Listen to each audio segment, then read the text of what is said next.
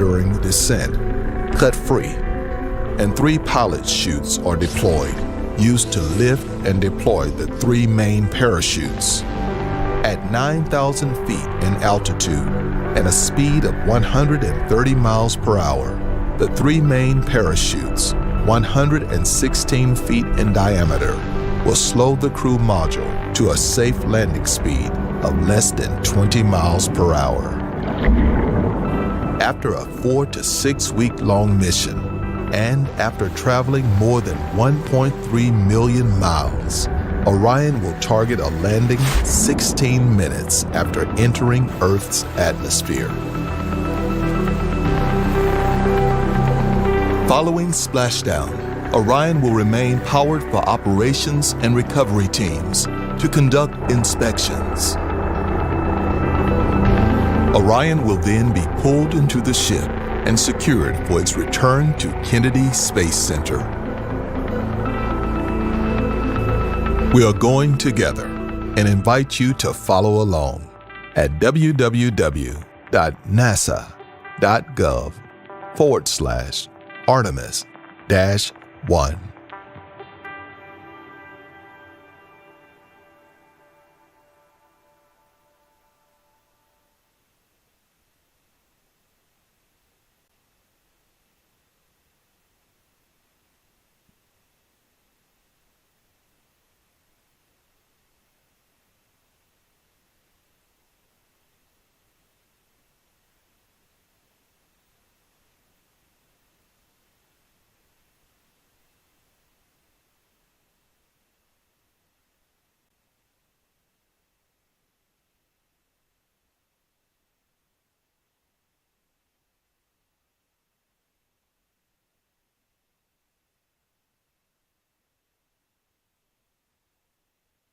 To learn more about Artemis 1, go to our website, nasa.gov/Artemis-1. Again, nasa.gov/Artemis-1. This is Artemis Launch Control.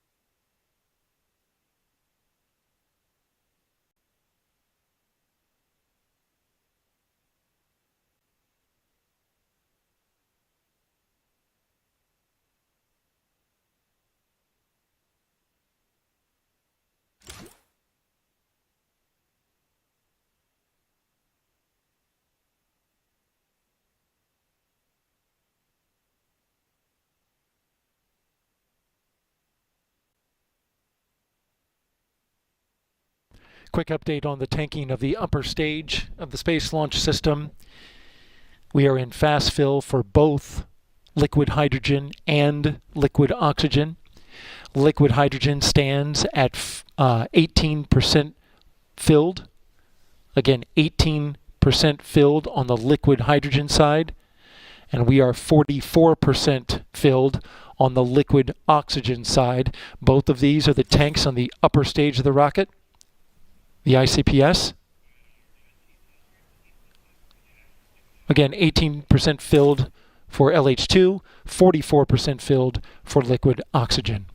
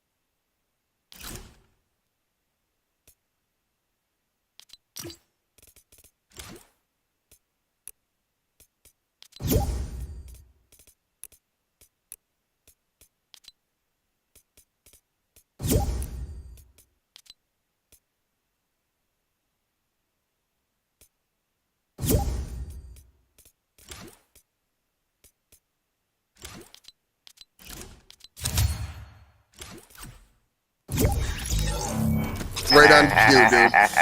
I'll find it and send it to Tickle. Yeah, so you got to have to. Grandpa, Yeah, it's so Grandpa. It's all older No, definitely people send it here, to me, GP. We're Yeah. all just taking turns. Oh no, it's too much No testosterone. girls, What's up, no Grandpa? girls allowed. No girls God bless her allowed. soul. This is a dude party. Mean dads. No girls allowed. This Swords, is a no boys shield. club. Girls have Sit, cooties. rotate, tickle All lounge. right, girls have cooties. We're doing blades, not chalices. That's right. Nope, there you go. No, They just need a fourth, whoever wants to play with them.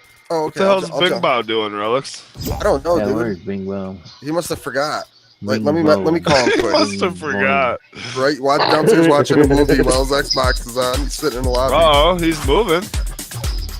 Oh, He's he's in there. If Tickle Roscoe invites her, she'll come. What?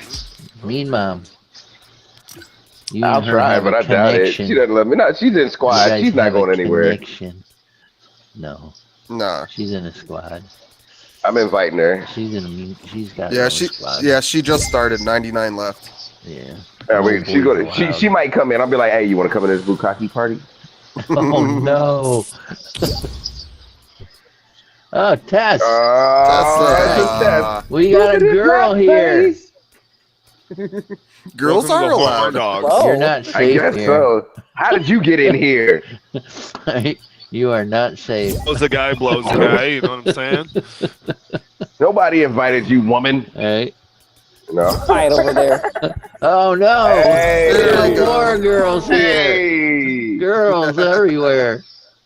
Ah, man. Chicks, guys. Hey, I love you. I know Girls. you ain't gonna stay.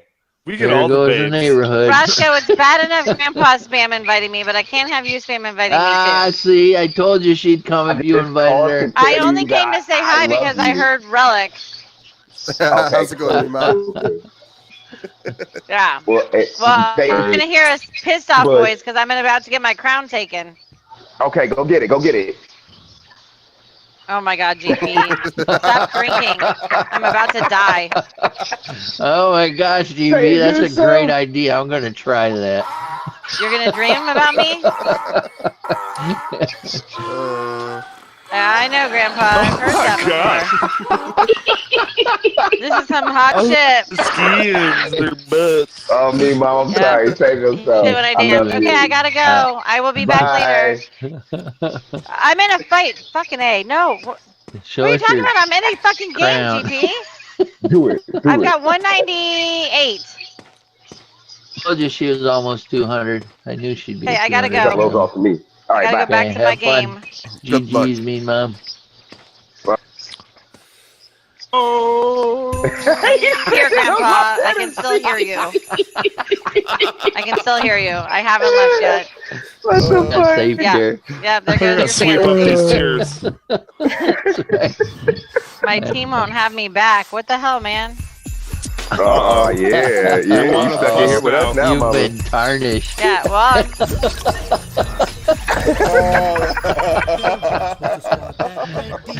Why do you Oh, do what's that, up, Father? Ray? Why I you make me gotta invite her, download that bro? tonight.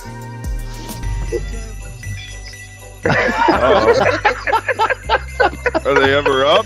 Well, me and Tickles might have something for that. Insta shirts. You guys are silly as shit. Yeah. I'm loaded. Oh, you can knock it come, off. but You stop we're that kinda trading in and out who plays. Hey, Doc, you want to reset to squads? I'm sitting out for sure. I still haven't gone and warmed up my fucking food, you I guys. still think 5 people are in. What? My party is too large to play All right, I'll squads. watch you. I'll watch you. We're gonna do a subscriber showcase, Grandpa USA on the YouTube. I thought Grandpa didn't subscribe to you. Ricardo, we got 8 I'll people sit out, here. I'll sit out, yeah. Rotating people through. Sit and rotate. What do they say? they're all There we go. thirsty. Yeah, Sit now we're good, and now we're good. rotate. No. Except Pat. Sit and rotate with Mr. Tickles. No. Welcome to my lounge. Welcome to my I lounge. don't want to do that Put on your part. pajamas and tear Yeah, away. tonight, Braden, I'm gonna Athletic download pants. that Modern Warfare. Actually, you know what? Should I get a hard copy? I think we should go fight somebody just like this. No, it's not worth getting a hard copy. Modern Warfare? Yeah. Welcome to my lounge. That Not sounds worth like the Playboy Bunny. Brandon got his PS5 today, Braden. Do that dance. Do 2 that fucking dance. years he's been waiting for that goddamn thing. Looking good there, bub. Thank you, thank you. Everybody do that. Sorry. Man, Smoke that another shit one. gonna There. choke his ass. man. Inhale a little I harder hope on you that feel better. God. I do now. You got Mr. Tickles here with me. I'm energized Mission, now. get I Grant got to for the hear win. mean mom, man. I'm energized. I'm ready to go. Gotta get our I swear to Grant God. puppy to Oh shit, man. win. He said, I can I make some- look at I'll your make some- skins and your Look at butts. this, man. I love it. I fucking love it. He's making his desk levitate without his hands. I can't win no games Look, for her look, while I'm look, running look. around looking Skins at for her hours. ass, man. Goddamn, she puts her ass all up in there. Oh, Grandpa, fuck, man. You better stay out of the metaverse. She stays. Alright, Ricardo, Yeah, I'm catch sorry. I all know up in I'm your loaded face, right now, but man. if we got a snow day tomorrow, I'm going to be on pretty much all day tomorrow. So Yeah, tomorrow's a snow day for sure, I bet. For everybody, let's just Here, set it's it up brutal. now. We have a good amount of snow. I'm about to go out and look. Well, I'm supposed to go to one of my facilities in the morning, but it's in the woods, man. It's Do you like need to back roads and facilitate shit. at your facilities? Oh, I facilitate sounds the- interesting. But yeah, I'll Can I come? be on. You're the first one in, Ricardo, tomorrow. Oh shit! Oh, You walk shit. out with a pair of Last one out. binoculars on your eyes, man. What the fuck? Give me big old thick glasses, you know. I'm an optometrist. Let me give you I know one thing. I ain't decent never wear none of the skins that I that made Mean my Mom wears. glasses I out don't of want Timber Grandpa jar. looking at me funny.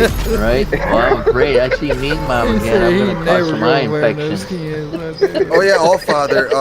My son had his Like, Grandpa, why appointment you always today behind me, man? for his eyes, and his eyes got worse. But we'll say that again. My son had a doctor appointment today for his eyes, and they got worse. His eyes got worse. Oh, His shit. lens got worse? popped because Did it- something happened where his lenses popped out. His mother put them back in the wrong way. Oh no. So- Oh Lord. Yeah, that so his causes eyes worse. suppression. So now he might have to wear a patch. How old is he? You lying, He's 5. man. You gotta be 5, lying. How Shut long that was it record like down. that? He's How long lying, was it like bro. that? Hey, who's Months, like a dead, couple man? months. Who's dead? Oh, it shouldn't take that. Somebody I would socked try. him in the face. Why but are Well, these I'm supposed to people catch any dead? difference between the two eyes by 6 years old, Do we go back but to the depending lobby? on what the vision is, Yeah, I would just. Why Y'all is already everybody yawning dead? right. Yeah, he might have to wear Oh, a Greasy patch now. Grove. Oh, Again. Greasy Grove. I get it. Oh, you wore one before? Yeah, I'll see yeah. y'all later. I ain't going no Greasy Grove. Well, I don't, the patch is kind of old school. Now you can put. The object is to make the good eye blurrier than the bad eye, to make the bad eye Yeah, work but harder. if you put a patch Right, on so yeah. rather your eye, than they're going completely to turn think off you're the good part eye, of the January use some 6th clear Scotch assault tape. on the Capitol. over the lens, Right. and They're that'll going to think blur up you're the image assaulting the and make the bad Capitol eye of the work United States if you wear a patch on your eye. He's getting new glasses tomorrow. So Oath Keepers. I am with the Oath Keepers. Give me a patch on my eye. I'm a dumbass. I want to spend 20 years in prison. I'm a dumbass. Trump is Christ. Leave me alone. Stupid motherfucker, you going to jail for? Sit Nancy Pelosi ass, your fucking dirty Oh, you only ass got boots 3? up on Oh, her no, there desk, you go. and then you wonder, oh, I can't believe they're sending me to prison. You fucking idiot. That's the 3rd highest officer in the United States.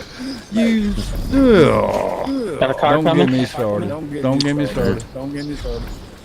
Don't get me started. There you go. I feel better now. We got that out. Keep on sounding this shit. Where the hell did you go? There's 2 here in this house. Oh my god. Thank God. There's About one walking in time. the house. What was I watching? Oh, Tickles. I thought I was watching Grandpa. I was like, holy shit, GP. I'm playing the game. I don't know what the Alright, fuck here you y'all are. doing, bro. I'm trying to play this fucking game. Oh, Y'all getting high over there. I got is one what up y'all here, yeah. doing. Y'all need to pay fucking Alright. attention. I got you, GP. I'm on you. This is He's called like, good God, GP. I'm trying to watch somebody's ass, but there ain't nobody Is looking. he still in this house? You can watch Dude, Papa.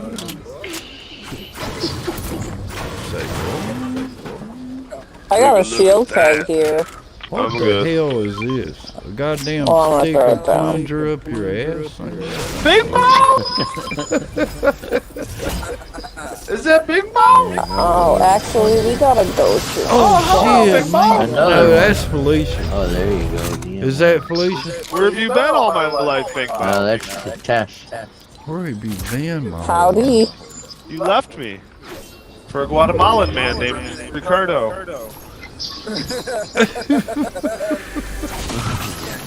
I was definitely talking to Ricardo. I knew Oh, it. finally That some guy shield. Ricardo's in my Son of a chat. bitch. Alright. Daddy needs a sniper. Oh, now we're playing the game. I am playing the game. Who are you?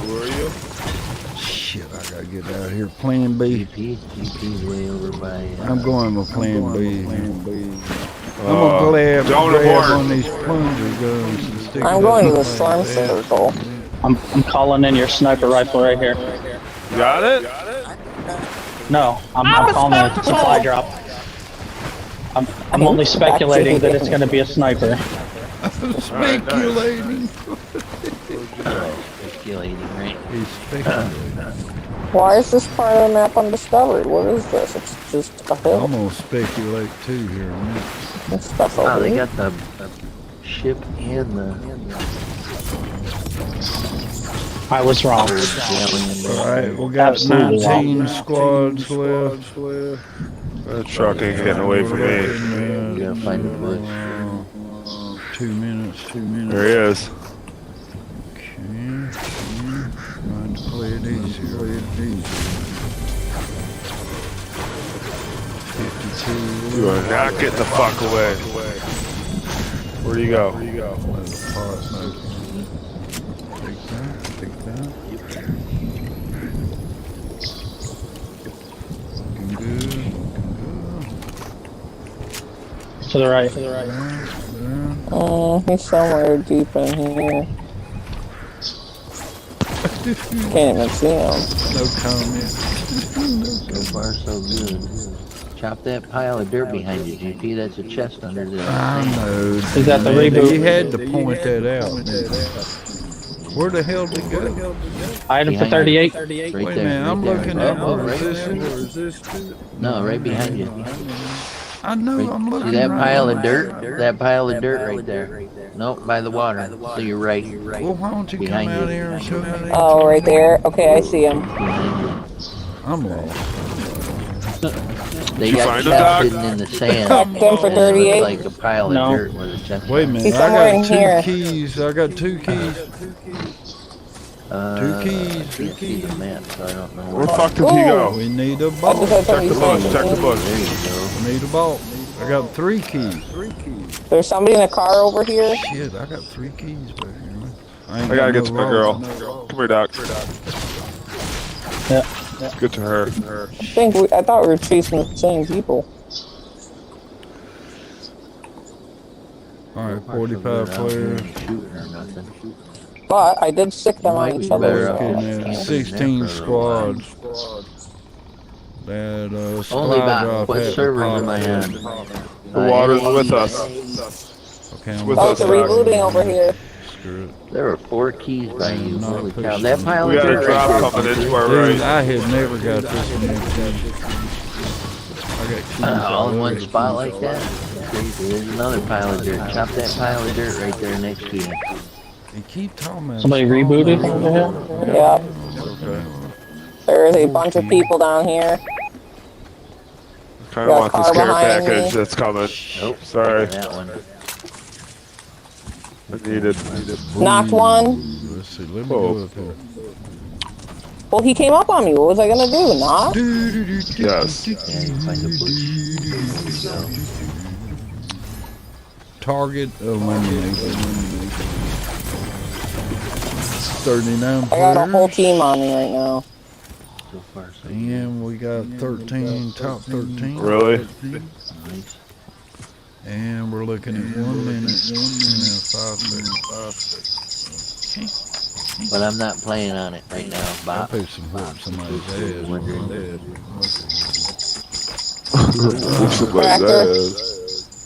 Stream sniping. All If you guys come across anybody. She's up in that house. God, I miss Mean Mom. She's in the truck. Where's Mean Mom? She plays with her Mean Mom squad. Ladies. I'd Plays be with in the ladies. heaven just to watch that. I mean, God almighty. No I get in comment. once in a while when she's got nobody else. I got a booter. I just want to watch. Right? I mean, now Grandma's hollering, she's done. Okay, be there in a minute. Your mama dressed you funny for school. Alright, let's see. Okay. Oh, shit. I'm right behind you. Hold on. Mr. Let's Tickle. jump. 3 of them. Are Knock you one. shitting me, bro? Get his reboot card. Get Oh, his he got me reboot card. good. I got the reboot van. Let's go. Oh, how did that not knock him? I got the reboot van. I'm waiting on it. I need that card. Let's see. Where the fuck is he? Give me that card. I'm waiting. Knock 2. I'll get Dead. it. Nice. Go sniper. Oh, grab that for me.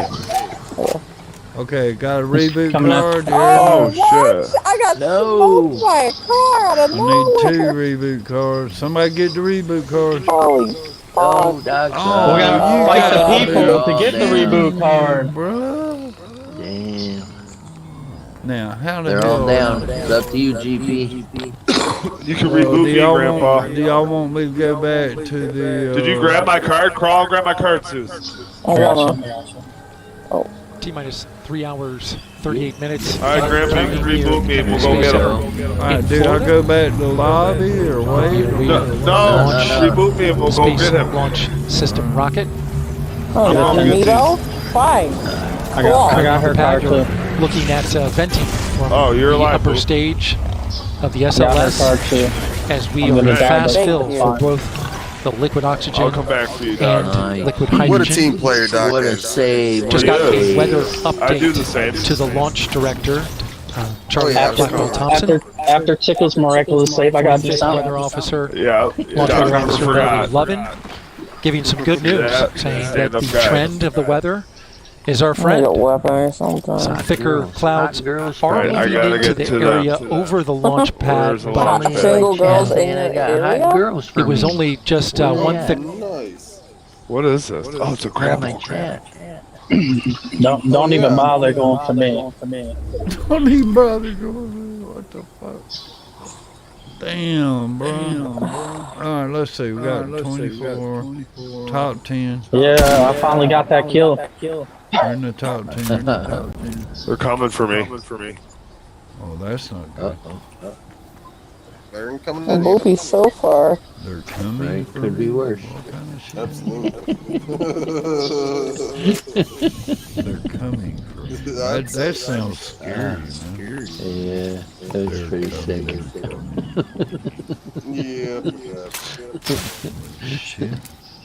I hope you I AJ, hope gonna you play know- the new Call of Duty? Absolutely. Tonight I'm downloading the whole thing. This might be tough, Doc. Actually, yeah, I guess I got to. Somebody just told me. I guess I gotta fucking leave him. Copy doesn't work. I don't like to do Oh, it. yeah, I'm dead again. Oh, I dude, suck. who's dead now? I tried to. Where's left? I was trying to go with Boop to be back up. And We're in the I top got another 7. guy too. We do trios. They got trios We're in in the it. top 7. I've been watching that Invasion. 20 AJ, you play seconds Invasion? left.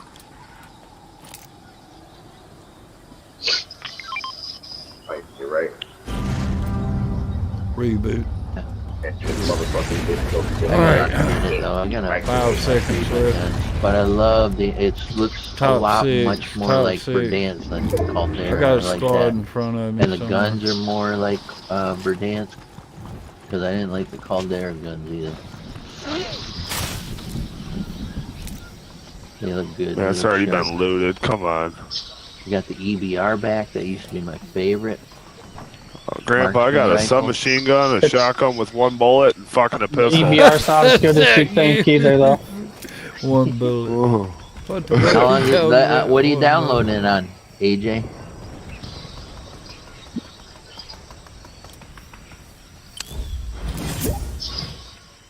21 where'd minutes. Roscoe Is go? it PC? Oh no. 21 minutes. hold PS4? When did you start? Because I got a PS4. I was told it's going to be like 2-3 hours. We're in the top 4. 2-3 hours for what? 30 For seconds. Modern Warfare and Warzone 2.0? No. Really? I heard it was huge. We're gonna have a chance, Grandpa. I got him mad up big time. I guess it depends on your connection too, though. It might help. Just right now. Come It's on. all about the internet. Yeah. I've upgraded to 8 bullets on my shotgun. Yeah. Well, with my dial-up, it might take a little longer. Fucking connection. Get out of the storm. There's Bush. Kids. I got kids back here. I'm gonna run behind them. I'm gonna outflank them. I'm coming in behind him, so I'm gonna do. Dang it, Bobby. He's got 3 more with him. It sounds like he's shooting somebody. All right, we're in the top 4. Top 4. Let's do this thing. There you go, Tickles. Let's do this thing. You ready? We gonna have fun. Absolutely. Yeah, Tickles, you're right. Might put my Fortnite career in jeopardy, though. My only problem. Put my Fortnite Go for Warzone. We don't want to put If your Warzone career is in as good as jeopardy, it looks, that's for damn I'm gonna be sure, on bro. that a lot. And I'm gonna be pissed off about all the money I spent in Fortnite on skins. Roscoe joined Mean Mom. I told you. I told you. You want that good chest in there, Tickles. Is it a good one? Oh, don't tell them where you are, GP. That's not a good idea. That's an entire another team up there. Where the fuck is it? Oh. Right there. We're in the top 3. Oh, 3. mommy. Shit, Tickles is with you. Told you wanted that good one. You're the man. You're the man. Grandpa. Grandpa, Who you you shooting? tell them where you are. Up I'm on the shooting hill. at people on the hill. Pay attention. I can't. I'm too poor. Pay fucking attention, bro. What do you mean? What am I Laying shooting in bed at? waiting, huh? He said, "What you shooting at?" You can I'm fuck shooting off. at friggin' people, bro. I got no bullets. Wolf ate them all. Oh, they're coming down on you. He's in the bush. He's in the bush, Grandpa. Don't. He's in that bush right there on the hill. There's 2 of them in that bush to your left. Left? No, yep, right there, right there. He's just coming out. Thank you, sir. He's coming after you, Tickles. He's behind you. Where? One guy right by the rock over there on the other side of the garage. He's shooting at him now behind that rock. Got him, nice, got him, baby. I got one Down back here with one. me. I got one with me. No, in the front. There you go, right there. Nice. Oh no, one more. One more. Let's go. There's 2 He's more coming there. up behind you. You got one on the hill. I need help back here. I need help. You got him, no. One more. Let's go. I'm down. Oh no. Oh shit. Up on the hill right here. Don't Shoot down. that rock. Literally Rock. just up Build on the hill. the Shoot wall, that build the rock, wall, Grandpa. build the wall, build the wall. Don't literally. I tried to save Mr. GG, Tiff. nice try. Nice I try. appreciate it. I tried to save you, sir. I appreciate it. Man, He thank down, God. GP down 3 guys there. I did my I made best to save him, but You did. Yeah. Major what? damn. And I appreciate it. You welcome. Thank you for your service. Thank you, sir. Your Thank you, sacrifice. You're a sacrifice. Leave no man behind. All right, dude. No, I sir. need to sit out for a minute, or are y'all playing? No, you or- can play again. Oh, okay. Whatever. I'll just make sure. What, Boop? She said she'll sit. I'm looking at a cake recipe. She's looking up porn. Cake. Nice. What kind of skin she got? She'll fit right in here. What kind of butts do you got? Let me see your skins, baby. You don't have baking powder, do we, Boop? What? You don't have baking powder here, do you? Let Why are her you trying to let make her crack? put on pretty skin. No, Let me I'm see trying to make a cake. it. She's trying to go with the Christmas thing. Like a Notorious B.I.G. cake?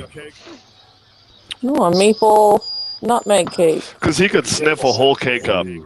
Don't she maple have nutmeg Harley Quinn or something? But I think the only thing we don't have We have 1, 2. would be. Probably got 5 million skins. I could sit if Bing Bao or Relics wants to play. Yeah, Big Bow is back. Well, he was. Bing Bao! Mr. Bing Bao. Oh, my apologies. Senor Bing Bao. You there, Bing Bow? Senor Bing Bao. Where are you? Que hora es? Damn. Senor Bing Bao. There you go, Senor. Oh shit, Team Rumble. In television. And they'll change it. Teach me how to Dougie. Senor Bing Bao. Everybody loves him. Do you want to play Bing Bao? I'll sit. PS Plus? Oh. I don't know. Is that the internet? You know I'm thing? loco? I know I pay $50 a year. Thank you. I guess it is a PS Now, Plus, can you isn't teach it? me how to Dougie? No, there's too many sitting out. Right? Huh? Ooh, What? See. Father, you just sat, didn't you? Yeah. Go ahead, bud. Jump in.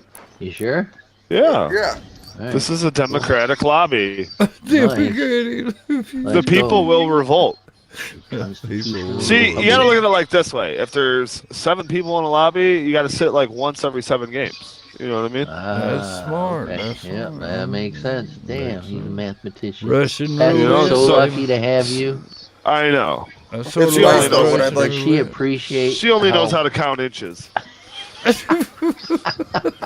But anyway, Right, right. So how big is the pie gonna be? well, Or the I go cake or into whatever she's making. metric for that. Yeah, definitely go into metric system. There's gonna be a whole lot of milliliters and kilowatts. I know PS Plus will be going to get it done on Absolutely. I would have been able to stream I 8 might hours be like playing I've that been tomorrow. if I didn't do this and like sit out. Yeah, this is the sit and rotate lounge. That's right. Right, sit and listen. Listen and learn. We are Even a influencers. streamer needs a break. Yeah, we're influencers. Yeah. Not good ones though. No, by no We means get are together being in the positive evening to influences. plan on how we're going to influence the young minds tomorrow morning during How the may day. we mold your tiny clay brain? That's right. Don't tell your parents we said that. Yep. Don't tell them we told you about boob. Right? You want some hormone replacement? No problem. I need a tube for my hairline. That's fine. You're only 9 years old and you want to be cross-gendered? Proctodermatologist. What? You just go out and get some It's a booty button skin doctor. It's no big deal. clippers. Just and tell your put those parents NARS a right guy on. online named Mr. Tickles told you about it. Yeah, no Yeah. shit. Can we go far away? That Yeah, account would and- be blocked. And then some of your mother's bank account needs to go into his. Oh my Yeah, god. yeah. That'll do Right? it. That'll do it. 50%, 50%. You're blocked. Yeah, right. Look at all this floating shit over here. I disagree with you wholeheartedly. I don't know. I'm nice. Right? Because half-heartedly wouldn't be Because enough. opposites Right. attract. I don't do it. Because I don't friggin' do anything half-heartedly, Senor Big Bow. You too safely high. It's like, thank you. Half-heartedly. Well, what if you It's like what I'm if not you driving. tripped on? What if you turn around when you close the door after we say goodbye and tripped, stubbed your toe, broke your neck? Game over. See you later. You weren't safe. Well, Right? you too. Bad juju. You know, talking about the glue gun? That's right. Because I made that doll with Yeah. your hair, and I did that little, you know. Let's be clear, it was pubic hair. We got a It was. in the house It out was. here. Because Big Bow likes Oh to clean shit, where'd shaven. y'all go? I thought we marched over here. Fuck. He likes that new. He likes that new dick smell. He wants you to feel the razor burn. Yeah, feel the burn. The razor burn. Feel the force. Right, well, Right. Oh, Be God. one with the force. Listen. I think I'll go here. Oh boy. How many oats you got? Yeah, I'm drinking another Mountain Dew, man. I'm all jacked up. I'm not used to I just grabbed caffeine. myself another damn Mountain Dew too. God dang. I'm running. You better shut up, Grandpa Chip. I'm all jacked up Mountain Dew. I'll come at you like a spider monkey. I'm gonna come across this table on you. That's a funny movie. Yeah, that movie's so funny. Hey guys, who's winning? Yeah. There's people at the house back there. Sweet little baby Jesus. 2 teams fighting. Oh, it's my sweet little baby Jesus right here. Yeah, meow.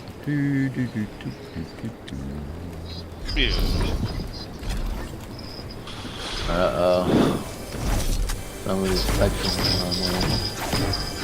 Do it, do it.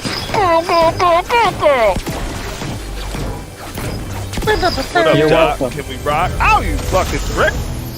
Yeah, those are the guys over at the house. I am your owner. You don't claw me. I'll need some chill. Fuck you up, boy. Yeah, me too. Hey, you fat little Tommy.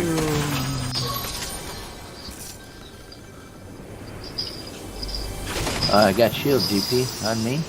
Very good. A keg. Give me some of that rum. Let's see, where you at? I need some chill. I'm watching Big Coming Bow. over to you. A Big Bow. Oh, he's getting fucking fucked up by the Motor City Mad Woman. Motor City.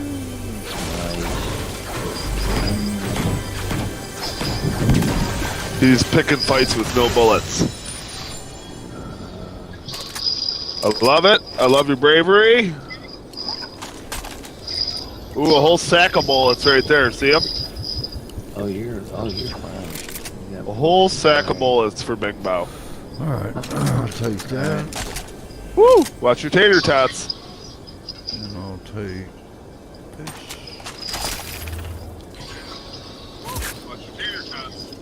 Well, that happened. Let's see what the other guys are up to. We'll come back to this after a word from our sponsor. Doc. Well, I just jumped over the fucking Down wall goes and Doc. Broken tits. Oh, poor Doc. Dog just fell and broke his. Poor friggin' Doc. Needs a Doc. Grandpa slapping computers in the lobby. Alright. He's on a boat full of toilets and computers. Thank you. Yeah, we got father. He's in the fucking exercise room slapping barrels. Yep, fuck that treadmill. Are you guys? Let's see where you at. Oh, it's Go beat Father's rocks, kid. son. Hello, Father. Should I go Hello, get those mother. You should come Hello, up the hill You with should me there, bro. consider being. guys? Yeah, I was just in that house. Don't worry. Thank you. They're in I big will trouble. not go there then, okay? Let's see what Bing Bao's up to. Running with his toilet paper hammer. When are you gonna know if you have a snow day, all Oh, father? back with her again, huh? You're still just with her, I think huh? I'm gonna make it a snow You didn't solve that? Oh, God. What are you doing, Todd? Where are you going? Big Bao's getting I'm his fucking thinking about taint slapped. taking a rift and going to help those guys. Listen, They're is pretty low. there a real rifle in this house? I need a rifle, man. Boop, they changed it to tainted Something to towers shoot now. with. Or tilted taint, one of the two. What is it, There's Relic? nothing in here, just a ranger. God Tainted damn. towers. Yeah, It's I'm gonna tainted go look at towers the now. I guess I'll have to take Isn't that incredible? Oh, Shit. What the fuck? Oh, Big Bao. I just watched him. We just watched him break his fucking. Where is he at? Alright, get his card. I'll reboot him. I'm going to the reboot, man. Coming beside you, Father. Doc, you Tainted need help? towers, You boo. need help, Doc? He needs to be rebooted. Should I go help him? No, we're stay fine. back here at the reboot van. We got people Sure. shooting at us, Father.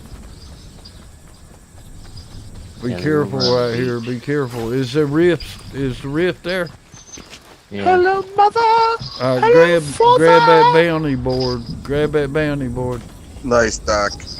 I did already.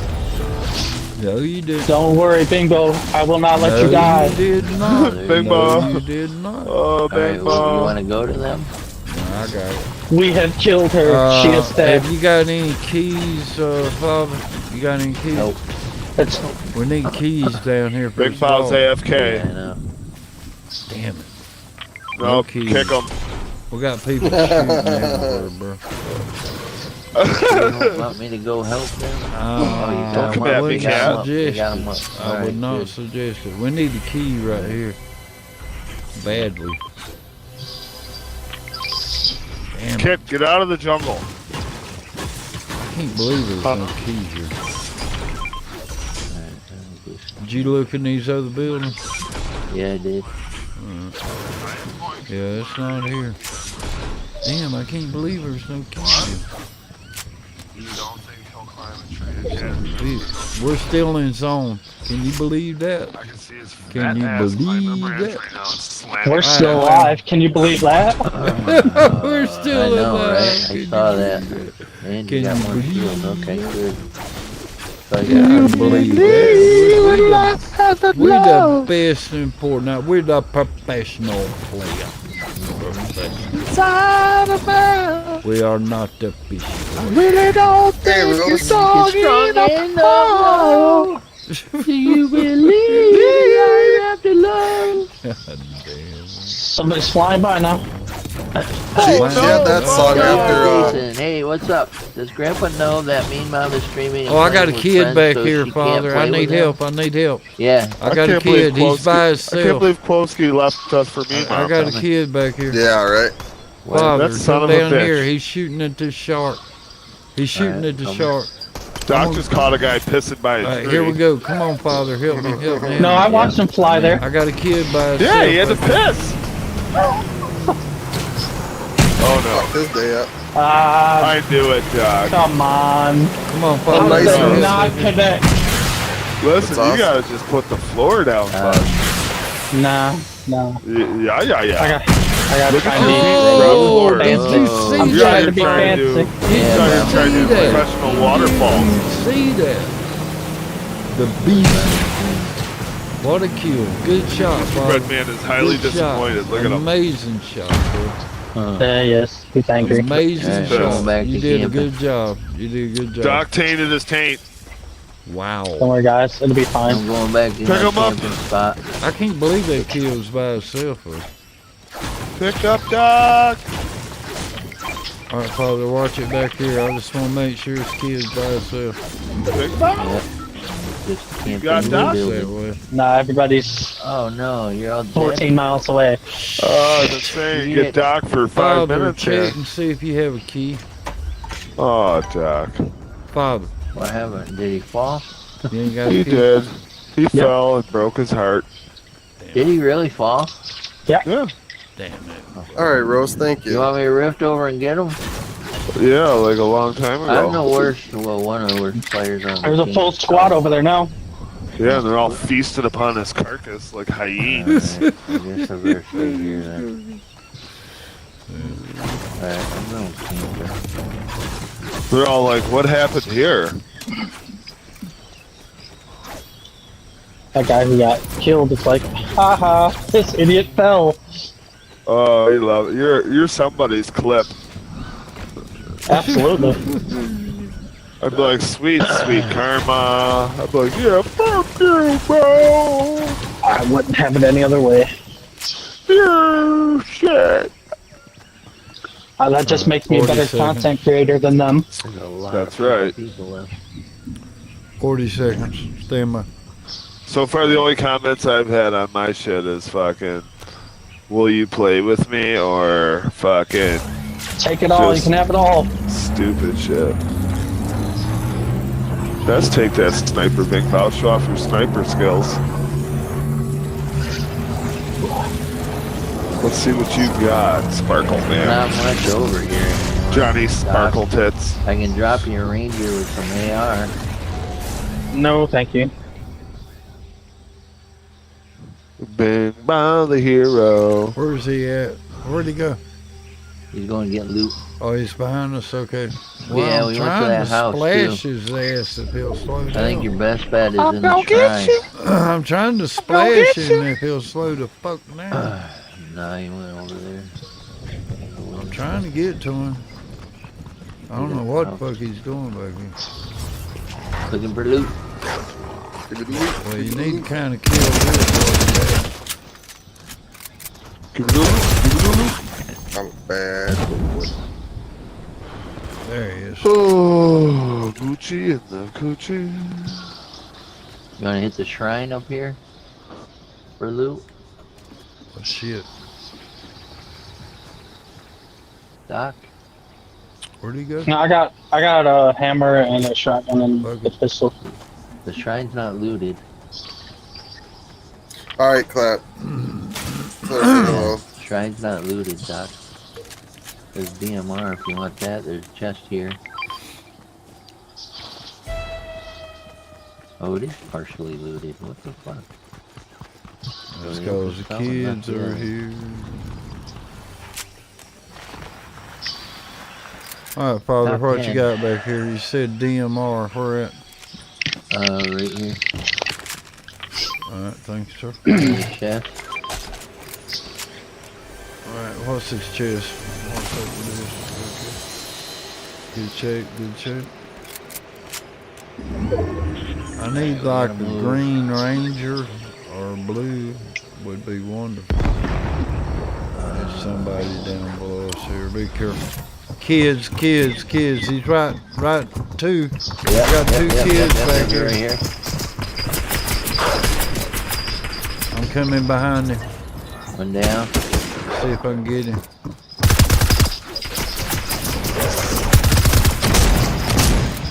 Nice. Where'd he go? We got one. They're gone. Nice shot. Well done. Alright, did y'all get him? Yep. Yep. You did.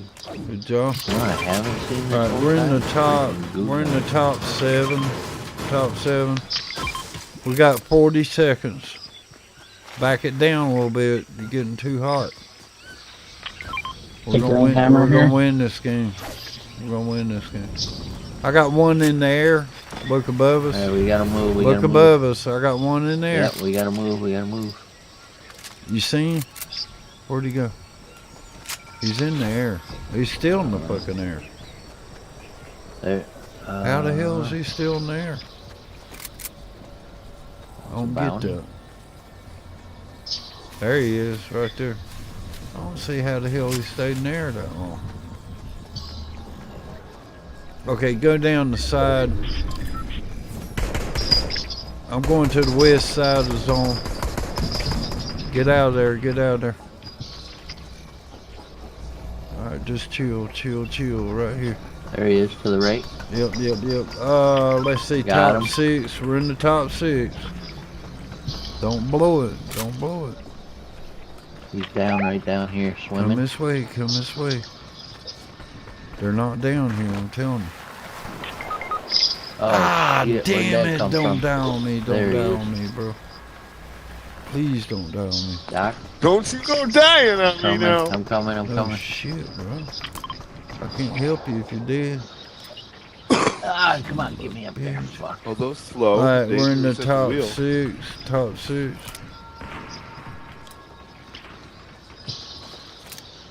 Damn, you above me. I can't get up there. Shit. You got shield? Yeah, Yeah, I'm I'm good. I'm good. You good? Okay. He needs Going help, over on bro. this side. Got I got any it. bandages? I'm good. Got it. I don't know about bingo though. Alright, we're in the top 4. Top 4. 1 minute left. Come back this way, Todd. Come back this way. Bingo, you need a med kit? I'm good. There he is. Watch out, Father. I'm telling you. You're in a bad spot. I'm gonna rotate south side of the zone. He's got no shield left. They're sniping at me, but he's right there on that build. I'm Right gonna there, go he's got no south side, shield. right If you can see him, big bow.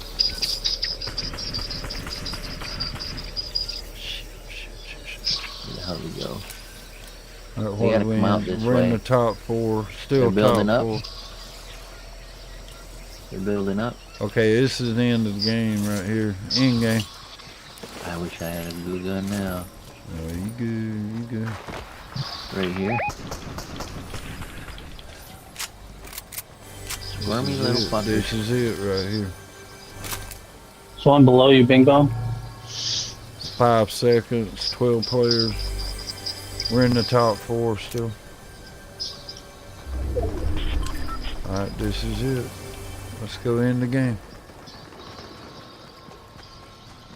Right there. He's I'm right gonna there on need the your ground help. with you. I'm gonna need your help. Bing right Bong. now. Alright, this is it. Game's over.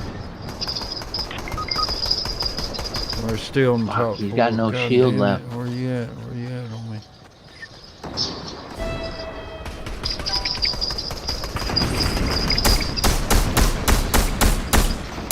Be careful, Father. Jumped out. He's right here. I'm on build. I'm on build. Oh shit! 2 of them. Hold on. Knocked done. They're on me. Knocked On 2. me. Killed on them me. all. That's Killed it. them all. On me. Damn it, damn it, damn it. I gotta I'm trying heal. to come back around. I'm trying to come back around. Where's fucking heals? No heals. Hold on just a minute. Seriously, no heals. I'm going back down. 2 left. Hold on, hold on. 3v2v1. Right. 3v2v1. Watch this You got supply any med drop. kits Watch or this anything? supply drop back here. 3v2v1. Shit, I don't Anybody got any blocked green? in back here, damn it. Green heals for me. Okay, we got 2 more, right? 2 more, 1 more. Where you at? Right here on this cake. Alright, come on, let's go in this game. He's chasing me. I need help. He's right there. He's right up here. He's right up here, Doc. I need help. He's chasing me. He's dead. Nice. Alright, hold on. 1 more. 1 more. 2 more. 3v2. Nah, I'll be there in a minute. 3v2. Alright, what we got? What we got? Talk to him. There's one here. Is he below me? Come on. 3v1. Alright, 1 player left. Where'd You he guys go? got this. Where'd he go? Where'd In he the go? grass, Where's he maybe? at? Where's he at? Alright, set up in. Is he in the storm? No. Damn, Nice, baby. Nice job. Every fucking time. Yeah, I know, Rose. I got. We're loaded. We got like man. 8 people. Well, we had 8 people in here. Good job. Nice, Rose. Every Hey, Andy. fucking time. Good That job, was a good Todd. game. Thank you. And think I'm the idiot who died from falling. Shreyas. What's up, Shreyas? It told me it's falling and shit.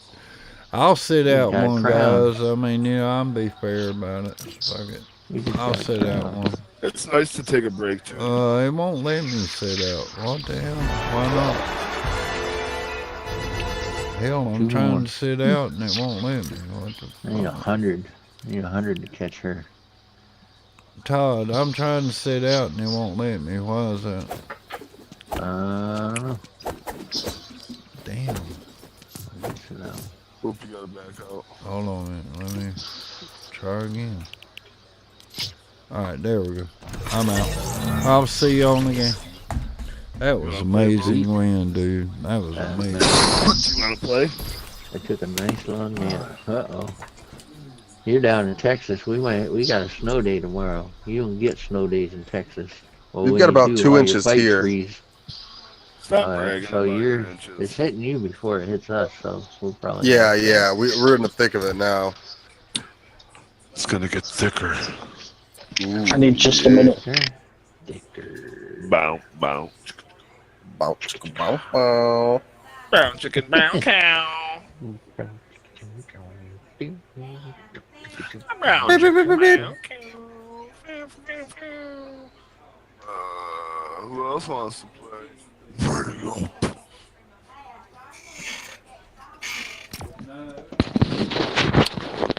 Alrighty. Are you gonna bring me some? Well, you got a storm coming. I don't know if it's gonna miss All you get guys is or 1 not. bite to eat, and that's it. Oh. Ooh. Hold the schmegmund from under cheese. Well, that's more of like an that's more of like, Oh, an Would you appetizer. like a cock meat though. sandwich? Hold the balls. Yeah, the cock meat sandwich is one of those little tiny ones on the toothpick. Little wiener in a napkin. Yeah. That's his cock meat sandwich. It's more of a Vienna sausage. Let's be This real. poor little breakfast wiener. Kielbasa. He was able to reproduce. It's not about the size of the sausage, it's about how greasy she is. Ooh.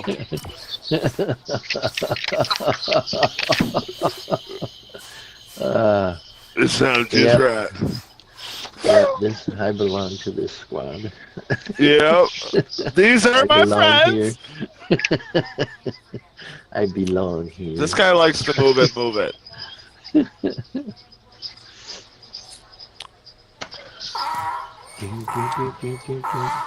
You can take your shirt off if you want.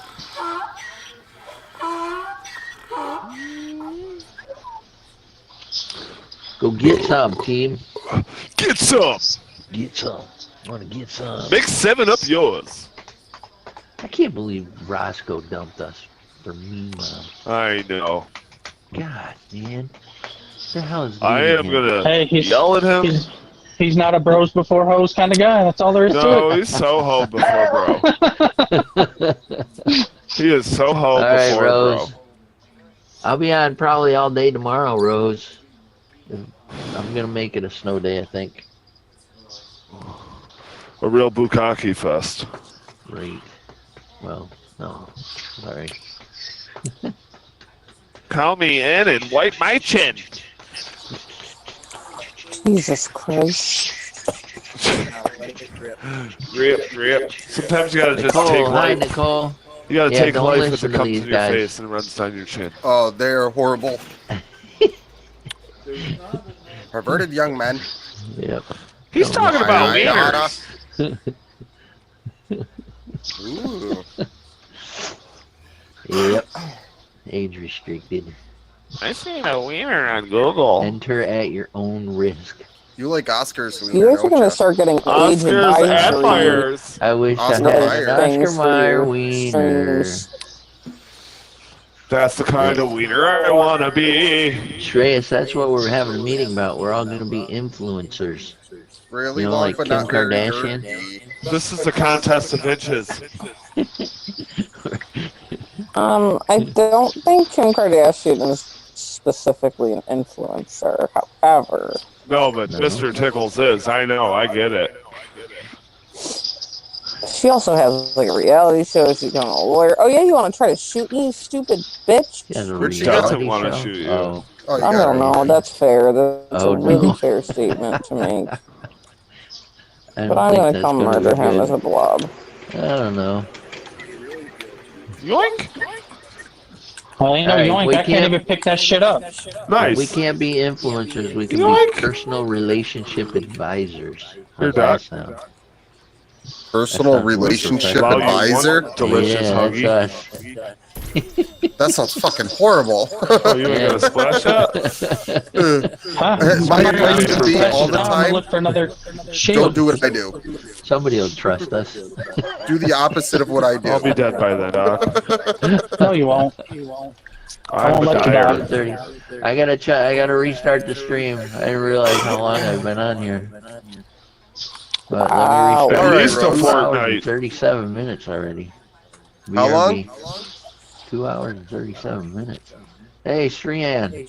I'm at almost How's it 8 going? hours and 30 minutes. Alright, gotta restart the stream. 8 Okay. hours. Jeez. 8.5 hours already, yeah. Wow. Okay, boo. I was in here Well, first. Stat It's not rat. that tiring or I haven't brutal even when you gotten a rotate chest squads, yet. though. That's the It thing. sounds like a personal issue that you should really It really work on. is. I swear to God, you There's slut, only you 2. come over here. Let's I don't see, want your loading, crap, maybe. rat. You're a rat crap.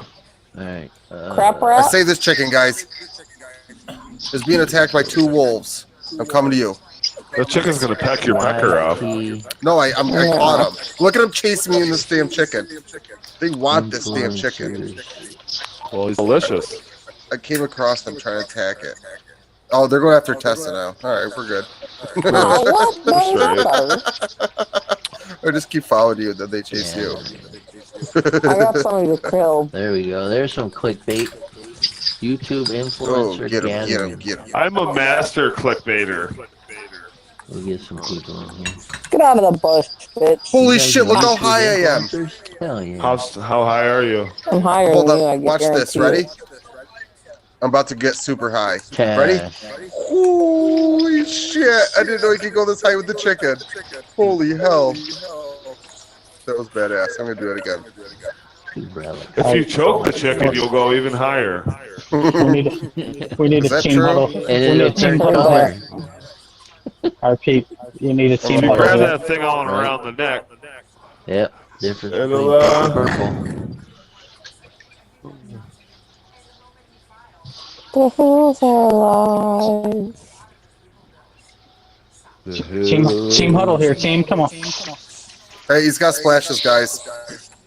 I'm gonna pee on you. Ooh. Made a video about that too.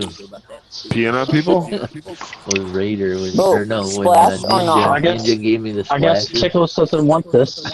Oh, yeah, I seen that. I was dying. I'm like, this fucking guy. He's worried about No, me. he doesn't. He's running through the mines. He's fucking worried about the shit I say. He titles this shit a circle jerk splash party. And he's fucking worried about the shit I say. This fucking Alright, good luck, guy. Rose. I don't worry How about do I get up what you here? say. What the are you fuck is talking about? happening? He is stuck in the damn. Fucking circle jerk splash Alright, party. we'll He's jump worried down about here. me. We'll jump down here. Yeah, we're down here now. Down here. Okay. Oh, so you want to go? This is fun. Oh my god, for the love of God, what's happening? Ooh. Ooh. Lightning in the box. And now, whoever wants this is, it's all yours. What is that? I like stuff. Stuffing things. Doc, what the hell were you talking about? Oh, check that out. Nobody wanted it? I do. What is it? Fine, I'll bring it. Ooh, candy. There it is. Hi, Nicole. God damn it, Doc. It's not Nicole, right? Who's that? You using somebody else's candy. phone? I forgot who it was. I need I some need a shoddy DMR. bullets. Come see me. Come see me sometime, big boy. Yeah, it's me. Thank There you, you sir. go. Cobrex. That's what I thought. I'm gonna keep Welcome those to inside the of that. YouTube Influencers Gathering, Yes. where we're A real talking about how meeting we're of the going to minds. mold young minds of tomorrow. Oh, we got a car after us. We or Oh you? shit, it's one of those new all ones. of us. Dummy. They're chasing me. Help, I'm a Whoa. vlog. Sounds like a you problem. They're under attack. Yeah, it is. Wow, look at that thing. How the hell is that thing's going so as fast? fuck. Because it's a new car. The high octane. I just posted a short. What a the high octane frig, short. man? Look at that freaking thing.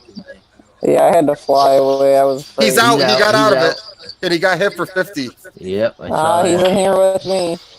He's in He's the gonna take tornado. off with the tornado. I think he went to the left, didn't he? He ran I left. thought so, but Yeah, Is he no, in he the water? jumped in the tornado. Watch that for bush. Sure. I just don't know where Watch he that went. bush down there behind yep, you. yep, Relic. yep. Pushing it right now. I mean the other one down to Oh. behind you, down by the water. Oh, all right. Oh wait, you said he went to the He's tornado? Oh yeah, flying. he's in a tornado. Is Yeah, he? he's coming out Oh. now. I see him. Yep, He's there right he above is. There he me. is. You're right. Good eye.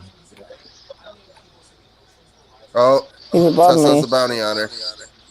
Dave, man, I really appreciate you. Thanks for Yeah, stopping he's in. around. Yeah, I wish you'd get on one of these nights and play with us, man. It'd be awesome. He wouldn't be offended? Oh, not at all. Dave would have fun with us, I think. Dave's hilarious. That would be cool.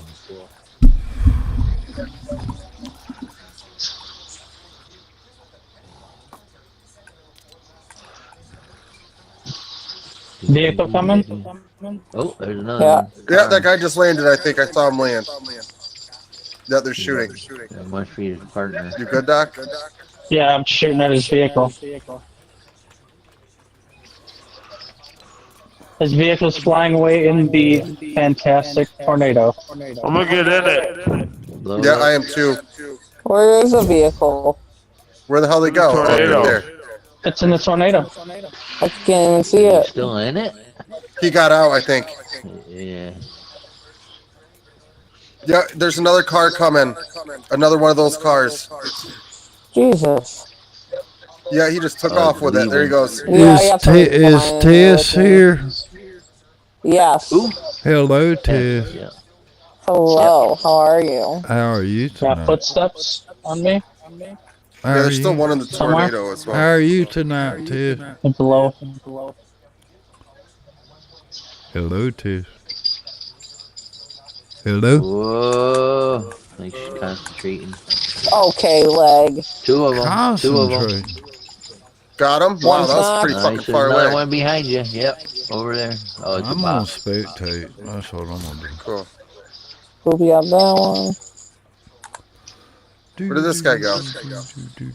Oh, right here. I was gonna say there's still one up here. Ooh. See, I like that Ranger shotgun. I think that's my favorite one. Knocked them. Was that a Ranger? Yeah.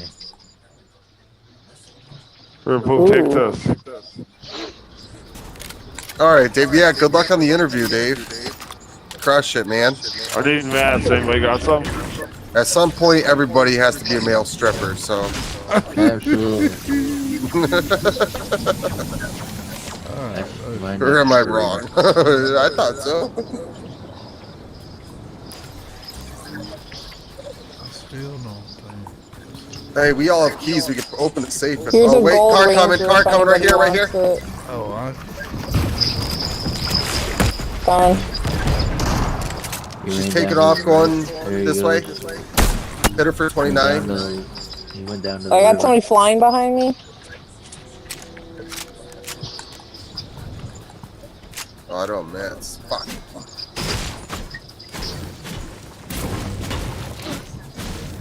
We're doing a subscriber showcase. This is Relics. My threat level's still through the roof, so they gotta be clear. More mature, clear-minded, well-spoken of the group. well spoken. Just letting y'all know. Well He has his spoken. own channel, Relics. Yep. Wow. Now describe me. He's like one of the 1%ers. Tess, are you building right now? No, that's me. Just got to the top. Oh, Okay, you boop. I just got shot. I know that That's what ain't I mean. Tess. right Yeah, there. where was that Buffalo from? Bills. Oh, Buffalo that's Bills. Tickles. Oh, I found Tess. There we go. She got Oh, a gin. Up top, up top, up top, above you. Hit him for. Got him. He's dead. nice. Alright. That Nice was shot nice. with the Ranger, Tess. too. That was good Thank you, job. thank you. Good job, Tess. I didn't even do anything to say. You're doing so good. You're The moral support. friggin' I need some help if anybody has I some. was like, I oh, want I have an a med vest. autograph. I We want can an if open anybody the else vault. has a key, I can do this. Yeah, I have 2 keys. Let me use mine if you want. All right. Autograph Oh, photo. she threw a pot down for you and you didn't even care. Oh, what the hell? Open, open, open. Says Yeah, something. Tess Open, can open. build. I see what she's doing. Now, was there a reason why he went straight for that one? I go into the back so everyone else could fill in behind me. Because otherwise, if I stopped halfway, and everyone else would be held up too. Yeah, Strategic. I told you guys. yeah. And then that way they Y'all got the better blue get chest. y'all's I don't really need it. ass off that phone. Y'all got a I'm long not way to stressing go, it. man. Get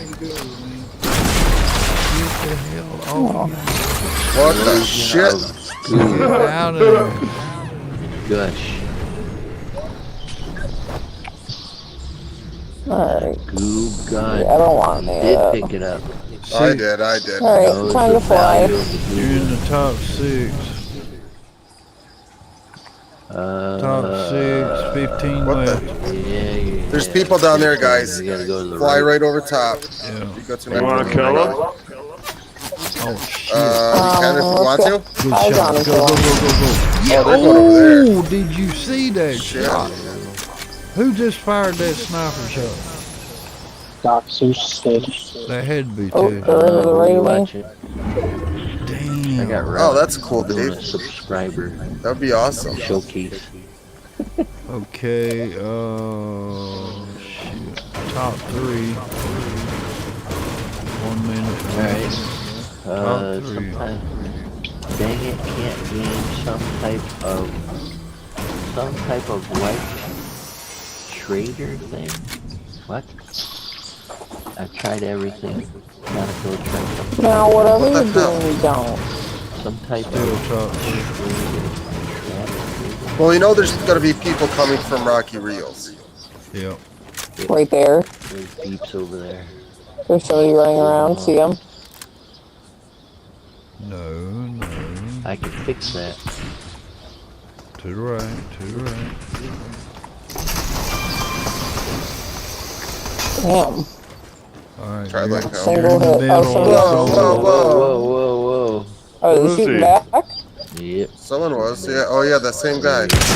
Damn, good try. Nice shot. Y'all gotta get this kid. Not right a sitting. here. Oh, he's in a vehicle. In a car.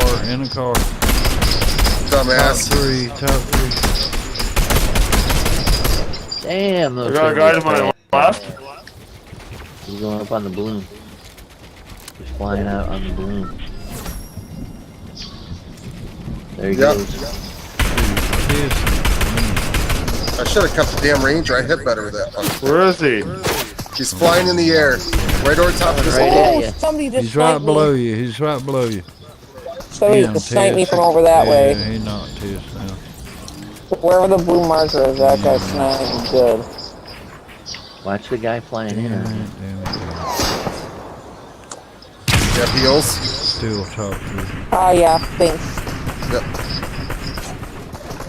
I had my belt map still out. I was ready to go. Got two back there. We got somebody flying in.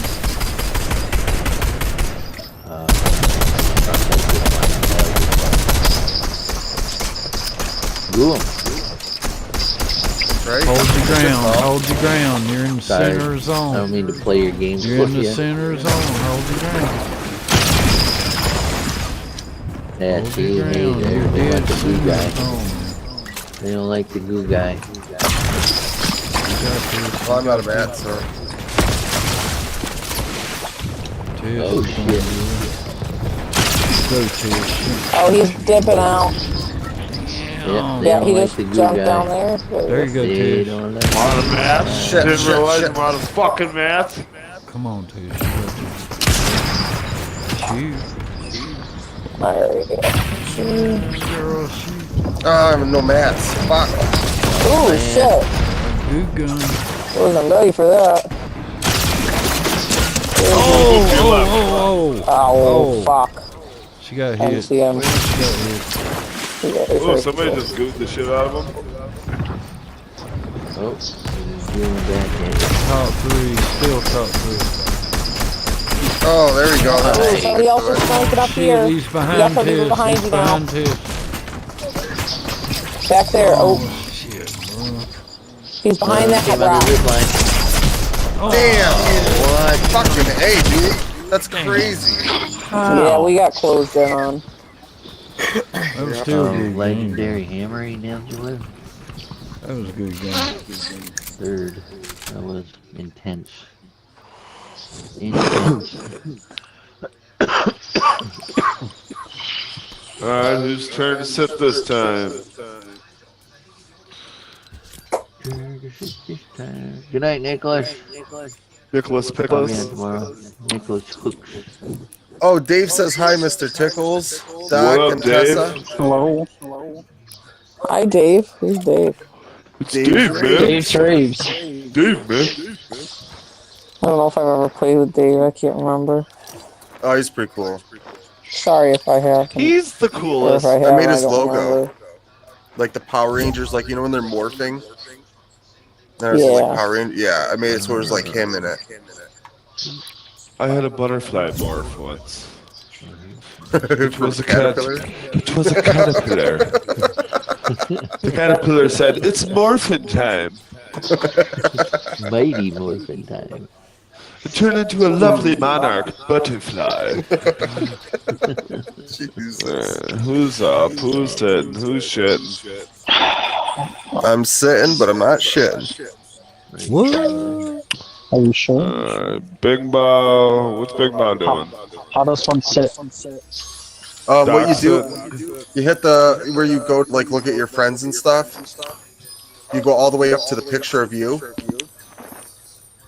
and then you go down to participation. We're like gremlins. We're multiplying. I can't believe Raider ain't on. Yeah, man. Oh, I was gonna message him. I didn't even fucking forgot about it. Polsky playing Battle Royale squads. He left us for me, Mom Boop. He did. I figured. Whoever's Boop, can you change it to squad? Yeah. We'll spectate as soon as they get into the match. No, that son of a bitch. I'm trying to figure out how to set up my microphone so it's not like right in front of me. Like I want to hang it from the ceiling almost. It has like those It's gotta arm be someone things. area, or else it's gonna pick up everything. Well, yeah, it's got like a super long ass arm on it that like pivots at all different angles and shit.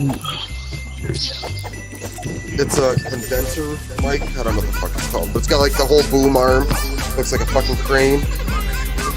Right. But I have like Larry King Live over there.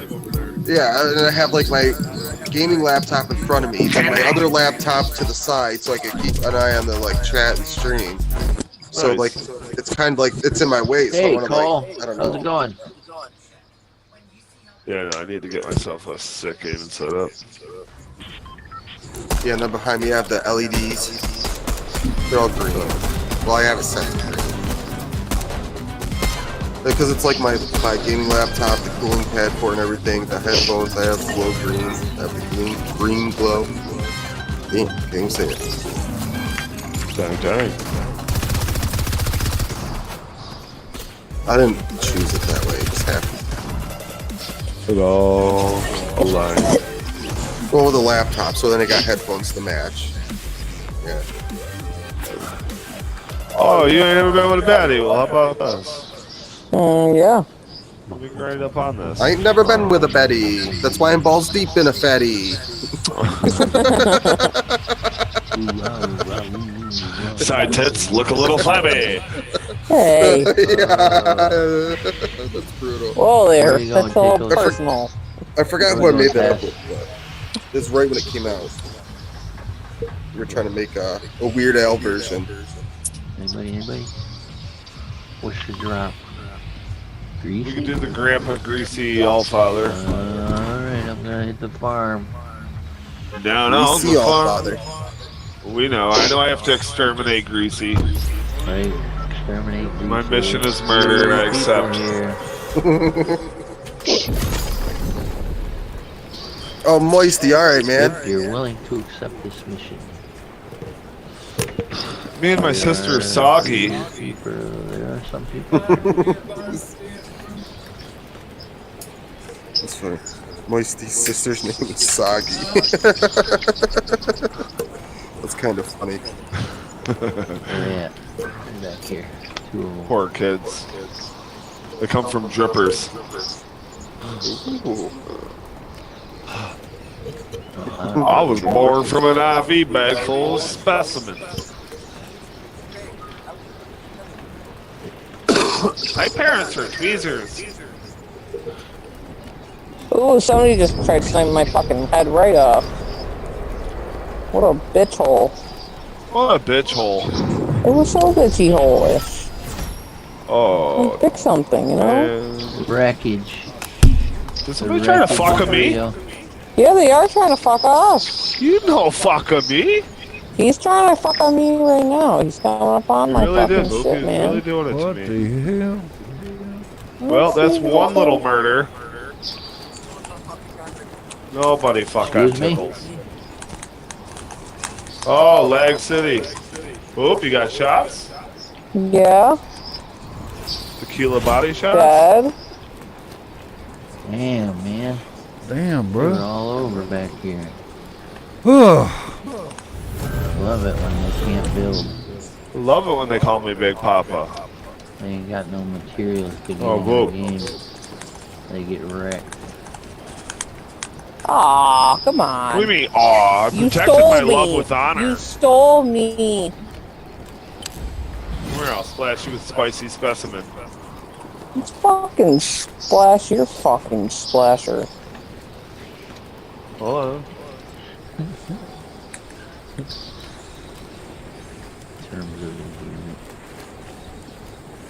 Ah. There, you've been hot sauced.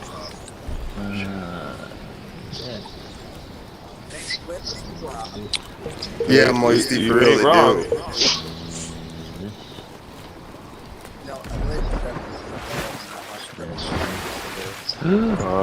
Aren't you really? That's a bad brother. Oh. You sound so similar. I sound the way same cooler. mailman. I disagree strongly.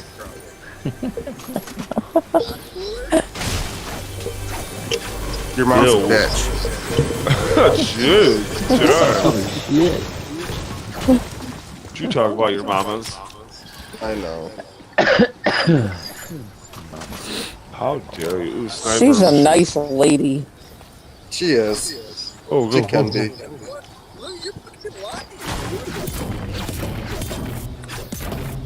Movie, is somebody trying to attack my love? She don't even know I have the damn channel. Oh, come on. Who stole that? Me. You fucking blow You cock. stole mine, I steal yours. Eye for a tit, I see. Yeah, come get some. Rat. Wasted all my spicy flash.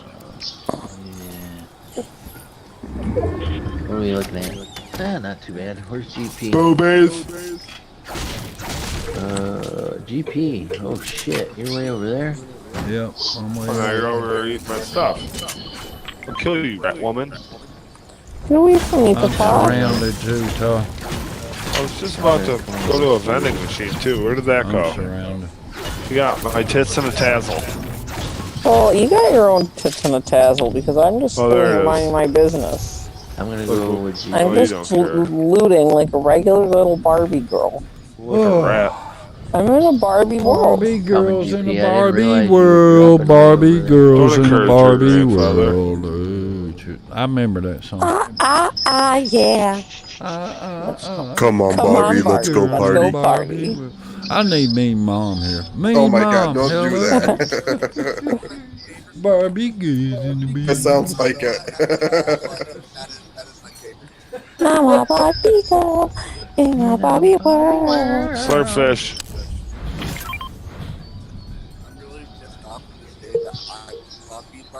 Tell me the slurpfish don't look It's like the never one from too The late for Simpsons. you to be a Barbie girl. No, you can still go to like a drag club and have your Barbie girl moment. You can drag these nuts. That too. You could drag these nuts. That's right. Where else?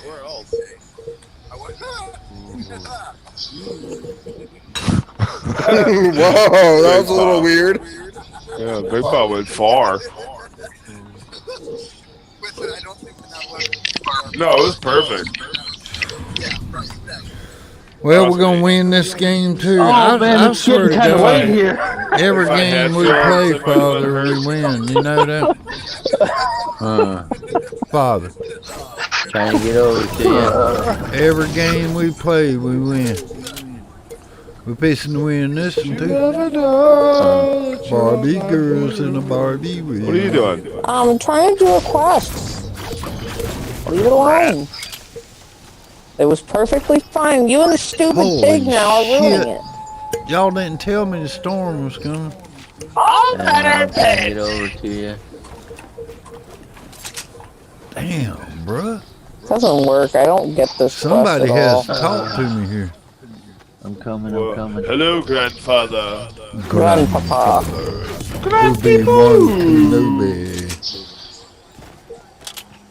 Oh, I got a little fucking scumbag right here. The storm is my friend. Be one with the storm. You get boop. Oh. Damn, it would help to have some friggin' Things that make you go. God Are you damn, watching I me, got a Big Mouth? friggin' sniper on my ass. Too. Undress. What the hell? Ooh. I'm a close snipe him. Oh, I I cracked it got for 60 people something. everywhere back here. Oh, fire! Hot fire! Oh yeah, Jonesy's. There's tons of people Oh at my Jonesy's. God. GP. God, there's There's a people friend. everywhere, bruh. Your mama. Here I come. Oh, God. Wow, he's a highway hero. Like a candy twister. Where's that shot? I'm finding them. I was bet it would be down here. Cracked them. Team right there. 400 meters. We gotta move it, guys. Move it. Dead. Oh, Move it. Murder? Where? Yonder? Oh, we gotta go. Yeah. We gotta They're go. dead now. Oh, there's still a wolf left. Now it's all dead. Purple sniper. We gotta move it, dude. Damn, I wish I had that right now. All right, Todd, you okay? Yeah, I'm okay. There's a team down here though. Yeah, I know. I'm trying to like. What? Oh, what the fuck, bro? Did you see that, Big Mouth? Damn, bro. I need that reboot. Bro. Yo! Need I that shot the wall point blank. Where are you taking me? What are you doing, rat woman? Need some I haven't missed you every time I'm in build mode. You know how bad I want to eat your fucking pork chop over there. Okay. Do you have heals? No. Well, here, come here. Well, I got spicy split. Take those what first. the fuck's that gonna do? Oh, you don't need those. Okay, hold on. Fucking Well, turd. come back! Hold on, I'll find something different. Alright, fine, bye. Bye, Murdering to Felicia. do. I'll find something different. You don't never tell Mormon you're gonna find something different. Coming through here. I mean, I'm sorry. You don't do that. But that's Welcome to my life, that's you know. just me thinking, you know what I'm saying? I'm being shot upon. We got shots. Watch this, Big Mouth. I'll show you One how to dead. murder. What the hell? One down. I tried to get him, Father, but I couldn't. Is he still down there? Two dead. I'm shooting somebody. Yeah, I got another kid right below you. There's another one down. He's right down here. He's right in front of you. He's right in front Where's of you, my Father. one that I just knocked? I didn't get him dead yet. Got him. I tried to get a shot on him. Good shot. Good shot. Way to go, Father. Way to go. Okay, you got one more. Yeah. Oh, dang it. I'm trying to come up behind him. Shit, I can't get him. He's shooting at me. He's shooting at me, Father. I'm gonna try to get him coming out of the storm.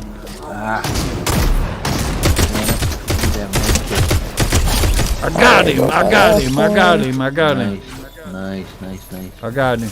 There's one more. I'm getting on There's the- one more. Be Yep, careful. I'm Be gonna careful. get on the balloon because I gotta heal. I think he's trying to go back and get his car.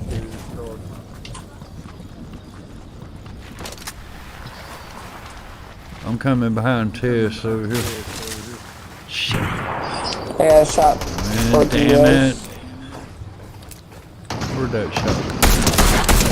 Good shot, Tess. I need shield, man. Has anybody got any shield? Yeah, I do. I will friggin' take it. Wait a minute, what's down here? Any shield down here? Hell no, just a bunch of mats. I got some splash. I got shots behind me. Coming. I can splash it. GP. I need something. Gotta have shield.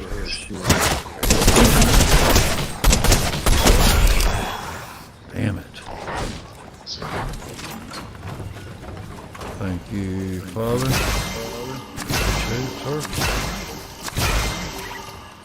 Thank you. Alright. Let's go win this game. You ready? Oh shit, there's all sorts. I got somebody coming out of here in a car. Way. Follow me, Father. I'm telling you this way. Rocky Reels is a shit show. Come on. Hurry. We gotta hurry. Boop, are you okay? They're right above us. I'm coming in this back. It's gonna be top 8. Keep coming. Pickles, you alright? And he's in a fight. Father, I need you and me. I'm not in a fight, so let's go towards Tickles. Nobody doing me damage. Crap. Did you see that shit, Big Ball? You get him? Nice. 4 seconds Tickles, you gotta left. get in the storm. Oh, somebody just reloaded. Storm's closing. 1 minute, 20 seconds. I got somebody flying. We're in the top 6. And I got shots ahead. Top time 6. I became a murderer. Cold-blooded motherfucker. Oh, you're way over there. You're amazing, dude. Alright, let's see what we got right here. Back up here. I got nobody with me, and I'm surrounded. I'm trying to make my way over there. Looking for some shield. I am totally freaking surrounded.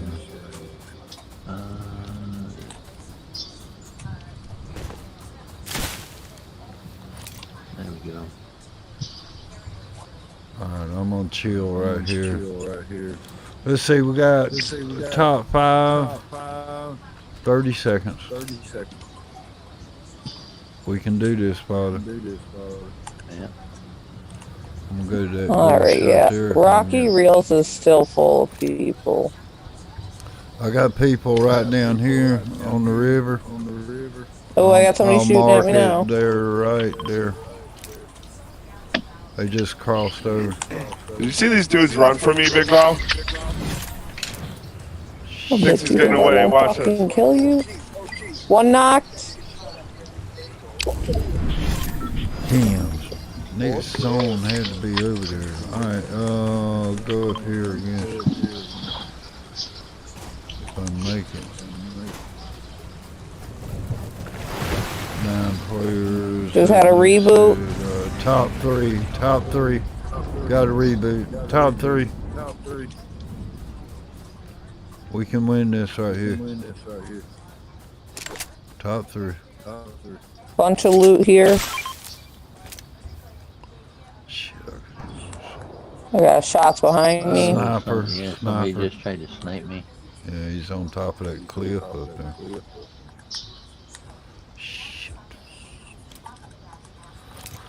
I can't get a shot on him, Father. Yeah, I got somebody on a horse.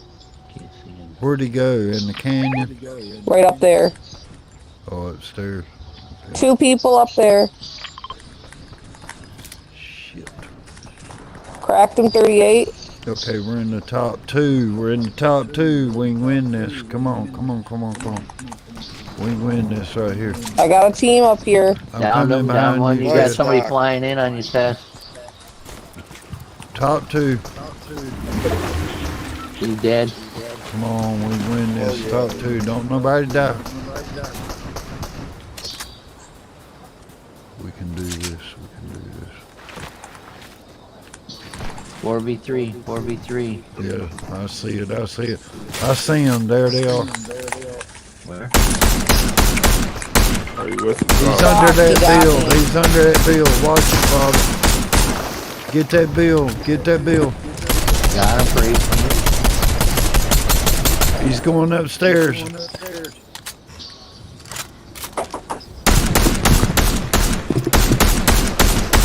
above you. He's above you. I'm going up beside him. He's above me. He's above me. Damn, bad move. Bad move. Got one. Sorry about that. Oh, I got sniped by his buddy. Shit. Damn, Father, where you at, man? I'm right below you. Shit. I got one down. He's down here on the ground. He can come get me. I'm safe. I'm safe. You gotta do it quick before they push. I'm sorry, no Father. heals. I You got apologize. any I apologize. No, We got to win this. We got to win this. Come on. Oh, shit. Ah! I'm sorry. I'm sorry. Oh, no. I'm on keyboard and mouse. It takes a second. Here he comes. Here he comes. That Here he storm is comes. gonna kill me. I was going off, Big Bo. Here he comes. Get me out of here. Get me out of here. Get me out of here. I'm trying to. We got one in a build over there, just kind of half smoking. He's like down, looking out. Down in it, looking up. Splash, med miss. Grab that shit, Father. Here we go. Here we go. He's above me. Oh, you didn't grab the med miss? He's above me. Here we go. Go, go, go, go, go. He's trying to outbuild me. Hold on a minute. You got this. Look up. You're about to... Oh, he's not above you. Oh, shit. He's down no, here. no, no, no. There's two of them. Two of them. Damn it. I am so sorry. My bad. Two of them, Grandpa. Alright, that's okay. Oh, shit, you son of a... That's alright. Oh, Nice try. GG's. Hey, Fortnite Insect. I'm trying to get... You keep coming here and putting that in my chat. I went and saw your stream. You don't stay and say anything. I actually felt good playing that Fortnite game. Insect. I hate that. No, that's alright. I can't believe I missed those snipes in that box, Big Bo. Damn it. They must have went right by that dude's head. I hit him once.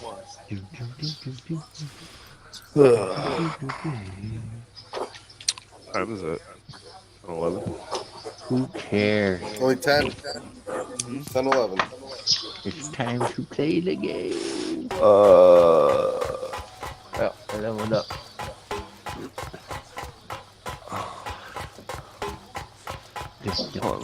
let me save this.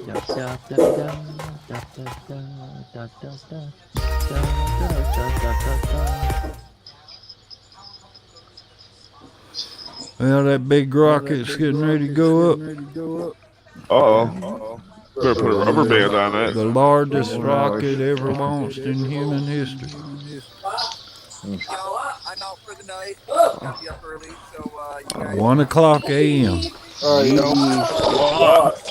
Awesome. Bing Bo. Yeah, we're restructuring. Mr. Bingbo. Later, y'all. Bye, Big Bo. Bye, Grandpa, even though I can't hear you and you can't accept my friend. Oh, is this these 20 friends? You got Big Bo. We ain't got time for guys like you.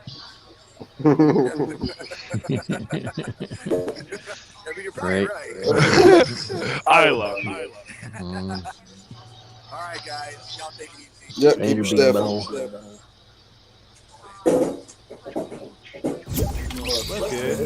Stick it.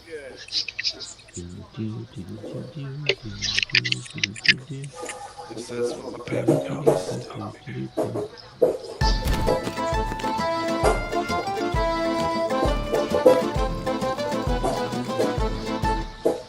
800 for that. Mine's better. Bapita. Bit up all your feet snow. How much snow you have, All What Father? we got in here? How much what? How much snow do you have so far? Oh, I don't know. Queen Scorpion. I'm going by you. She's been inviting me a lot figuring lately. I'm about probably half an inch behind you. Queen Scorpion's been inviting me a lot lately, and I feel bad, but she's fun. Yeah, invite her if you want. She's your typical I should buy gamer a girl Prime. on here. If you feel my vibe, dog. Where? Where's that? Right here? Yeah, but where is that? What, my pop? I'm confused by what you're asking. Chunker Speedway, what's going on? You're still in Chonkers? You found that? Yeah, it came off a tree. Oh, got you. Oh, let's splash that tree. Whose is it? I already splashed it. Did you splash this one too? No, that one's just blue. I didn't splash it. Here comes the Hi, wolf. Mr. Bing Bow. Brownie is right here somewhere.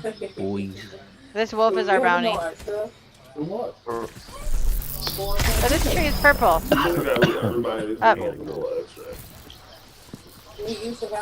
Dream. BRB.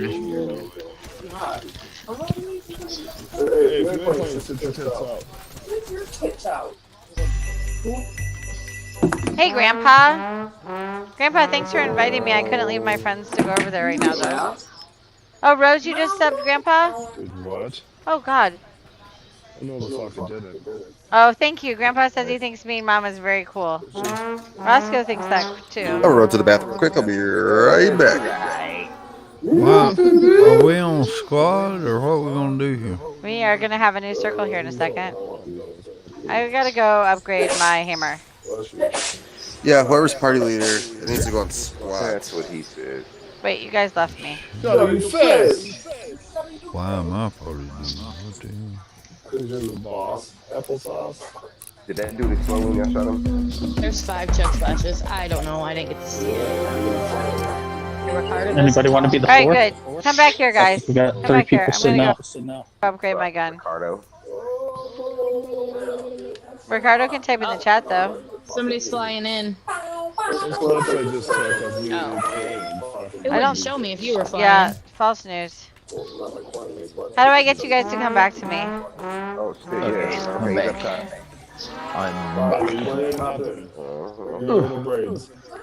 Where are you at?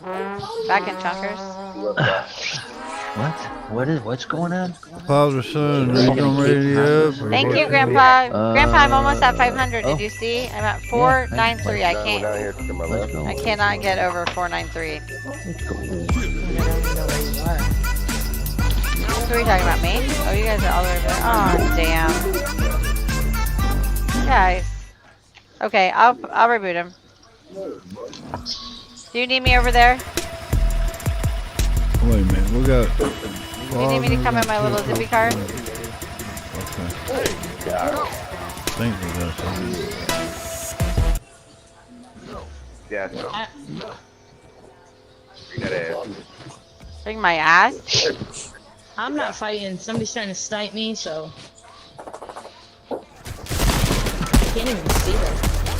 If my cat swings at me, Up behind us? They're behind us. I mean, I have better than cat-like reflexes.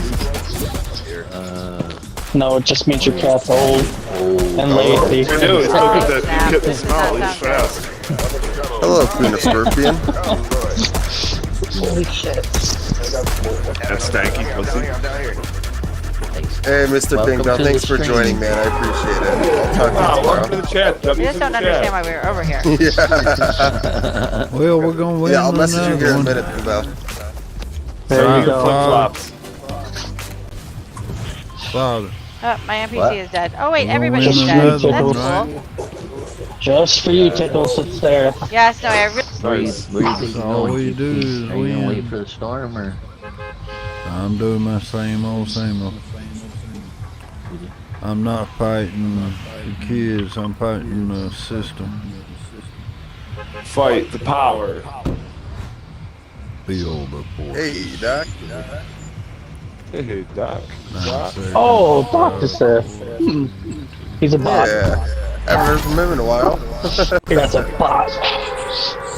Let's see if these. Oh, Team JR7. Thanks for subscribing. I appreciate it. Hope you're having a good day.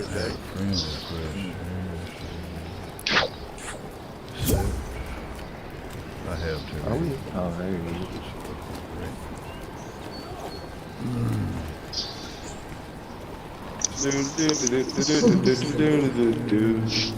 Are we going to the yellow mark?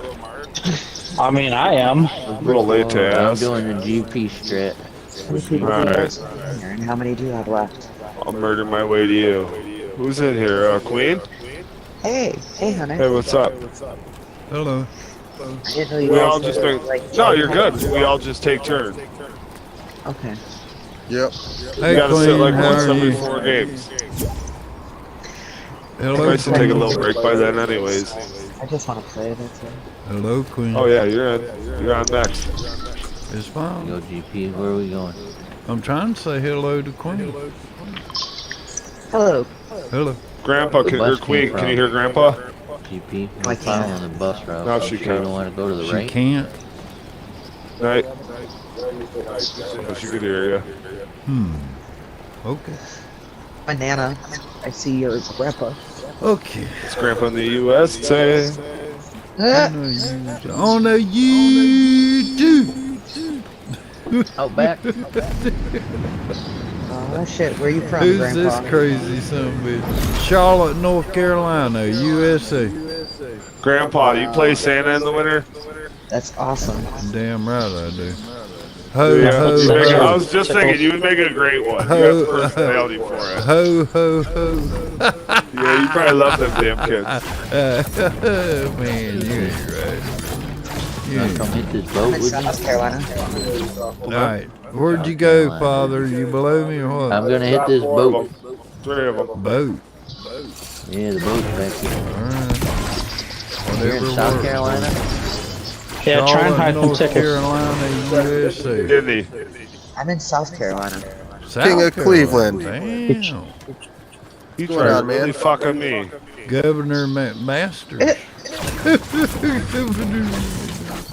No fuck me, fuck you. I'm messing with I want to watch. you. Oh. Oh. Fuck it, let's make some money. I'm messing with you. I'm messing with you. Damn, I have got to find some shield, bro. What's going on here? This is ridiculous. All this territory and no shields. 2. Try it again.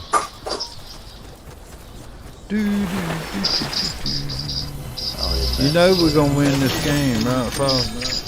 I'm gonna try, for sure. You know for sure. Yeah, I'm sure we get you in at some point, King of We're gonna Cleveland. win this game. I got a just rotating. plunger, so I know I'm gonna win this game. Plunger. Oh, fucking wolf almost killed me. I hate these damn plungers. Y'all know how to get at me. Alright, let's see what we got here. Oh, Queen Oh, she left. Why'd she leave? Hope there was I no know. offense. She just said, you know how to get at me, and then left. Them boots, man. Okay, well, anything else said, I do apologize. Oh, most definitely. Alright. Got almost 5,000 views in an hour on the last show I just posted. Yours? Yep. I was about to have some great ones, but my shit didn't work. Right up. That's shit. Yeah, it's kind of shitty. I don't know if I gotta delete some. I don't know how that was. Just for shits and giggles, I'm gonna do one right now, see what it does. Damn it, son. I've been doing good all day. I will take that all day. Oh, here comes my I need next to get clip rid right of now. Stupid ass plunder. are you in the Hate cave? these things. Okay, got them. See if I can get this. You can't keep coming at me and losing. Let's see. I will take You're proud of you, buddy. Huh? Stupid asshole.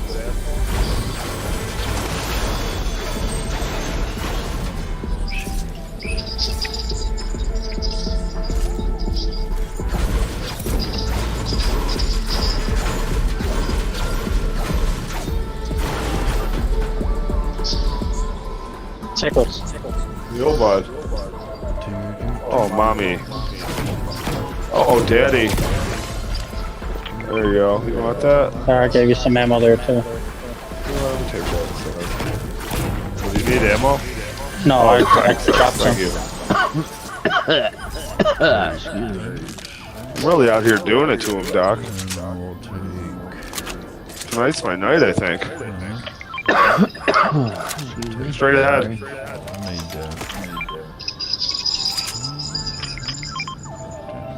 Alright, DP coming over to you. What do you need? Anything? No. Where is this?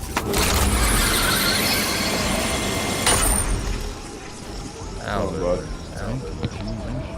I missed that damn snipe. You're definitely not on the edge. You inside the cave, DP?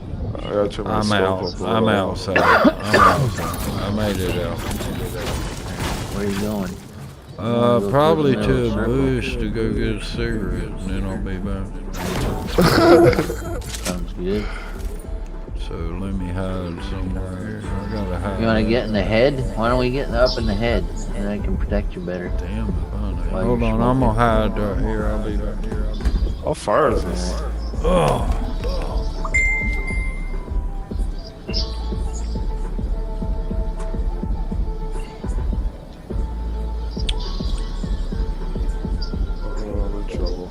Oh my god, this game is stupid. Look for health opportunities. Oh, that bridge is something that's too far out of the way. Slide, baby, slide.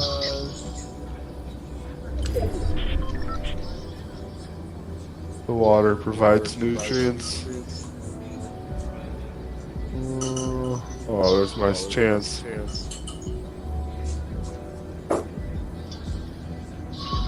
Don't fuck with me! Don't fuck with me. Don't fuck with you. No, fuck on me. Fuck on you. GP, the storm's gonna be coming. I hear that storm a-coming. It's coming down the line. I ain't seen no sunshine since I don't know when. And that's dragging. Well, I see that train coming. On down the side. I have a right. Ooh, medkit.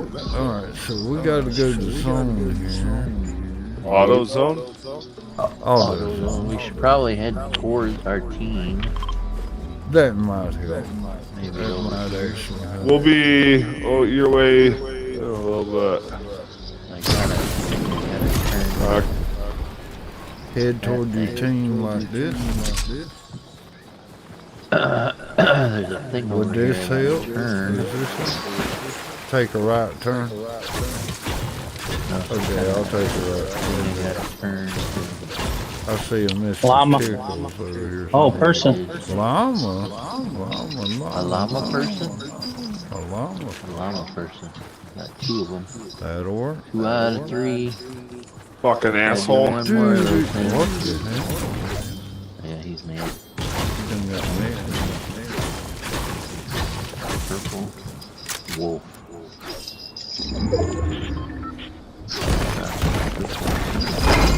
Purple ranger. Damn. You took my llama. I'm fixing to shoot somebody.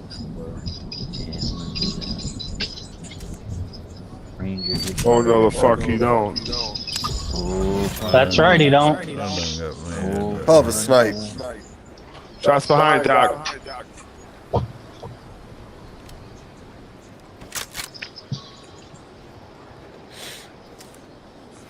Well, I can't shoot him if I don't see him. You okay, Doc? Yeah. Alright. Reloading, coming. He's gone. 8. Top 8. We're in the top 8. Got a minute left. I don't see nobody. Somebody shooting you again? Yep. Coming. He's gone. Let's go. Anybody down there with you?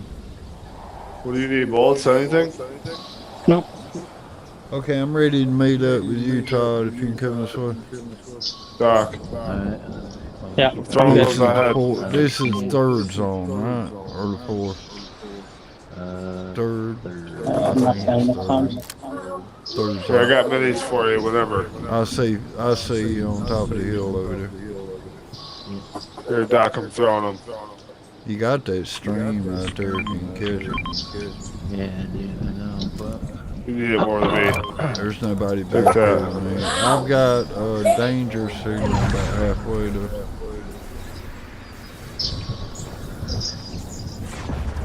Hey, right there, Doc. Graham Gables. What are we looking at? 16? I got Splash and there's some other. Damn it. I don't want a damn prime shotgun. Alright, how far we gotta go to zone? On this side? I'm gonna go just right there at the bridge. You know what I'm talking about? Father. You know where that bridge is? That's where I'm going.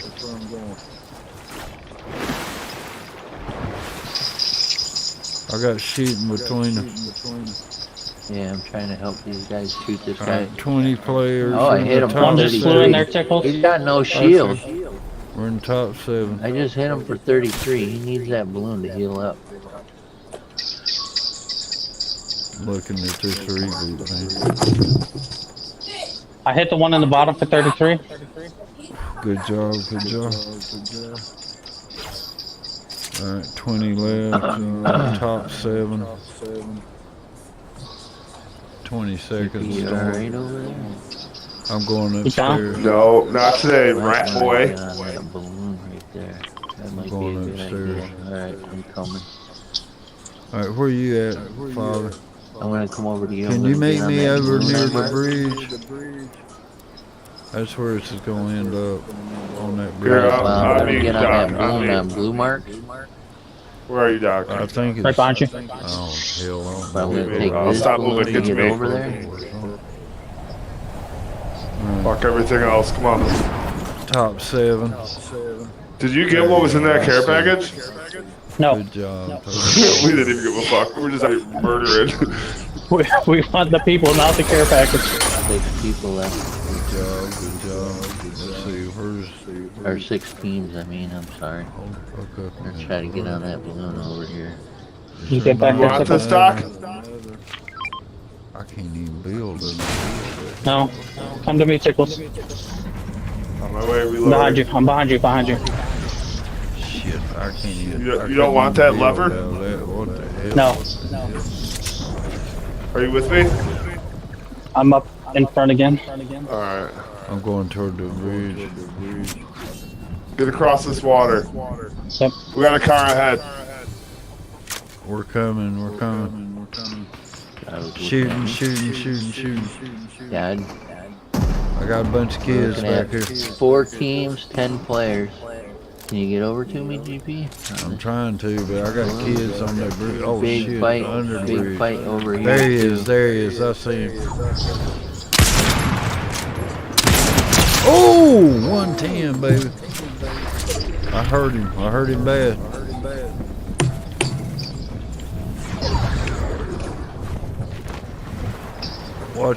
Watch it, Father. They're right above me. I got 2 below me too. Shit.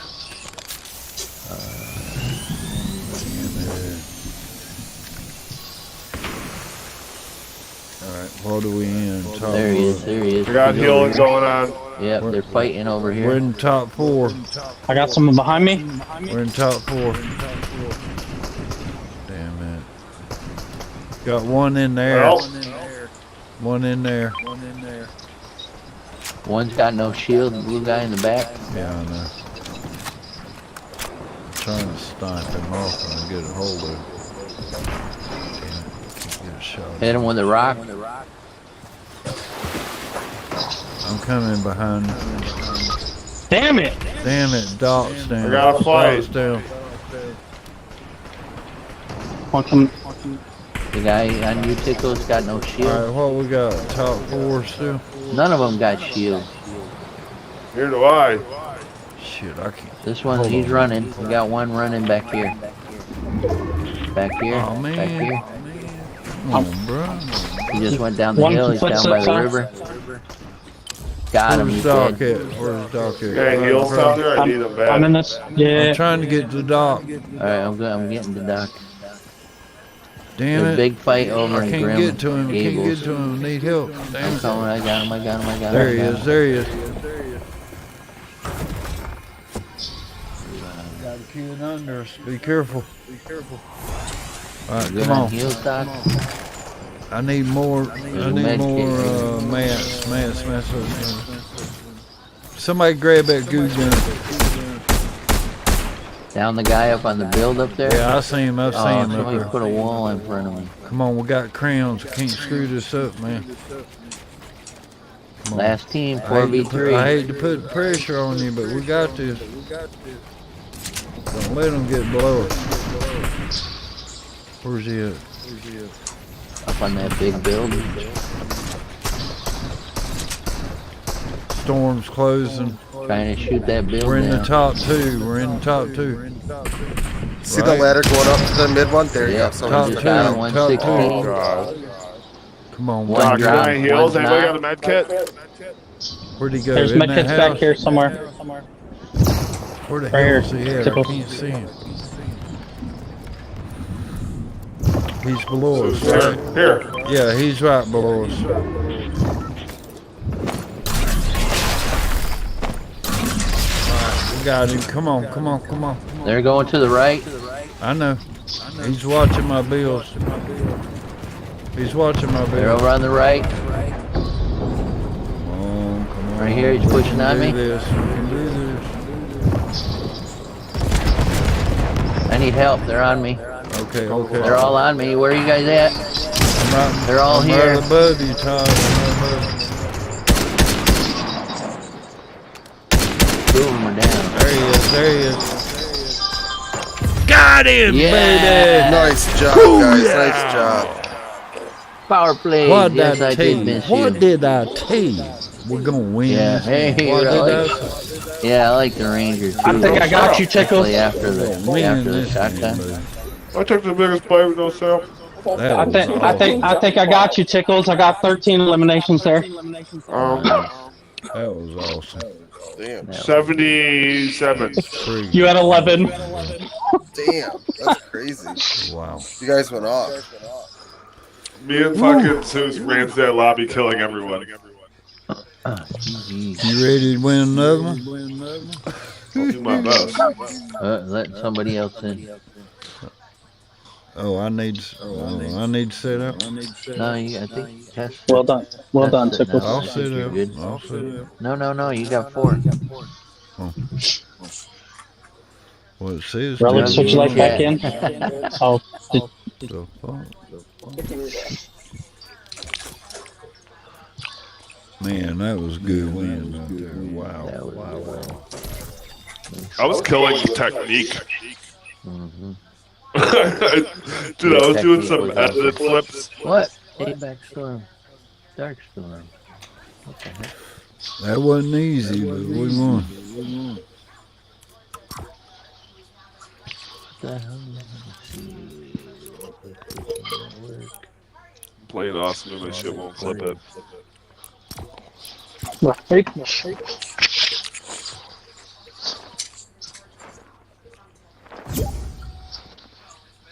There he is.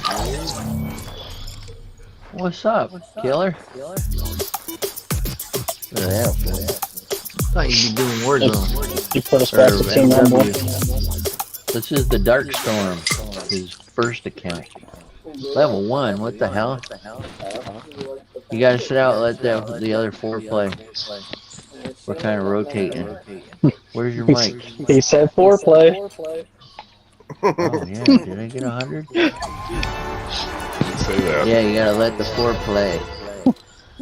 98. Nope, not quite 100. Alright, Shreyas, yeah. We got snow days up here tomorrow, so you got school, I think. What's up, Todd? What's up? What are you doing? Sit out. Who, So me? you guys can no, I'm talking to Apex. What are you doing? Oh, downloading the new Warzone. They just released it. They just released it now? Yeah. How long does it take? 4 hours. Does it cost anything?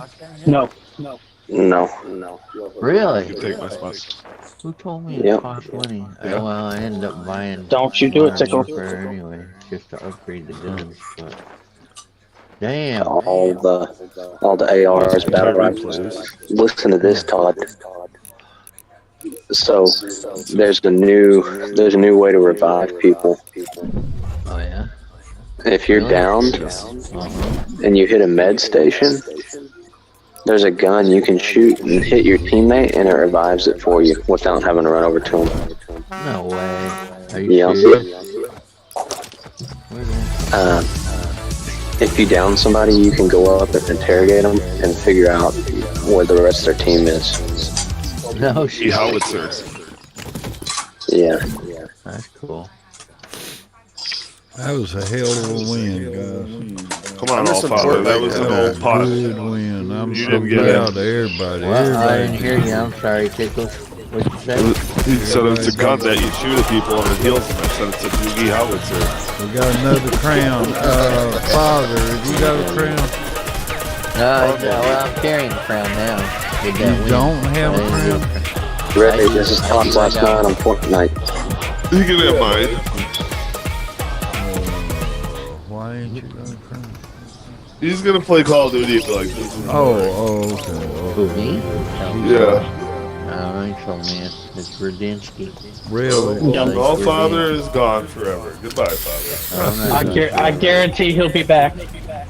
Well, I'll be back part-time. I'll be like Extreme Modern Warfare. I'll be like Ninja. Modern Warfare in the day, Fortnite at night. Unless I can get Tickles to come over. Yeah. Yeah, see? I wasted my money on that shit. It's free! Even It'll worse. get your aim going. It'll get your aim back too. Dude, my aim's disgusting. It is disgusting. That's why you should come play Warzone. Yeah. What's up, Charlie? I guess you get the tits off a turtle. Or at least off a Somebody's chicken. already done that. That's right off a chicken. Turtles aren't a mammal, nor I are was gonna chickens. say, I don't see any tits on turtles. Jumped to me with a chicken That's in kinda his hands, weird. and I turned and sniped the chicken right out of his hands. Chickens aren't a mammal, but they have breasts. Right. Huh. That is weird. So do some men, but they're not mammals either. Well, we're gonna win another game. They're animals. Damn, all we do is win. Not my damn lobby. Win.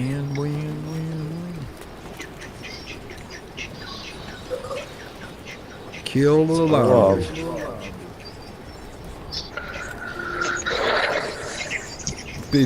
15 seconds. 25 squad.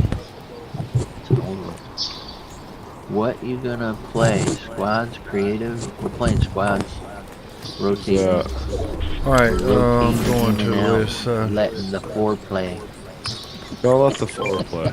Let the four play. What the hell? Come on, guys. Tomorrow, Come on, guys. I gotta get that Warzone. I think I got it down. They released it tonight? Let Is that the only to four people who have Modern play. Warfare, or is it to everybody?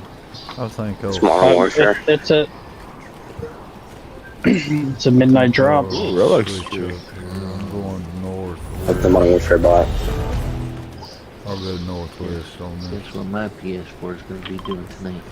Father, are you gone or can you watch? I'm If sitting you- out. Oh, I can Well, watch can it, you yeah. watch? Watch me. I'm about half blind. I need some help. You see I'll be anything, your eye in the let me know. sky. You be my Blue eye. skies, lollipops. I just dropped a 35 bomb, Todd. I'm 65 years old. I'm about half blind there. You know. Rockin'. Where's all? Damn, I went 35 and 3 with the MP5. I want murder. Don't tell me. I got a tree over here. Trio? There I'll you kill are. them all. Oh, a tree. I have a tree. I had a tree. Yeah, there ain't shit on it. We have No. a tree now. Not anymore, huh? I didn't take it, I swear to God. Oh. What? There's nothing on it. There's a lot of stuff in there. I didn't even touch it. I seen it, and I went, gross. And I turned around. What the hell? There isn't anything on it either. So, when the dogs ripped my remote off the couch, they broke my right bumper. On the YouTube. Oh, what? I don't know if I use that for anything. I don't think I do. So what are they doing on the rocket? Do you know? Are they done filling her up? They just stuck a whole arm up its thruster.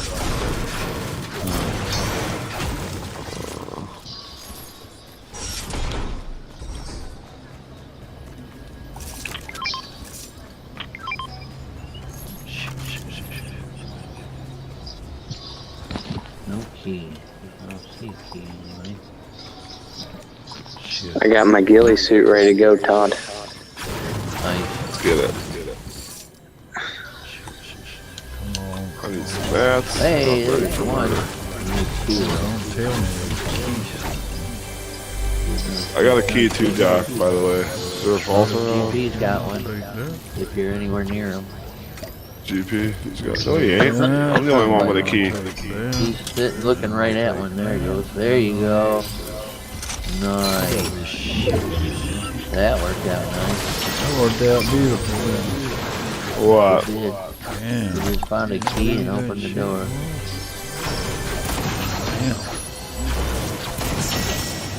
I don't even know what to shit. Yeah, I've still never got to this part of the map. Damn, you see how much it is? 256, man. I'm gonna hit this Let's one see, right I here. gotta switch out. I'm going purple, Doc. Am I picking right, Father? Doing good. Yeah, I get rid of that. You agree with that? Good. I'm talking about my loadout. I'm talking about my loadout. Yeah, that's what I'm talking about. That second gun. I got 100%. Trade it for that purple. Trade it for that purple one. I'll take this one. Trade that little SMG For for the that purple. Yeah. Oh, sorry, Tickles. Not that. The next You want to get in? Yeah, that one. There you go. Oh, sure. I didn't know if I was in your way or not. That's what I was... No. I just didn't know if you want to hop in and go kill the motherfuckers. Yeah, they're right here in front of us. Crossing the bridge. I did right, Father. You did good. Wow, that was kind of cool. I'm gonna clip that. All right, let's see what we can do to this guy. Okay, I'm gonna go downhill. Yeah, Watch good. that storm. Hell yeah. I know. I'm watching it. I'm watching it. Oh, down the other hill. Oh, I see I'm what going you're saying. downhill. Never mind. Who's just bodied them all? Here, do you want the mats? Nice. Oh, I'm okay. Nice. Looted. Nice. We gotta get find a torch. Plenty of We'll ammo, fix that got good fucking. gun. I'm going downhill. There, you got shots. Hey, Todd. Careful. What? I'm gonna join on my Xbox. Okay. I didn't even see him. The dark storm? Water. What do you think, Todd? This about right? Yeah, but watch the storm. I heard shooting. What? Better fucking die, bro. I put so many bullets in you. Where's that shooting coming from? That Warrior ain't Central. us, is it? Hey, I got a big. There's a keg over here. No, I think you're good. See anything? You want a 50 shield, Tickles? Humanity, what's going on, man? I got this keg right here. Thank you. Behind you. I hate to leave it. That'll help a whole team out. Pot'll only help one I person. haven't seen anything. That's why I was asking if you wanted the 50 Pop it. shield now. Make relics use it. What's that? I have two of them. Oh, the 50 pot. Oh, okay. Alright, 39. And I got another shield keg on me if something not scary. So we're losing father to fucking modern warfare, huh? Alright, we're gonna win Losing again. me. Looks like. We've You lost have them, to everyone. share me. Alright, what do you think, No. Father? I think it looks good. I would hang right Alright, there. we got. Oh, we're nice, top man, 12, nice. Top 12. Nice. We're we ain't gonna get close to your And team. we got 15 seconds, so I'm gonna wait. How them waves looking now? How them waves? 328 ammo, see that? Yep, looks sweet. 242, 332 just on that gun. Yep. That's good. Oh, geez, where you gotta go? Okay, so what about right there? Well, they're coming from. Try to head Sunny, towards them. whatever that's called. Sunny Sound. Yeah.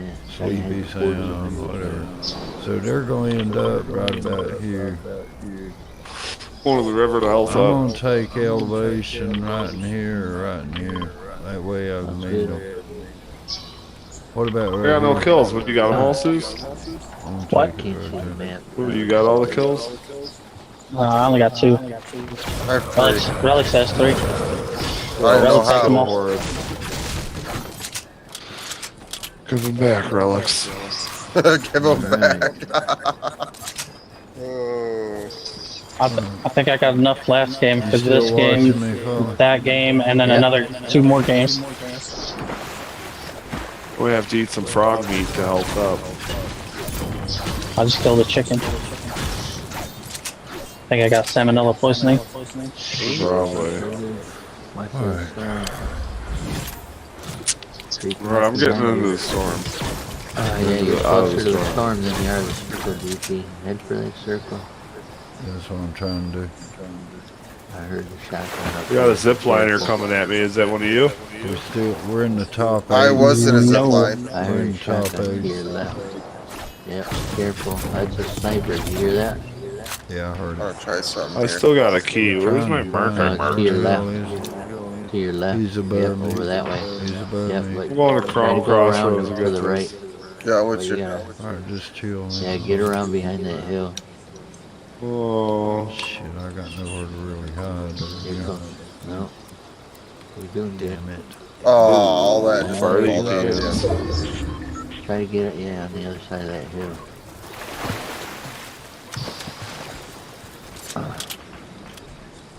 They're behind you.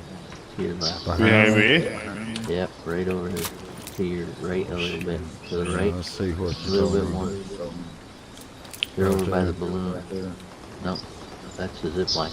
They're over by the balloon. There you We're go. good to There's a go launch now. pad right here, Tickles. They're fighting over there. Use Damn, the balloon. Rolex, Go that right was to the dope. balloon. Use the balloon. What's that?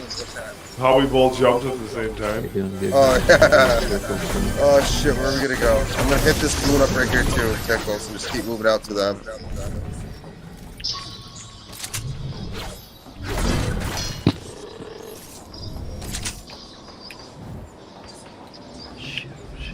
You're doing good. Damn, look, sitting here. Why the hell isn't he working? He's not moving. Now he's moving. Oh, don't do that. They're gonna. The other team's gonna know where you're at. Yeah, man. I would leave him alone. You got enough loot. I did, but the other team's gonna hear you shooting at him. Damn. He didn't even move. Oh, shit. They're all right here in front of me. Look at this. What relics? Nice. They're all right here in this cabin. Bro, Get out of there quick, because they probably heard you shooting at them. I know, no shit, man. I better get the hell out Where of you here. at, relics? Yep, try to get to your I marked team. it out. Look how much I'm not gonna wood land I it just got. went Look up. how It much just went brick up. I got. You're Out of that maxed whole up. deal, Yeah, man. they're pushing. That llama didn't move. That had Oh, to I be know. I was close, looking man. right at you like crazy. That had No, to you be could close. sneak up to a There llama. they are. and They're crouch. fighting the guys. They're fighting the guys. I've with the never balloon. had a llama do that. Never. Yeah, if you're crouched, you can sneak up to a llama and get right close.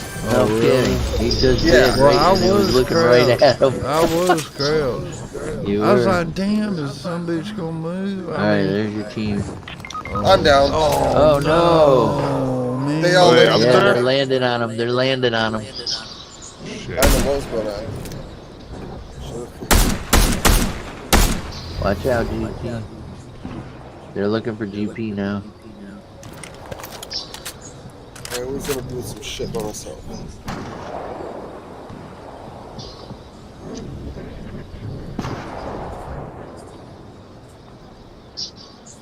Docs. Doc's flanking him. Keep him busy to tickle.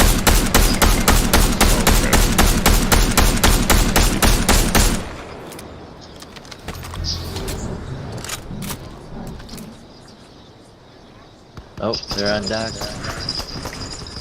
Anybody near me can get me? Can you go get Tickles? Doc, oh shit. That fucking goo gun me. There you go. That's a hit. You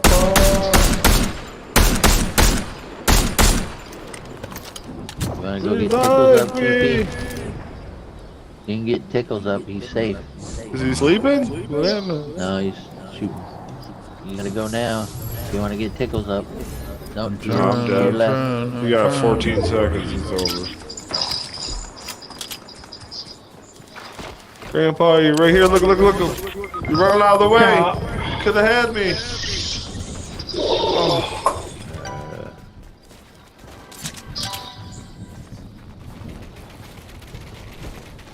Well, they chased me the entire time, so they're all down. They're all down by my car.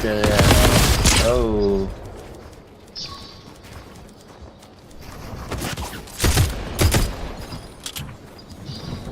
Behind you. They're behind you.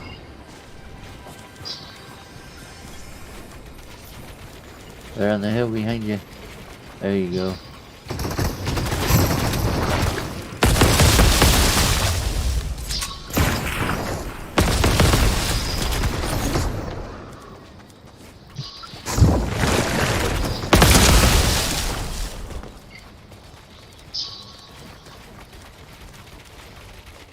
How many are left? 12 players, 5 teams. They're behind you. They're behind you. Oh, you Nice try, man. Ouch. Yikes. Damn, I tried to save you guys. I did best. GG's. Well, it's time to go watch a great big rocket go into space, guys. I hate to leave y'all, but Artemis 1, after about 1,500 friggin' scrubs, is supposed to launch tonight. Cool. And Right on. I will live stream it on my stream.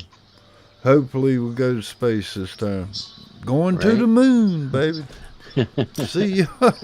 Take it easy, man. Going Take care, to the GP. moon. We going to the moon. See ya.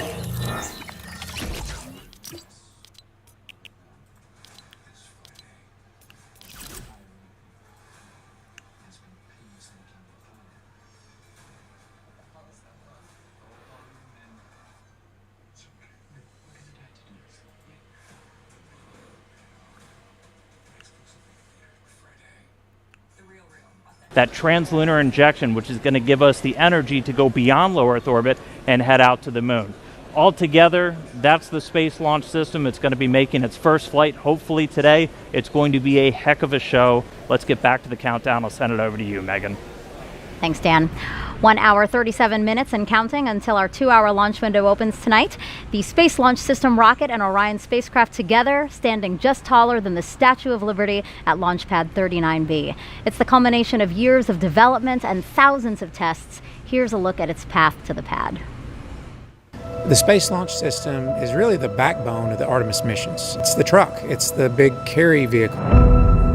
It allows us to carry both crew as well as the equipment that we need to live and work on the moon. 60 years ago, NASA was in a race to get to the moon. This time is more than just a race. It's about establishing a long-term presence. Can you imagine rolling the Statue of Liberty out to put at the pad? That's what we're doing. It will lift up from Earth with more power than the Saturn V, which was the first vehicle to take us to the moon. Artemis is our next giant leap.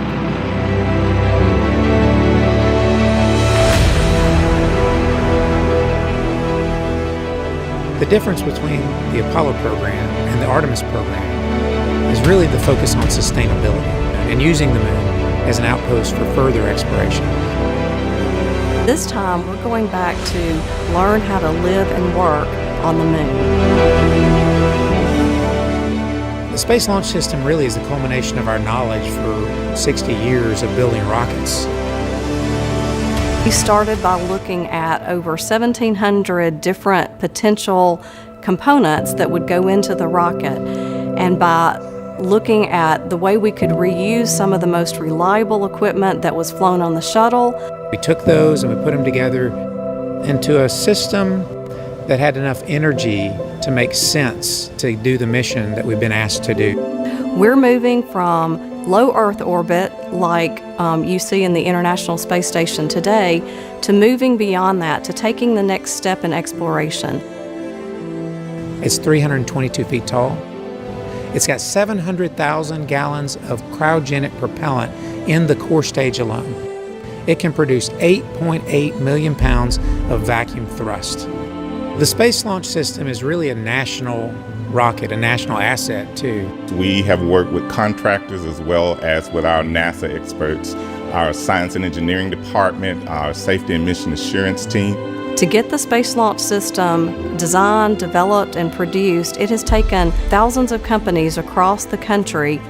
It comes together by train, it comes together by plane, it comes together by barges. So all of that culminates at the Kennedy Space Center for the launch of the first Artemis mission.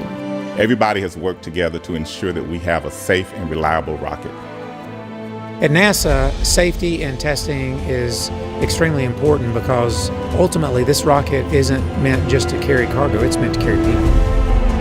It takes all types of education, all types of backgrounds, all types of diversity to do the things we do, and it'll be great to see a diverse crew land on the moon. Where the Space Launch System comes in is providing that reliable transportation so that we can start flying these rockets on a routine basis to take people and to take payload to that outpost, the moon, and also the gateway system. We have a generation who've never seen deep space exploration, and this will give them an opportunity to see that this is something that they can potentially do themselves.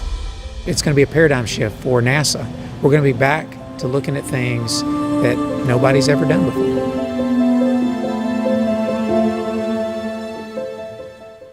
A lot to look forward to, and it all begins with launch. Afterwards, our friends at Johnson Space Center in Houston will control Orion once it's on its way to the moon. Let's get an update of operations there with NASA's Leah Cheshire.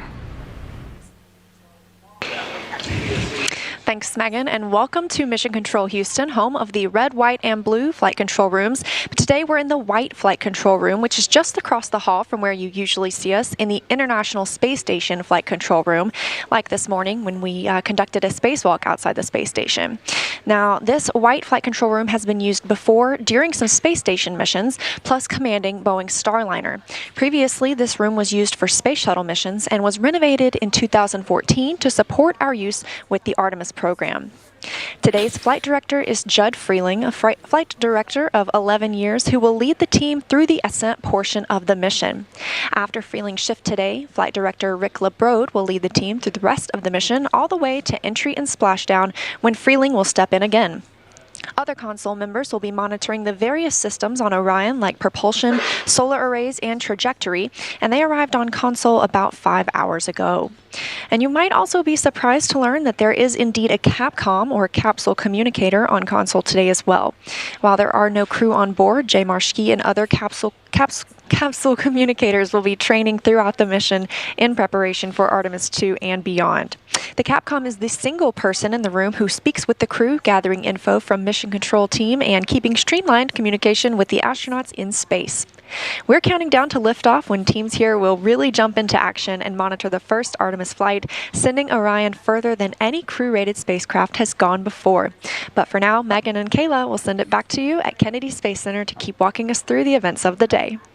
Well, you just heard Leah remind us that no one is inside Orion today. Again, it's because Artemis 1 is a flight test to prove we can safely return crew from lunar orbit on Artemis 2. And when we launch the first crewed mission, NASA has a very diverse and talented core to choose from, including Kayla here. We're looking at video now of some of your friends who got to go to the pad. That looks fun. Yeah, it's always so exciting to see the rocket on the pad because you know you're getting close to launch. So we're all just really excited to see how this test goes today. I wish I could have gone out there with them. You and me, what happened? We didn't get our invite. And I thought this was fun too. Some of your friends also got to fly over the pad in T-38s. Here's video of that now, incredible video. So these flyovers were common during shuttle, right? Yeah, and we still try to do them whenever we can. We actually use the T-38 jet as a training platform. It's a chance for us to practice making real-world decisions in a high-risk environment, practice working as a team, and a good analog for spaceflight. Okay. But we also like to fly by the pad when we can, when we have a rocket out there. It's a way of saluting and thanking the team for all the work it took to get to this moment. That's great. Yeah, a worthwhile thing to do because, yes, the team has worked so hard to get to this moment. And you spoke about training. Has training already started for Artemis 2 for you guys?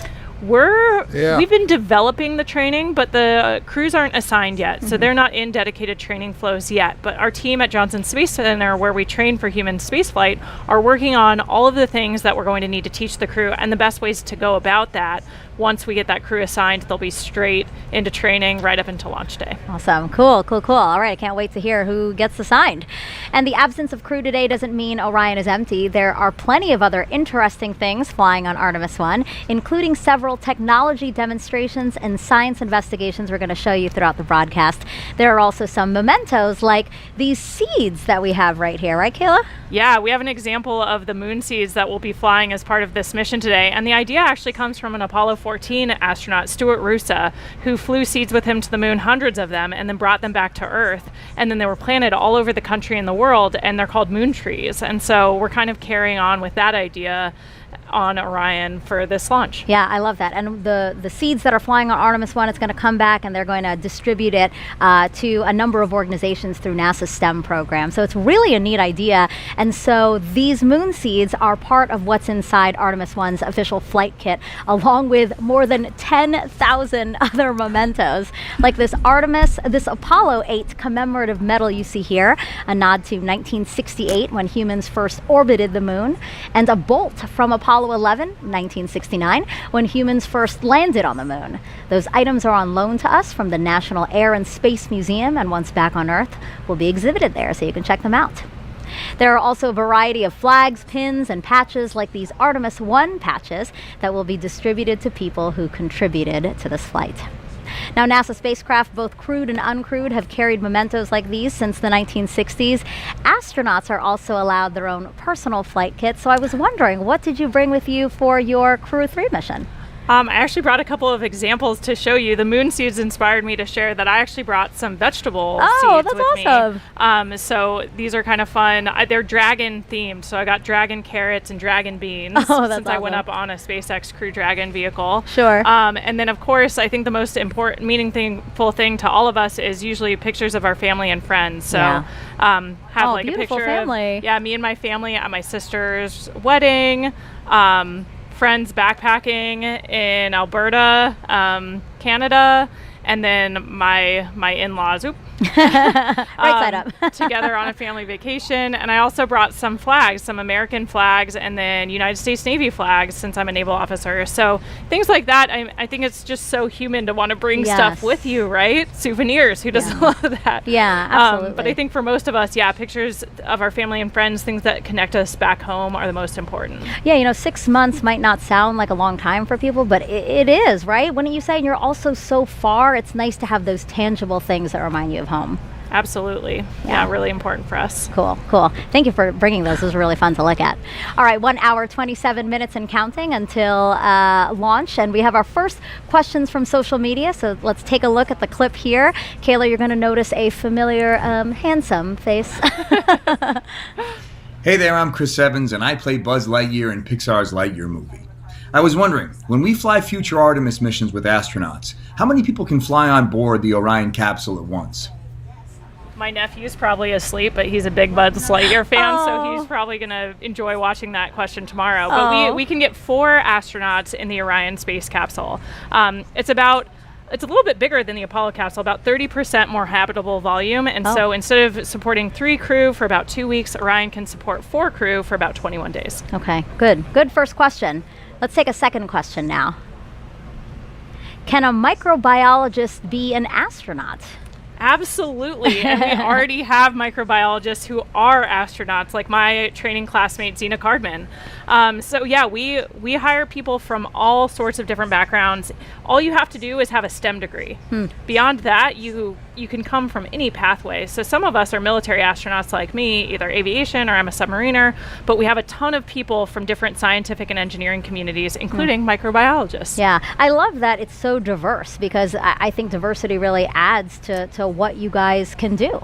Yeah, and those unique perspectives, I think, make us stronger as a team whenever we're tackling a new problem. Having people with different, not only academic backgrounds, but all of these scientists, a lot of them have different field experience. So like Zena worked in some really extreme environments in Antarctica, in caves, doing a lot of her research. So it's not that different than what we're hoping to do at the South Pole of the moon. So these perspectives are really important for us to form the best team that we can. Yeah, that's interesting. All right, I think we have time for one more question, so why don't we pull one up?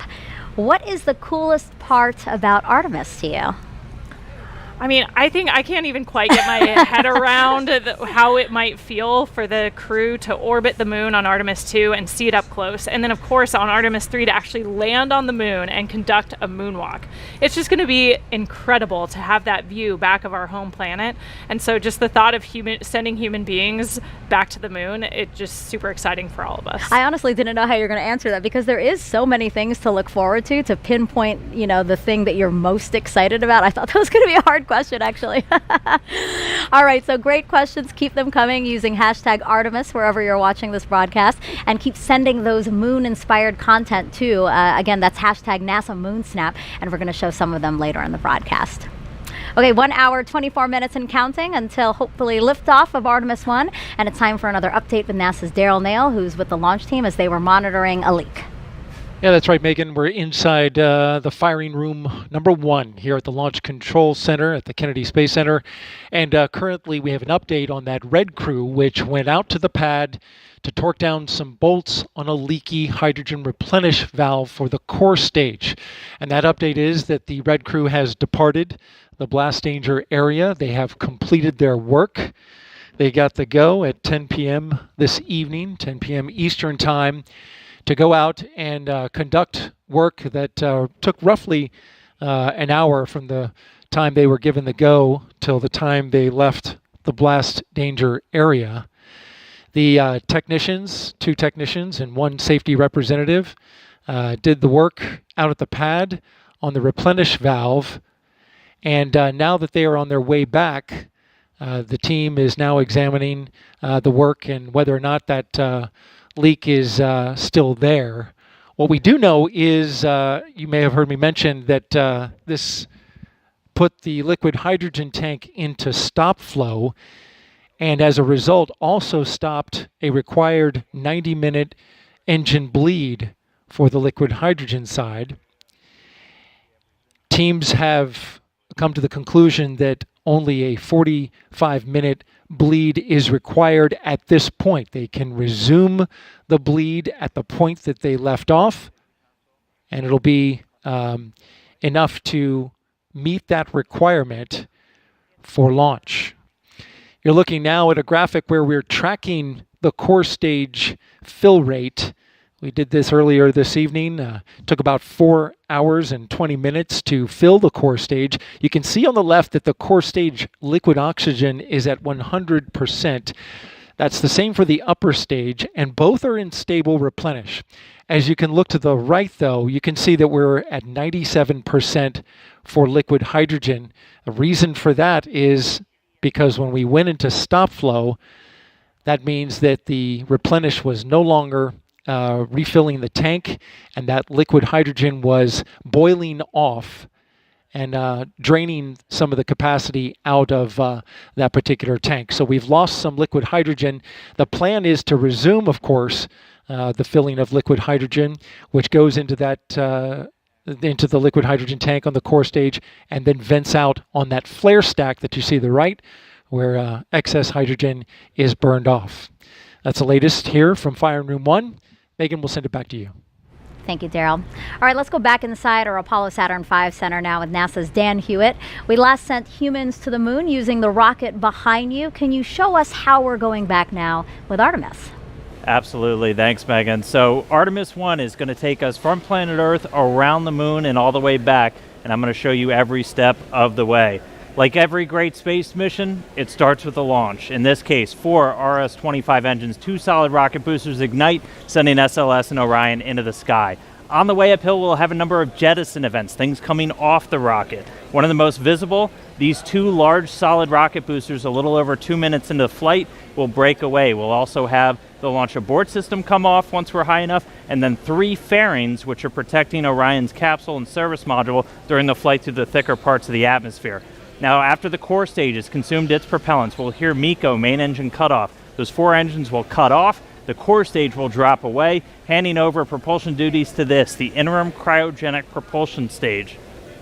Its first job is a perigee raise maneuver. Perigee just means the lowest point of your orbit. This will give us a nice circular path for Orion around our planet.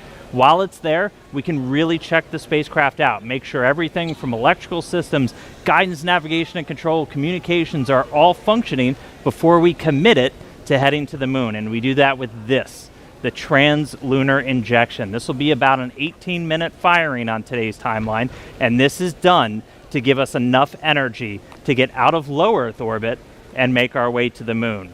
Shortly after that, the ICPS will separate. It'll do a disposal burn, sending it around the moon and into an orbit around the sun. But from there on out, propulsion duties get handed over to the European service module. It's going to make a couple of outbound trajectory correction burns on the way out, critically testing that orbital maneuvering system engine, that large one on the very bottom that's going to be needed when we start making our maneuvers around the moon to get into what's known as distant retrograde orbit, or DRO. To do that, we're going to do the outbound powered flyby, dipping in about 70 or 80 miles off the lunar surface, really pushing with that large engine. That's going to slingshot us around. We're going to do a final orbit insertion maneuver, and then we will be in DRO, distant retrograde orbit, this dotted line right here. Distant, we're about 40,000 miles off the lunar surface, and retrograde, because the moon orbits the Earth in a counterclockwise fashion, we're going to be going clockwise, opposite retrograde. It's a very stable orbit, doesn't require a lot of energy to maintain your space there, really lets us put Orion through the paces, learn about using this spacecraft in deep space. But eventually it'll be time to come home. We'll fire up the engines once more, do a departure burn. This is what commits us from departing the moon and heading back home. We'll dip in close to the surface once more for the return powered flyby and execute correction burns on the return transit as we target a splashdown in the Pacific Ocean. Before that happens, the spacecraft separate. The European service module's job is done. It drops away to burn up, revealing the heat shield. This is goal number 1 for this flight, is testing that heat shield at lunar return velocities, because when we hit the upper atmosphere, we're going to be moving more than 20,000 miles an hour, heating that up to more than 5,000 degrees Fahrenheit. So really need to make sure that that can withstand that heat of re-entry. After it makes it through, parachutes deploy, Orion splashes down in the Pacific, a Navy ship and other recovery assets are standing by to pick it up out of the water and bring an end to the first mission in the Artemis program. So that's all still going to unfold. It all starts with launch today, though, so let's get back to the countdown. Over to you, Megan. Our return to the moon would not be possible without our partners across the country and the world. So joining us now is Frank Davina, head of ESA's European Astronaut Center. Good evening to you. Good evening.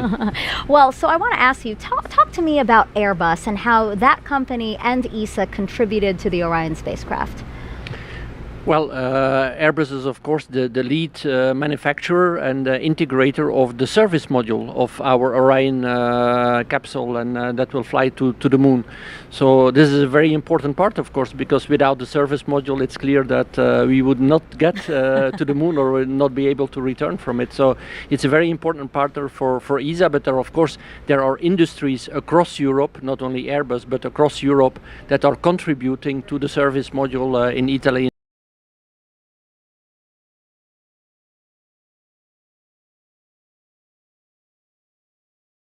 in France, Belgium. On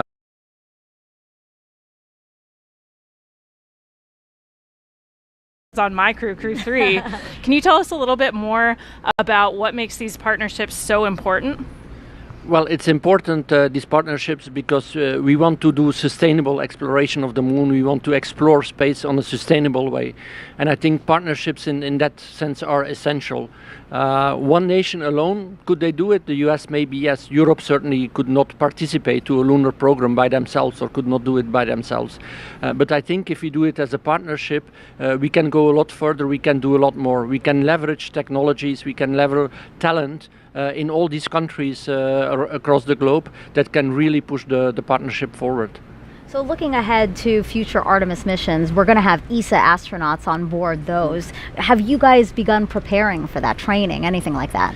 We have actually started preparing already for lunar missions, surface missions. We have a program called Pangaea in ESA, which is basically, there are NASA astronauts participating in those trainings. Stephanie was just over with us just 1 week ago, doing field trips, and we are actually starting to prepare to see also which technologies do we need to use that we can at the best possible way do science on the moon, because of course we just do not go there to walk around or do two things. We want to do real science, we want to do discoveries, we want to live there for a sustainable way. So which technologies do we need? And that we are actually starting already in the European Astronaut Center.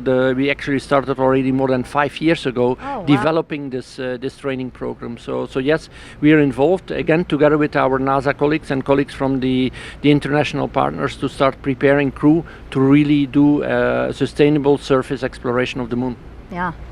And you guys are doing more than just crew, right? You guys are contributing to the Artemis programs in other ways? We are contributing to the Artemis program in many ways. Of course, the service module that we will see launching here hopefully today is the biggest part today. But we are looking into a lot of other capabilities. First of all, there is the gateway.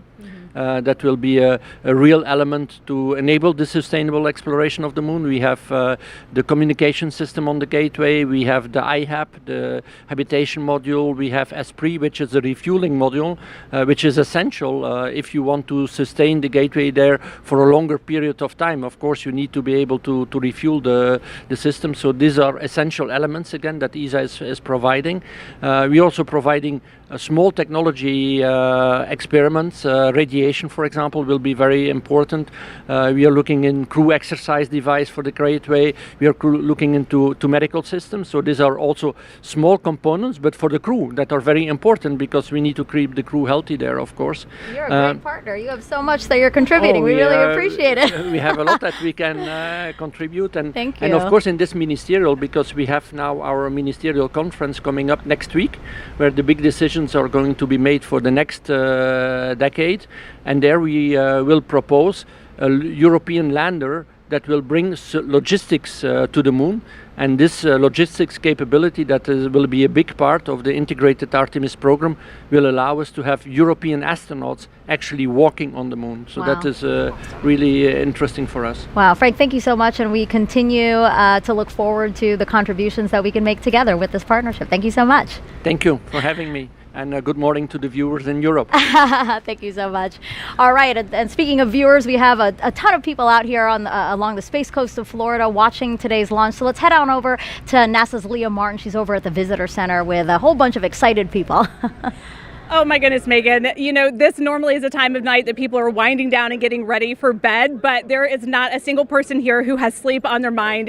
Everybody is so excited, on the edge of their seat, trading stories, talking about previous launches and being excited for this one. And I'm actually joined here by 3 women who are thrilled to come out and watch tonight's launch. What does it mean to be out here and see this historic launch tonight?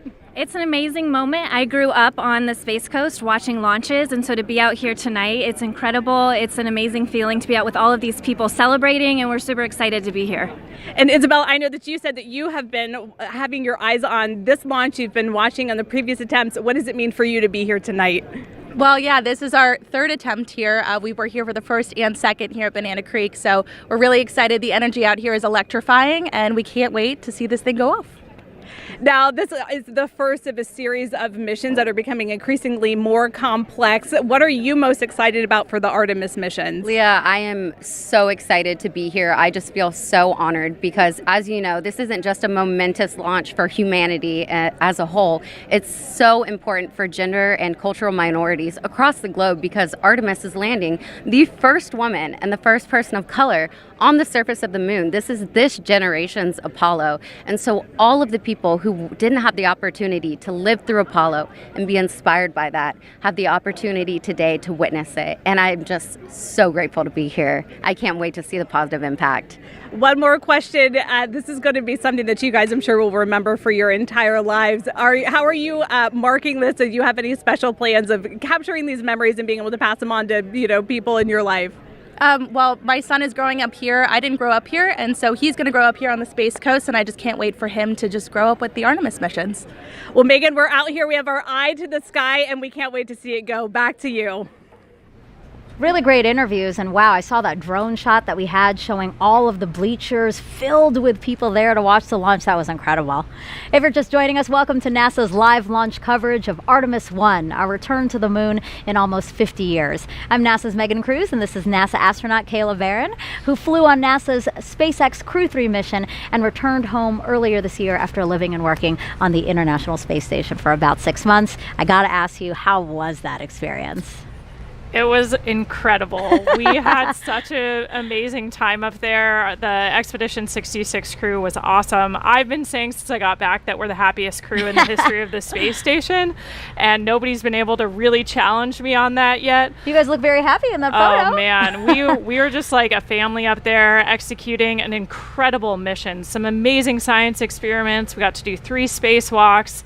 It was just, you couldn't have planned a perfect first mission for me, Matthias, and Raja, and of course our veterans up there, Mark and Tom. It was amazing. We had an incredible time. Yeah. Wow, look at that photo of you in the cupola. That is amazing.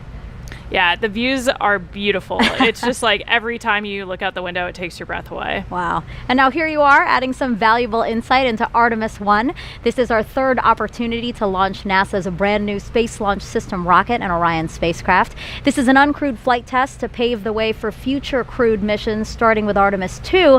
And Kayla, you could be chosen to fly on some of those future missions. How does that make you feel? Honestly, it's a little unbelievable to me. I could barely imagine what it'd be like to go to the space station until I did it.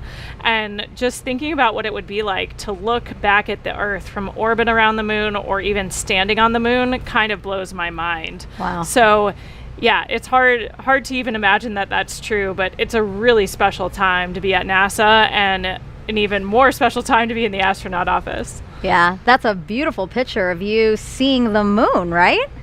Yeah, that's a sort of a moon spotting adventure there. I've got binoculars. One thing that's really cool about seeing stars and the moon from orbit is you're not looking at them through the atmosphere. So you get these very clear views. Oh. And the moon is always super spherical. You never get these sort of slices that look kind of flat from Earth. Uh-huh. Up there, you see it in 3D, it feels like. Wow. So yeah, I think we all sort of fall in love with the moon from space in a whole new way. Yeah.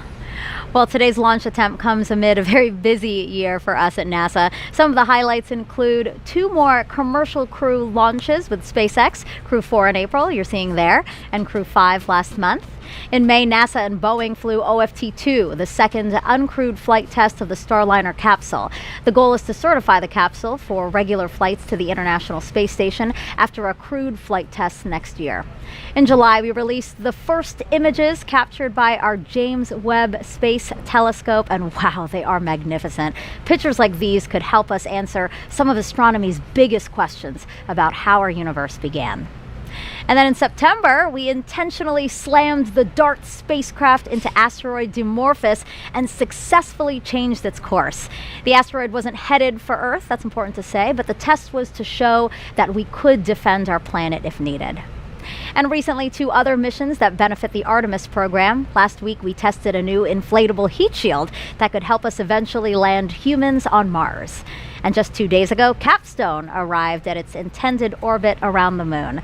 The small satellite launched from New Zealand in June and will now test the unique lunar orbit for a future space station there. You heard us talk about a Gateway. Now, Kayla, what do you think about all that NASA is accomplishing? I mean, those are all just amazing examples of why it's such a cool time to be part of human spaceflight and the larger space program. We're learning so much, not only about our home planet, but our galaxy and the universe. Like those James Webb images just capture my imagination every time they release a new set. Yes. And so we have a lot going on and a lot to be excited about right now. I hope people are following along for it because it is truly great, and we want people to share along with that. So, all right, 1 hour, 6 minutes and counting from liftoff of Artemis 1. Let's head back to the Launch Control Center with Daryl Nail. Yeah, thanks, Megan. And so we get an update for you now. The Red Crew, of course, completed its work on torquing down the bolts for that replenish valve on the core stage hydrogen side. And now we are back in replenish for core stage hydrogen, which is good news. The team now looking to work on that upper stage, and we understand for the update to the NASA test director, they just informed the NTD that they can start getting back the flow on the upper stage as well. It went into a stop flow roughly around 10 p.m. Eastern time after a leak was detected. You can see the core stage status there. The liquid oxygen side is in stable replenish, both for the core stage and the upper stage of the rocket. Over on the right side, you can see we've lost some hydrogen since going into a stop flow that allowed some liquid hydrogen to boil off during about an hour or so while a Red Crew was sent out to the launch pad to make repairs.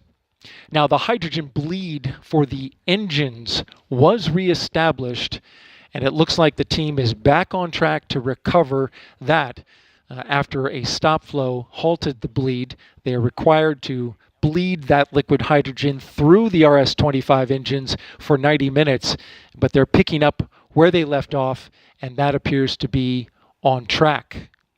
In the meantime, we've had an update from the range, and the range has informed the NASA test director that currently at the moment, if we were to launch now, they are no-go due to the loss of signal on a radar site.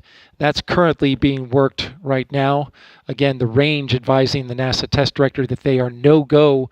The range is not clear for launch until they remedy that issue on their radar site.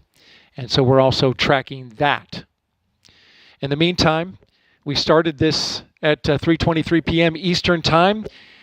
Got the core stage tanked in about 4 hours and 23 minutes, and now looking to get everything back on track to try to make that launch window at 1:04 a.m. Eastern Time, which has a 2-hour window associated with it, all the way to 3 a.m. Eastern Time.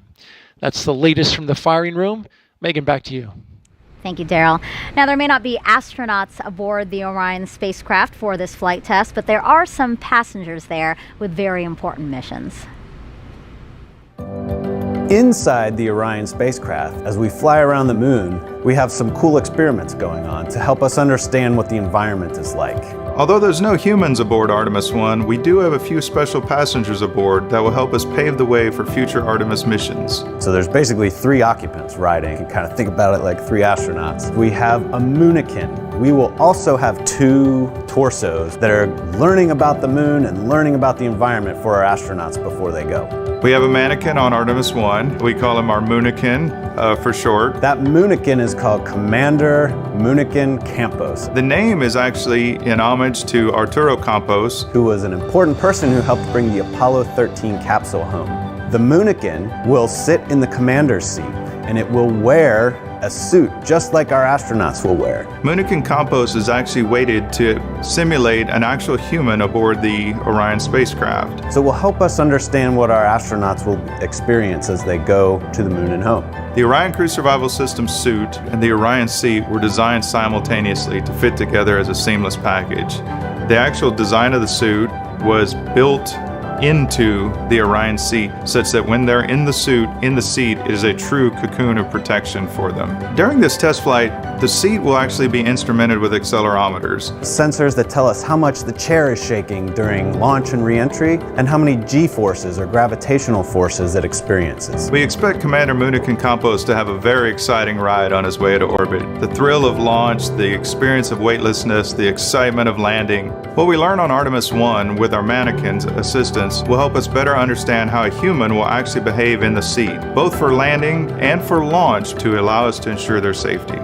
In addition to the Moonikin, we'll have 2 seats that have basically what's like a human dummy, an upper torso that are detecting how much radiation they're experiencing. It's called the Matryoshka Astrorad Radiation Experiment, MARE. MARE is an international collaboration with German Aerospace Center, DLR, and with Israel Space Agency.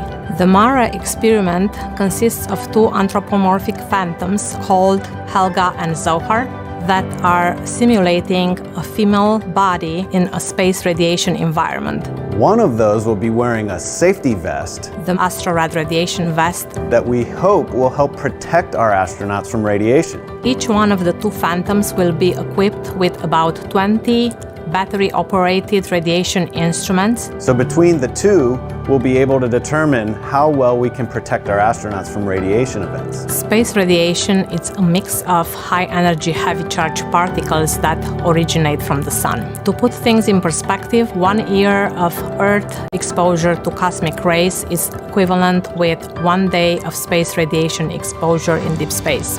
The purpose of the MARE experiment is to learn more about the radiation exposure as well as the biological effects of different organs. So basically, it's like we have 3 occupants inside Orion that are learning about the moon and learning about the environment for our astronauts before they go. Going back to the moon with new exploration goals and new technologies will help us gain better understanding of the challenges we encounter with deep space exploration.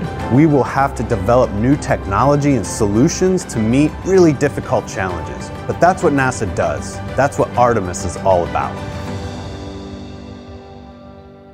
And we have one more passenger to tell you about. It's everyone's favorite beagle that's had a special connection with NASA ever since Apollo.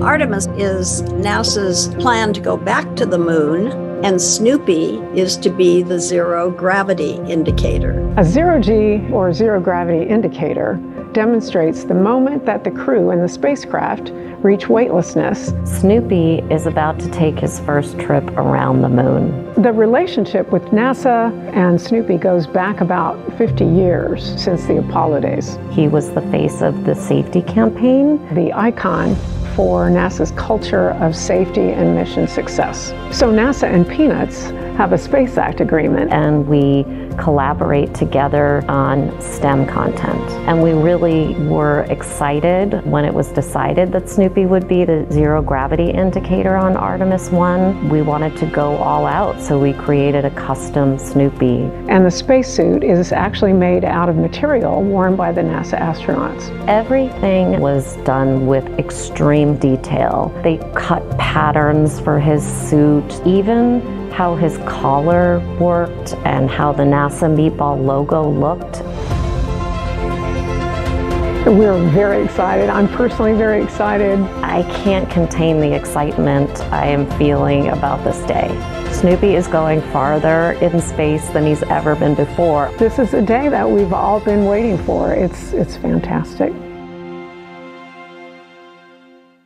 And we snapped this picture of Snoopy and Orion. He's comfortable and ready for his journey to the moon. Lucky for us that Snoopy has this twin that's staying here on Earth. That way we can take a closer look at how cute he is. And this orange suit, I mean, it is amazing. It's actually the same material that would be worn by Artemis astronauts, right?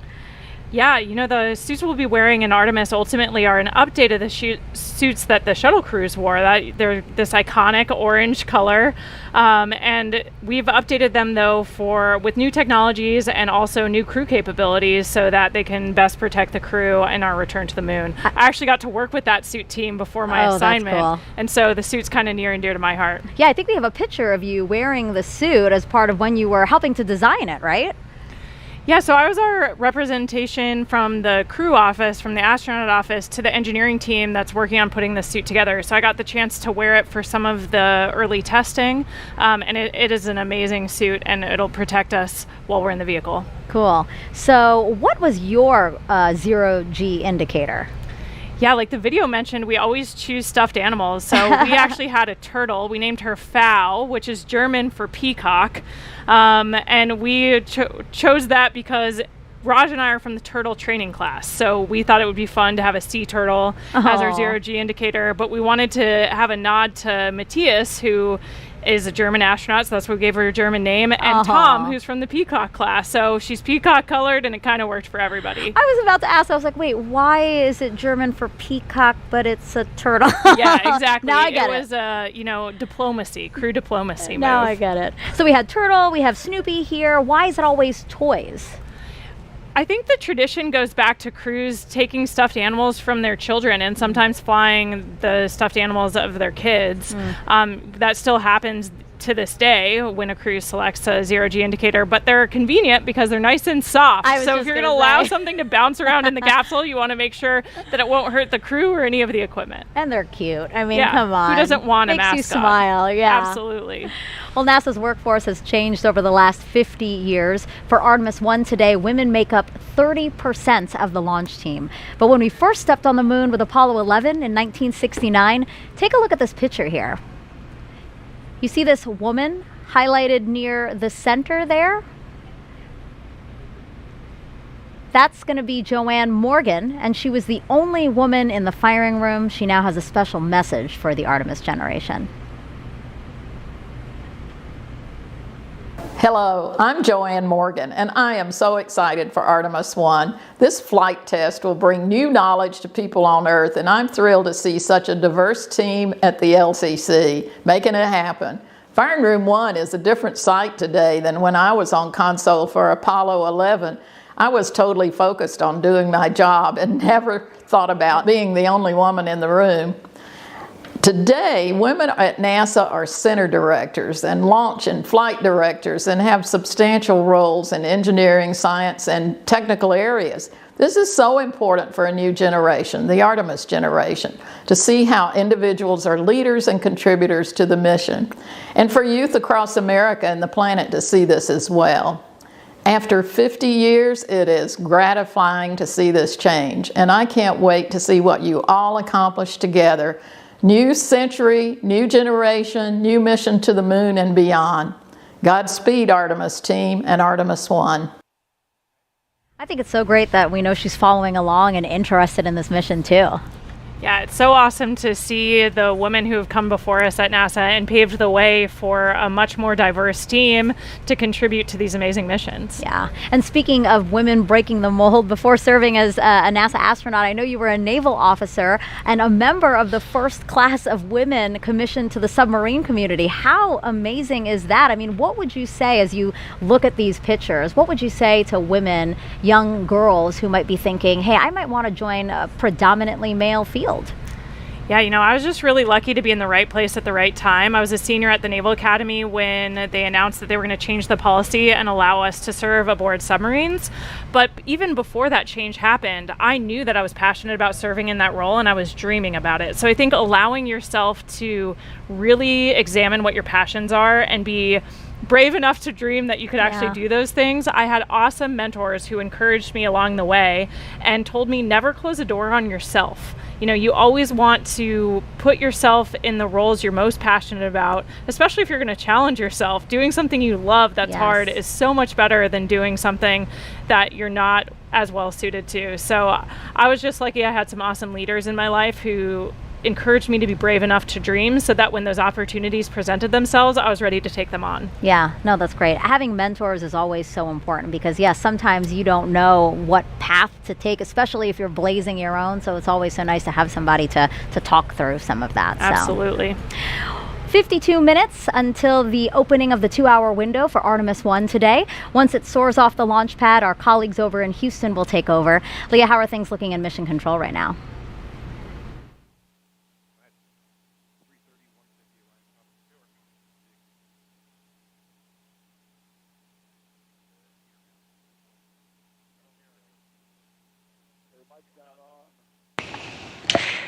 Hey Megan, I'm here now, and thanks for joining us again here in the White Flight Control Room here at NASA's Johnson Space Center. So you might be wondering why Johnson Space Center will control the flight of Orion after liftoff, even though it's launching at Kennedy Space Center, and that's all about how our flight control centers are designed.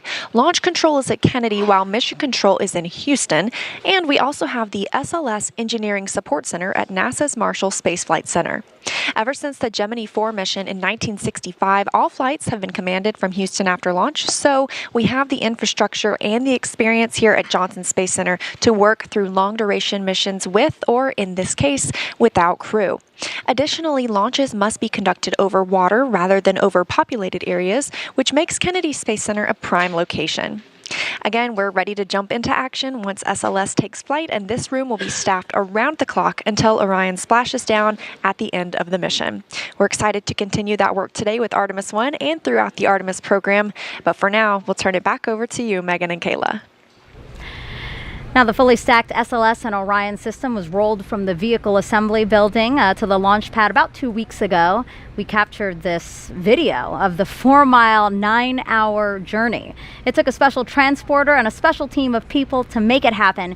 Hear from them what it's like to shoulder the weight of this moment. The crawler transporter is a machine that goes and picks up the mobile launcher, the SLS rocket with Orion. It's basically the cornerstone of the mobile launch concept. Without the crawler, you couldn't transport the mobile launcher and the vehicle from the VAB to the pad or the pad back to the VAB. And it was designed and built for the Apollo program to move Saturn V's to the launch pad. Since then, we've modified it and used it to move the entire shuttle program. And after the shuttle program, we did extensive modifications, and now it's to be used to move Artemis to the launch pad. The crawler is 136 feet long from end to end. It's 114 feet wide from the edge of the truck to the other edge of the truck. It weighs 6.6 million pounds. It has the power to do 2 miles an hour, but you never want to go that fast. Generally, we're around 0.83 for SLS. Artemis will be one of the heaviest loads we've ever carried and one of the tallest loads we've carried. I am exceptionally proud of our team. They're very talented, they're very committed, and they're just all around good team. I think any problem that crops up or anything that comes up, we'll fix it and we'll get moving again. And again, it starts right here with the crawler. So if we do our job and everybody else does theirs, man, we're going to have a successful launch. We're going back to the moon. This is going to be just fantastic. Such an impressive team, and the crawler, Kayla. I mean, this is a certificate from the Guinness Book of World Records.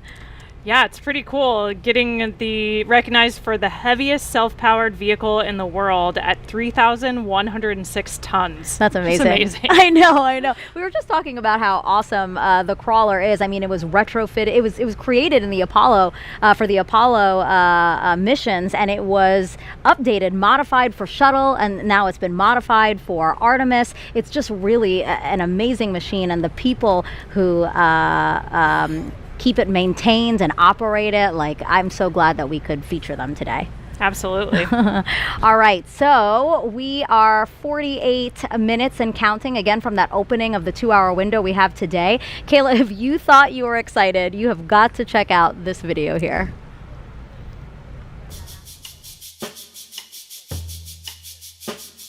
This is really cool. We got some children that are on a bus, and they're going to come here to the vehicle assembly building, and the administrator and I are going to jump on the bus and surprise them. We're going to give them the opportunity to come in and go up the elevator with the rocket. Wow! That's so cool! Look at that thing! Whoa, that's awesome! Hey guys, would you like to see a moon rocket? Yeah! Because it is the future of our country, indeed the future of the world. And we saw what our space program does for science and technology and engineering and mathematics. We saw that in the Apollo generation. All right, guys, what do you think?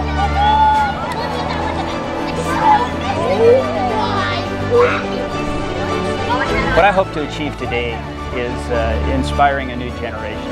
I mean, the more people that we can get to see up close and personal this rocket, it's awe-inspiring. And I cannot wait till the launch. When America sees our rocket actually launch on a test flight to the moon, you know, it's just going to spark a whole new push for what we are doing. Best day of my whole life ever. It's going to be incredible. It was a dream come true. This rocket is definitely going to the moon. I think it's really amazing. I was actually really excited because I've never seen a rocket like this close up. Now we have the Artemis generation. This is a new generation of us going back to the moon to learn and live, and then we're going to Mars. I told you they were so excited. They're so cute. Their faces, it was amazing. I think my face looked pretty similar the first time I walked into the VAB and looked up at that rocket. I mean, the building is huge, and standing at the base of the rocket just takes your breath away. The scale of it, 322 feet, especially stacked on its end like that, is just amazing. So I almost relived my first time in the VAB through their eyes. And it was really cool. There was this opportunity where they got to just ask any questions they wanted. I was there, so they were asking me questions. They were asking the administrator, Bob Cabana as well, and they just hands shot up. They just had questions, and then sometimes I didn't really know the answer, and they're like, well, it's this, and I was like, oh my God, they know so much and they're so interested in it. I mean, again, this is why we're doing this. This is part of the inspiring the next generation. Absolutely. Whenever I get a chance to interact with kids kind of any age, all the way from elementary school up through college, the human spaceflight program, and Artemis in particular, I think really captures people's imagination and gets them interested in everything it takes to do something so daring and so complicated. Yeah. And actually, before we move on, an interesting note about the opening music in that video, it's an original composition called The Artemis Generation, performed by the Cooper Middle School Band percussion section of McLean, Virginia. And to continue to inspire the Artemis generation, NASA invited students to take part in a national essay contest, challenging them to imagine what it'd be like to lead a week-long mission to the moon's South Pole. Here's the first winner now. I gazed out of our moon pod window just before it was time to exit. My crew of 3 and I had been working for years to get here. Our crew consisted of a botanist, an engineer, a doctor, and me, an astrobiologist. We'd been picked because of how well we got along together, with our complementary STEM backgrounds and our naturally upbeat personalities. Houston, this is Artemis Crew 1, initiating airlock sequence, I said over my microphone. I looked at my crewmates, and as I stepped out of the pod, I felt so gratified, becoming the first woman on the moon.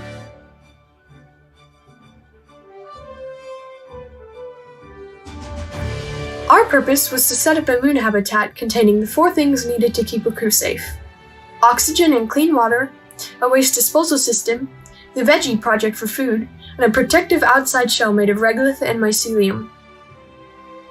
We will build it over the next week, and it will be used by other astronauts for years to come.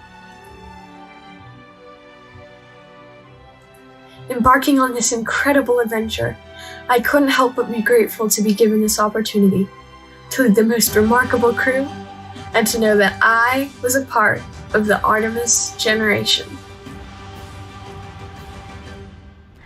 So that was beautifully written by Taya Sauer of Laguna, California, and she was one of 3 essay winners. The 2 others were Austin Pritz of Walcott, Indiana, and Amanda Gutierrez of Lincoln, Nebraska. If you want to check out their essays, you can scan the QR code you see on the screen.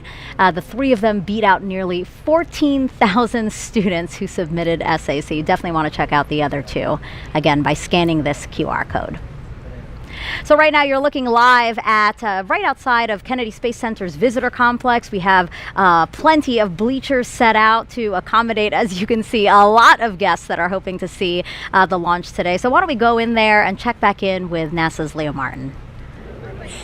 Hi, Megan. Yeah, this place is filling up. You can feel the excitement, people chattering, people sharing stories, people talking. And, we just heard about those Artemis Moonpod essay winners who are part of the Artemis generation. Also joining me tonight from the Artemis generation, we have 2 students who were actually able to come down and visit at Kennedy Space Center to watch this launch live tonight. I'm joined here by Denim and Allison. How does it feel to be here tonight? Really, when I first found out, I was really nervous. I didn't really know what to expect. Like, we really just looked at each other and we kind of screamed. Yeah. Just out of excitement? Yeah. How did you feel?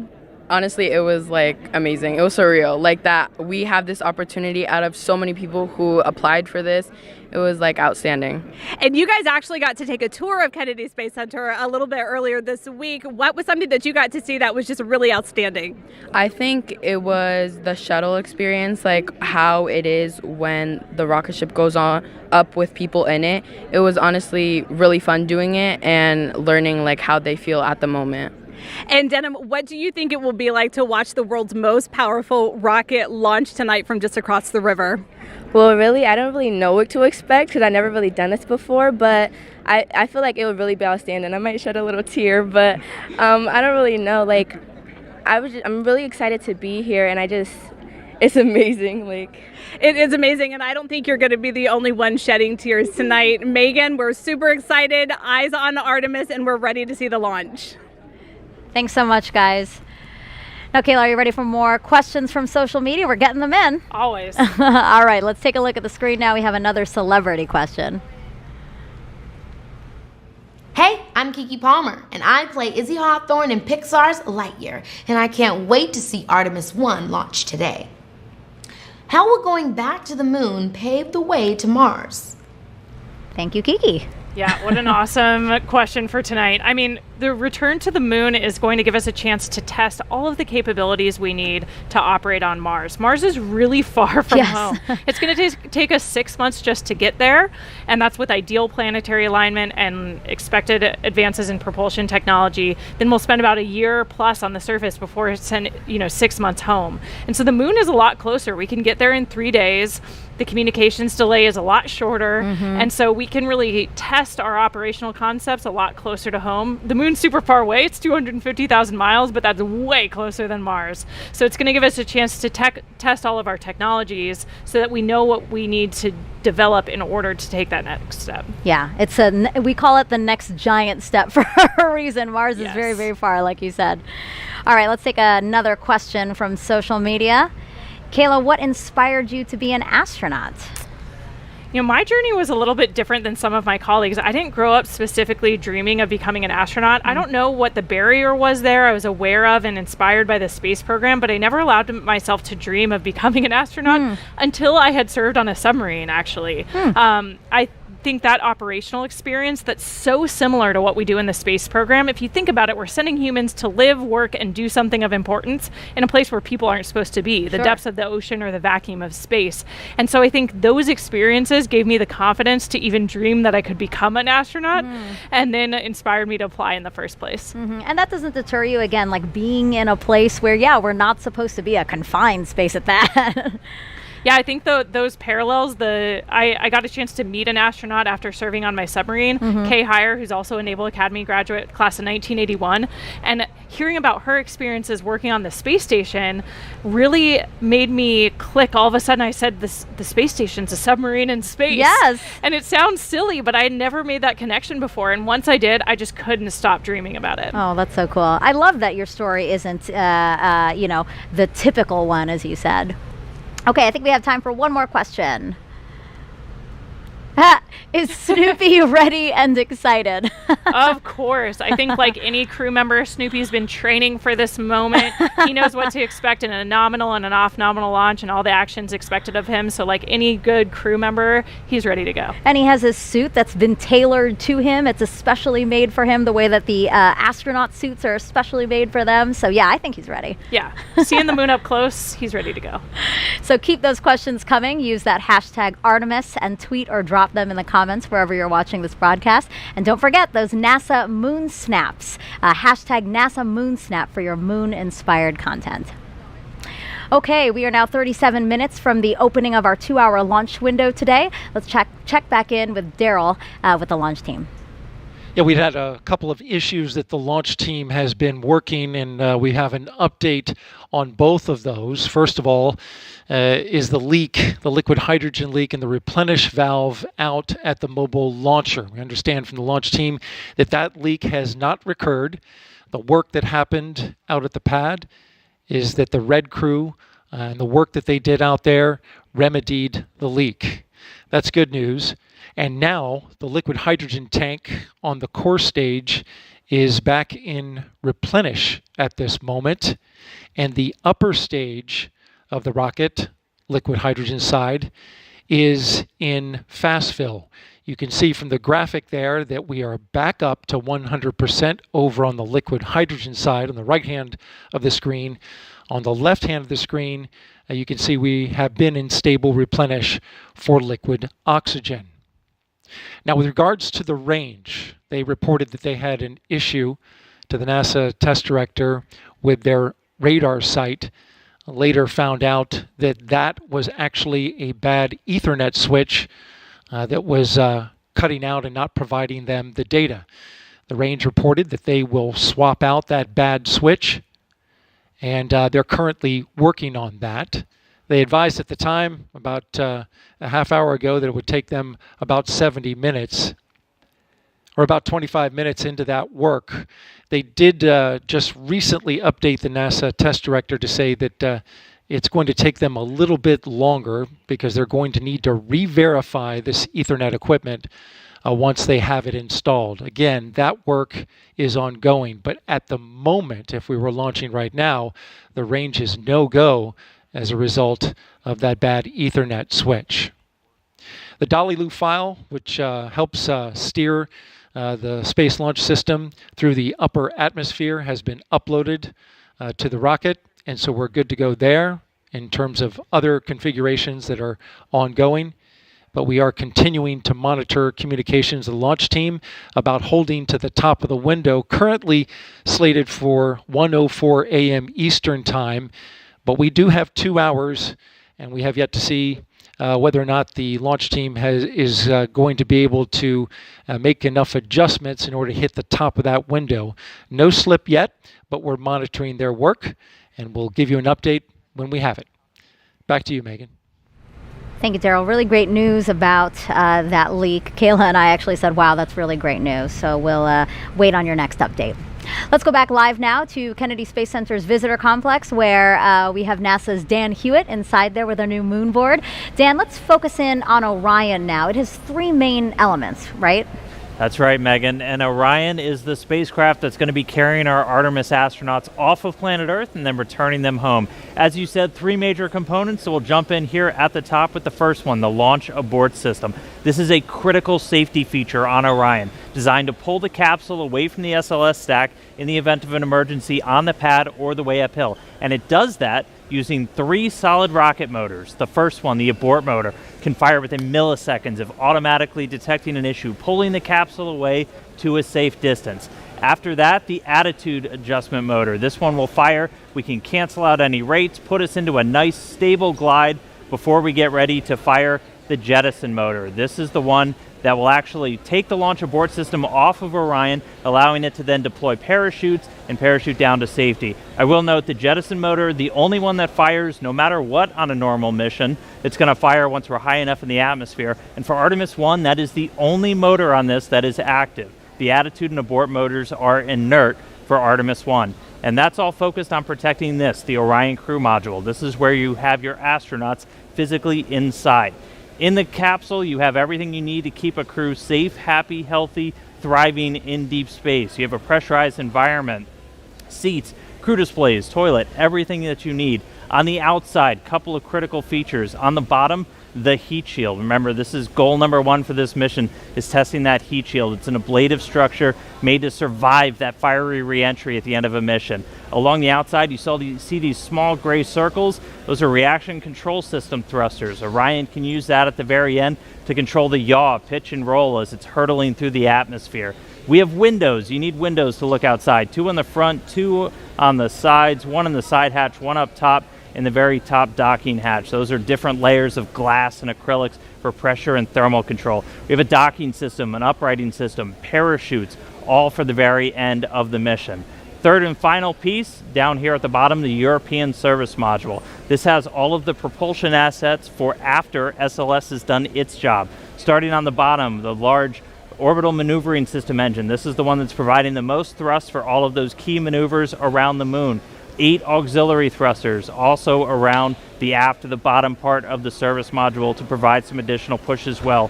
And then 24 of these smaller reaction control system thrusters. They can be used for attitude control, which way you're pointing, as well as small translational maneuvers moving side to side. We flip the vehicle up, we see 4 solar arrays, each one 24 feet in length, altogether generating 11 kilowatts of electrical power for Orion systems.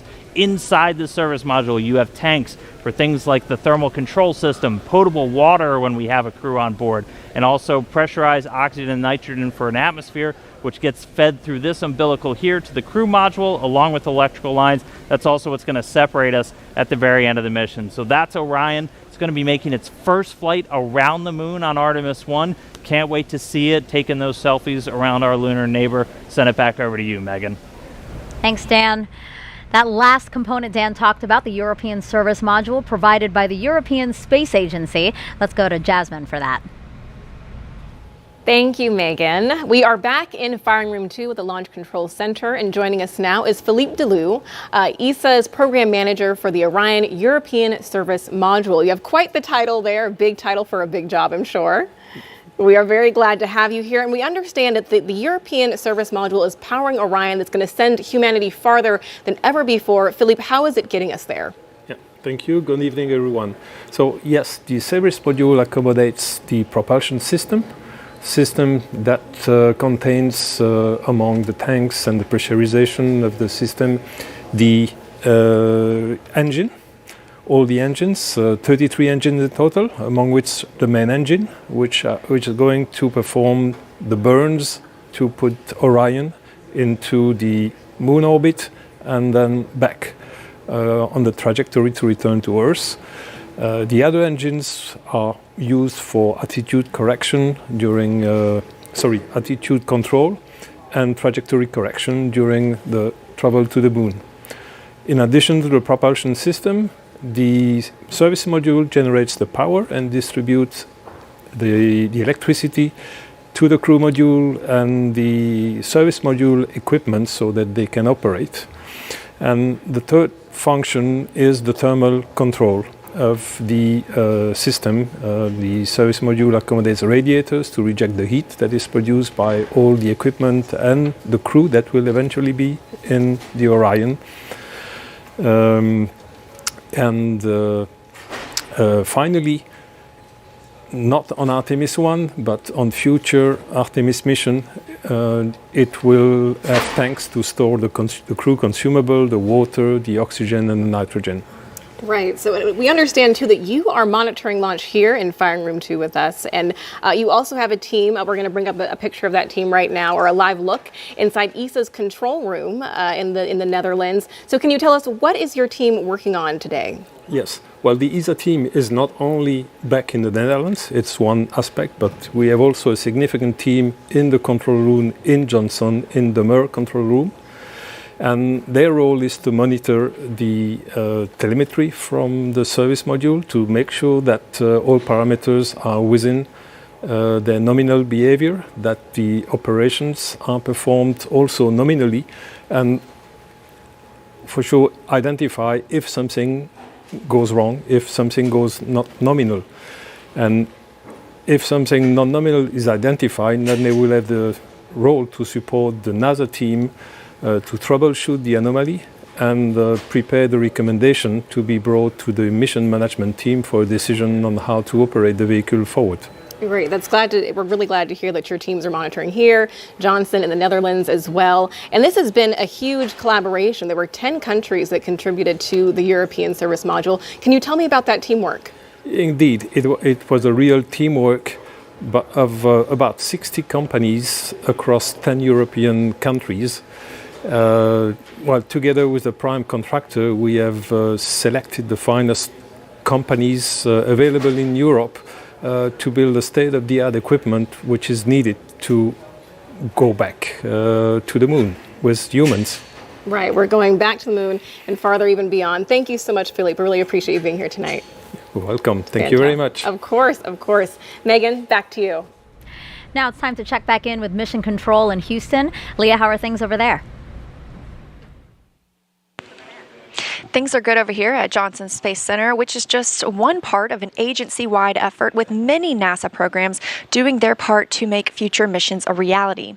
When the first woman and first person of color travel to the moon, they'll be wearing a state-of-the-art launch and entry spacesuit called the Orion Crew Survival System. When they set foot on the moon, they'll be in another all-new next-gen suit, both being developed at the Johnson Space Center and through partnerships with commercial providers. During those spacewalks, astronauts will collect samples for further study of the moon. The Astromaterials Research and Exploration Science Division at JSC is preparing to receive rocks, soil, and ice collected from the moon's south pole, which has a unique crater impact history and ice deposits that have never been sampled. And leading the effort to advance capabilities for science, exploration, and commercial development of the moon is the Commercial Lunar Payload Services Initiative, or CLPS. More than a dozen American companies are developing science investigations and tech demos. Additionally, we need a sustainable presence, a specific station in orbit to facilitate continuous lunar access and serve as a home base or a jumping off point for new deep space exploration missions. This is where Gateway comes in. It's a multi-purpose lunar space station being developed by a worldwide effort led out of JSC. NASA is again teaming up with international and commercial partners to create this essential component. Artemis and Gateway will enable NASA's Human Research Program to better understand how the human body adapts beyond low Earth orbit, ensuring future astronauts traveling to the moon and Mars have the tools to keep healthy and thrive in new environments. And with that, we're going to turn it back over to Megan and Kayla at Kennedy. Thank you so much. So Artemis will also facilitate new discoveries about the moon. So to tell us what we're hoping to learn, we have Sarah Noble here. She's the Artemis Lunar Science Lead. Great to have you here. Thanks. So tell us about what we know about the moon. Yeah, so we learned a ton about the moon during Apollo, right, from the samples and the data that we collected. In fact, we're still learning from those samples and data even today, 50 years later. But then since Apollo, you know, we've actually been studying the moon mostly from above, learning about getting more of a global perspective on the moon that we really didn't have during Apollo. And so that's allowed us to ask a lot better questions and to understand where to go to find the answers to them. Now that we're headed back to the moon, sending human beings as part of the Artemis program, what are we hoping to learn that's new? Yeah, so we're going to an entirely different part of the moon for Artemis, right? During Apollo, we kind of landed almost in the same place, like 6 times, right? In the sort of central near side of the moon. But for Artemis, we're going to go explore a new part of the moon. We're going to go to the South Pole, which is some of the oldest rocks on the moon. It's the part of the original crust of the moon. And there's places there that are permanently shadowed, where we think that water and other molecules sort of get trapped, and we really want to understand what those are, and so that we can use them for both science and for as a resource. Sarah, we're also planning to land a rover at the South Pole of the moon in late 2024. Can you tell us about that? Yeah, absolutely. The Viper rover, the Volatiles Investigating Polar Exploration Rover, is going to go land near the South Pole, and it's actually going to explore some of these permanently shadowed areas. It's going to dip into them, drill down, try to find out what that water is, what else is there, what form that water is, how much is there, so that we can really understand it both from a science perspective, and if we want to use it as a resource, we will understand how to extract it. So some people might say, you know, we have all these rovers, we have access to machines that can do a lot of the work on the surface of the moon for us, so why is it important to return humans to the moon? Yeah, it's not an either-or proposition, right? There are some things that robots are better at and some things that humans are better at. And it turns out that humans are much better field geologists. We're really much more efficient and better at that. Plus, we can do better. We can deploy more complicated instruments, and we can use tools in ways that it's very difficult for robots to do, so we can collect better samples. And one of the great things is that we can bring back a lot of samples, right? When we do robotic sample return, it's usually a very small amount. But if you look at what we brought back from Apollo, it's a large amount of samples that literally hundreds, probably maybe thousands of scientists have been able to study over the years and over generations. And that's a lot of brain power to put behind those samples. So again, that's how Artemis and Apollo are different. Now we're utilizing machines and people. That's right. To Work hopefully together. advance. Yeah. That's right. Perfect. Sarah, thank you so much for your time. Thanks for having me. So in honor of our destination, the moon, we asked you all to create moon-inspired content and share them with us using the hashtag NASA MoonSnap. We got so many wonderful submissions, so why don't we check them out now?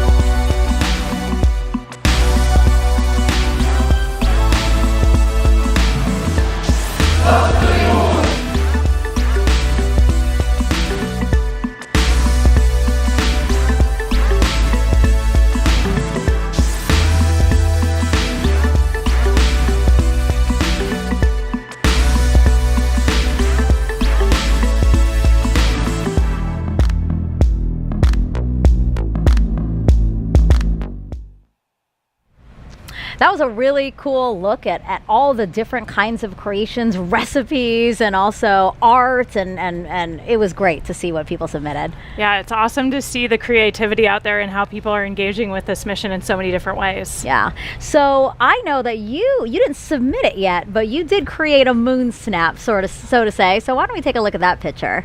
Yeah, this is one of my favorite pictures of the moon that I was able to take from orbit. I think for me, it kind of reminds me of that iconic picture of moonrise or Earthrise from the moon from Apollo. And it's kind of that in reverse. I think there's something about seeing the moon from orbit around the Earth that makes it seem a little bit easier to imagine what it'd be like to have that view from the moon looking back at our home planet. Yeah, you should definitely submit that because that's an amazing photo. Did you take that yourself? Yeah, out of the cupola window aboard the space station. Wow, the resolution's great. The cameras we have up there are incredible. Yeah. It's awesome. So I haven't taken a moon snap, so I had nothing to submit. So how do you feel about creating a moon snap with me? Let's do it. All right, well, take that, if you don't mind lifting it up, and we're just going to snap a photo here. Oh, lighting. Perfect. So I just created a moon snap. I love it. I'm going to share it. And again, this is just to encourage people to really get involved in this mission. So we will continue to collect and share those photos. So again, if you have a NASA moon snap, just use that hashtag. Okay, Artemis 1 comes amid a very busy year and exciting year at NASA. Some of the highlights include 2 more commercial crew launches with SpaceX, Crew 4 in April, and then Crew 5 last month.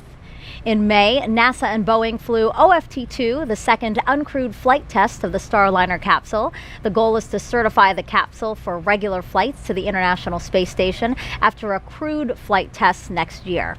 In July, we released the first images captured by our James Webb Telescope, and oh my, those are really beautiful, fascinating photos, and they're going to really help us answer some of astronomy's biggest questions about how our universe began. And then in September, we intentionally slammed the DART spacecraft into asteroid Dimorphos. Boom, look at that. And we successfully changed its course. The asteroid wasn't headed for Earth, but the test was to show we could defend our planet if needed. And recently, 2 other missions that benefit the Artemis program. Last week, we tested a new inflatable heat shield that could help us eventually land humans on Mars. And just 2 days ago, Capstone arrived at its intended orbit around the moon. The small satellite launched from New Zealand in June and will now test a unique lunar orbit for a future space station there. Artemis 1 heralds a new era in the history of human spaceflight. It marks a pivotal next step in humanity's return to the moon, ushering in a new generation of astronauts, technology, and research. This critical flight test sets the course for a bright future at the moon. It represents our ability to safely send Artemis astronauts and critical hardware to lunar orbit. Humanity will experience Artemis in different ways than we did Apollo. We will explore new areas of the moon with 21st century materials, technologies, systems, and operations. Gateway will be humanity's first space station to orbit the moon, built with next-generation technology. Gateway will not only provide a deep space outpost for future lunar expeditions, it will also serve as a station for landers, experiments, and supplies. Starting with the core power and habitation elements, Gateway will grow with increasing capability as international partners contribute new habitat and refueling modules, observation windows, external robotics, and more. Gateway will enable longer stays and more science to be conducted on and around the moon than ever before. And one day, it will help set the stage for missions to Mars. A highly skilled, diverse core of astronauts will be selected for Artemis missions, including the first woman and first person of color to step foot on the moon. Aboard Gateway, the crew will conduct exciting research from their unique deep space vantage point. Gateway will also be a transfer station for astronauts to board innovative human landing systems that will ferry them to and from the lunar surface for exciting scientific expeditions near the South Pole. Once on the moon, Artemis astronauts will use expertise in fields like biology and geology to conduct groundbreaking research in modern spacesuits using advanced tools. They will drive new rovers to investigate the lunar terrain and unlock some of the greatest mysteries of our solar system. Artemis 1 cements our capability to send astronauts and cargo to the moon for years to come. We're going back to the moon. We are Artemis. As we approach the opening of our 2-hour launch window, we have a special musical performance for you. America the Beautiful, played in honor of the flight test by the Philadelphia Orchestra and Yo-Yo Ma.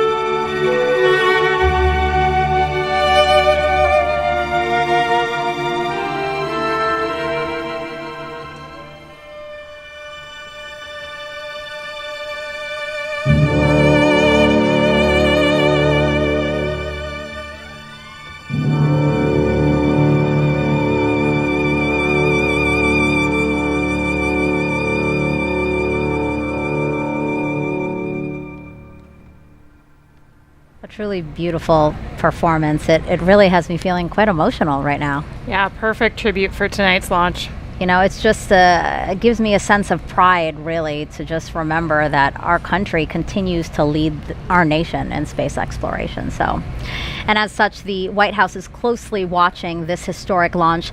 Earlier this year, Vice President Kamala Harris came down to Kennedy Space Center and met with NASA leadership as well as astronauts. She also toured our facilities where teams are working on hardware for future Artemis missions. Before leaving, she signed a piece of the Orion spacecraft that will fly on Artemis 3. She's doing it right there, which will return astronauts to the lunar surface. Okay, Kayla, time for more social questions. So let's take the first one. You know now the drill. It's going to be a celebrity question, so let's take that. Hey guys, I'm Jack Black, and I'm super excited for the Artemis 1 launch today.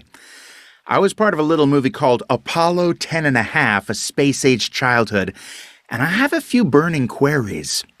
Question the first. How is Artemis different than Apollo?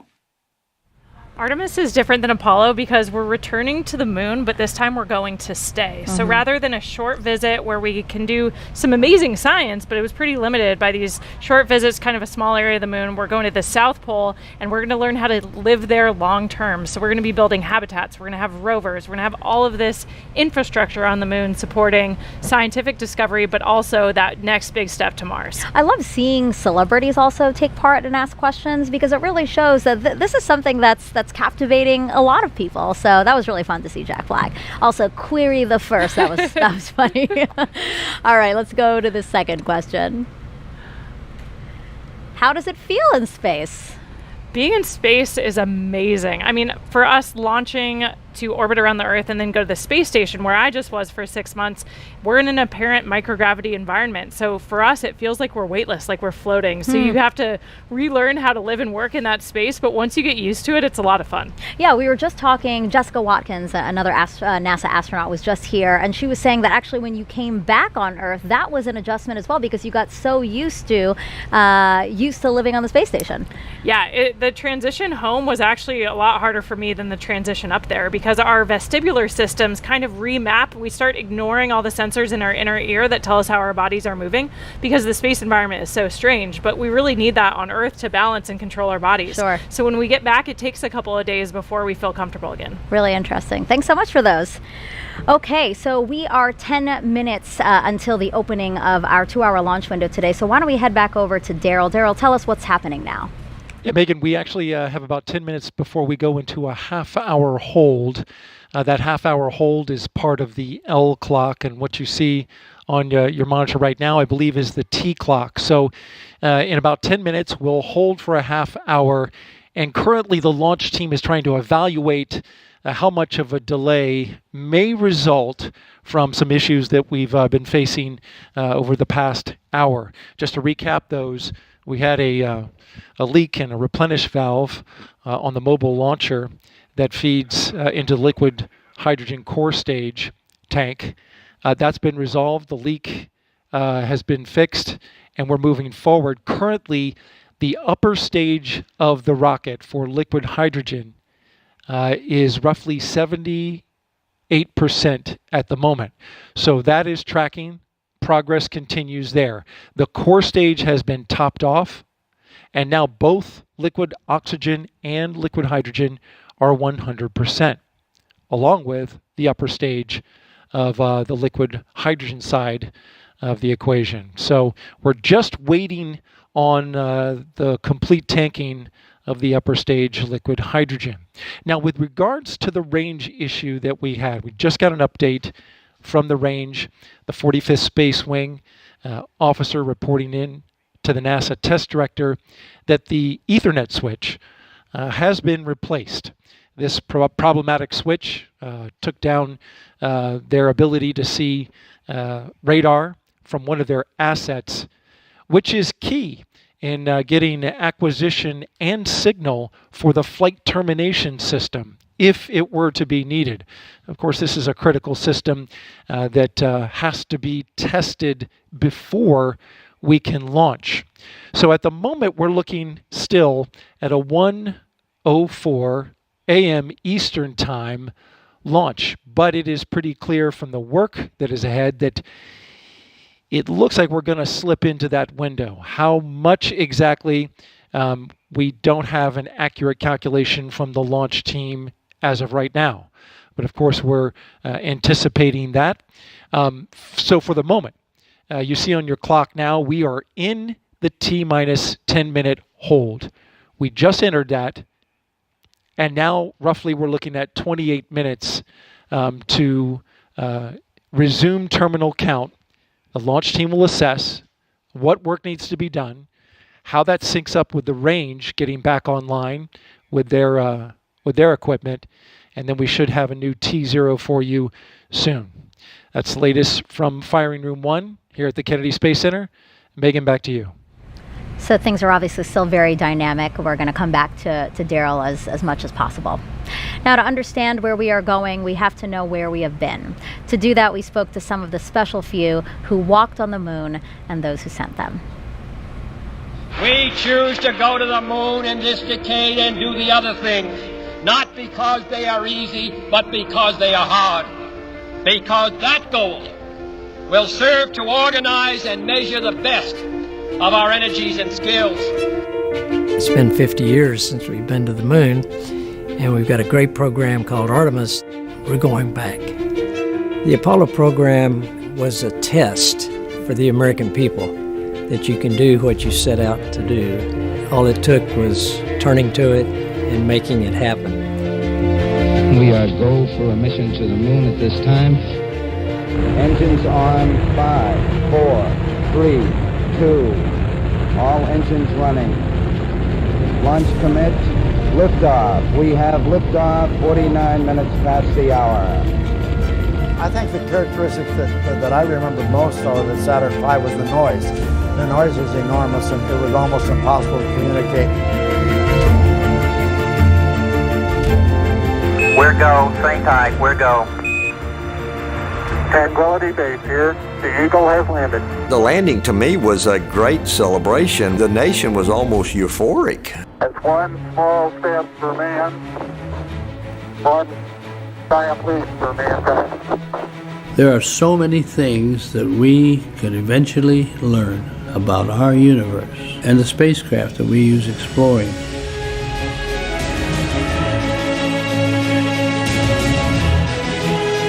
We are a nation of explorers. During Apollo, we were on national TV literally every day because we were doing something visible that Americans could see and they could feel and say, look what we are doing.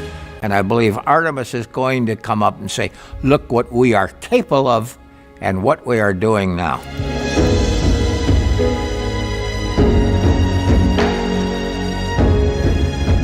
Artemis will stand on the shoulders of Apollo. They're going to have the eyes of the world on them when they start down this trail. The science of a space flight is one that will continue to inspire. Going to the moon generates technology, more communications, more computer technology, more sophistication in manufacturing that help us in everyday life. We have a generation that is ready, a generation with that technology, a generation with the education. Artemis represents the future in space. It is our next big step, and it is time to take it.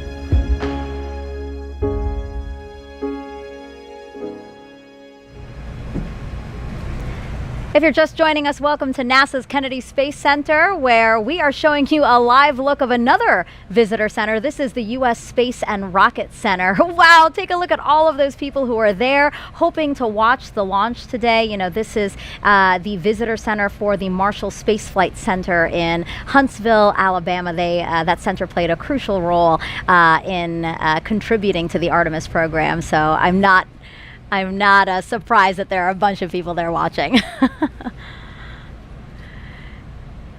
All right, so now we're going to go back to Leah Martin over at Banana Creek. Again, that's right outside of our visitor center, and she's with some other folks who came out to watch today's launch. Yeah, you know, Megan, we talked about this being America's rocket, right? Every state in the United States has contributed to this rocket, so it should be no surprise that we have people from all over the country joining us here tonight. I'm actually joined by some friends of ours who are joining us from Georgia and Utah. What does it mean to be here tonight to see tonight's launch? I think it's amazing. I know that tons of people from all over the United States have helped build the rockets and are here tonight, so it's awesome to know that we all have a little bit of personal ties to the rocket. And go ahead. No, I'm just excited to be here because I've been a fan of space travel and going to the moon and back, and I'm glad to see it's happening again later in life. And you were actually telling me a little bit earlier that you grew up in the Apollo era in those years following those first launches, and now here, how does it feel to be watching the sister program launch and seeing at the beginning? Look at the goosebumps. That tells it all right here. I'm totally thrilled to be here. Now, and you were actually telling me that you have a personal connection to this rocket as well. You know some Yes. people who have worked on it. What do you think it feels like being here? How does it feel for you to see something that's the culmination of so many years of hard work? Yeah, I think it's crazy when you think about how long it takes to build it and stuff. Like, I wasn't even born last time people tried to get to the moon. So it's awesome. I think it's so exciting, and I cannot wait. And we have a ton of people who are working tonight still on console. We just want to tell them words of encouragement. What more do you have to say? Oh, I hope it goes tonight. Megan, back to you. Go Artemis. Woo! Go Artemis. Yes, I love that. And again, I just love these drone shots that we're showing of all the people who are here ready, hoping, anticipating launch today. So now let's head back over to Dan. So Dan is in the Apollo Saturn V Center, which is right next to this crowd that you're seeing here. He's inside there, and he's going to tell us more about SLS using an interactive state-of-the-art tool we're calling the Moonboard. That's right, Megan, and everybody, welcome back to the Moonboard. So just to recap, SLS out on the pad, on the mobile launcher. Daryl's been walking you through all of the tanking, all of the preparation. We had that hydrogen leak that was in the base of the mobile service structure here. That's been remedied. We haven't had any issue with those tail umbilicals that we were tracking so closely back in August and September. So everything looking really good with SLS. Just to recap, most powerful rocket we have ever built. It's propelled by 2 solid rocket boosters and 4 engines on this core stage. Now these solid rocket boosters are going to be firing for the first roughly 2 minutes of the flight, a little more than 2 minutes.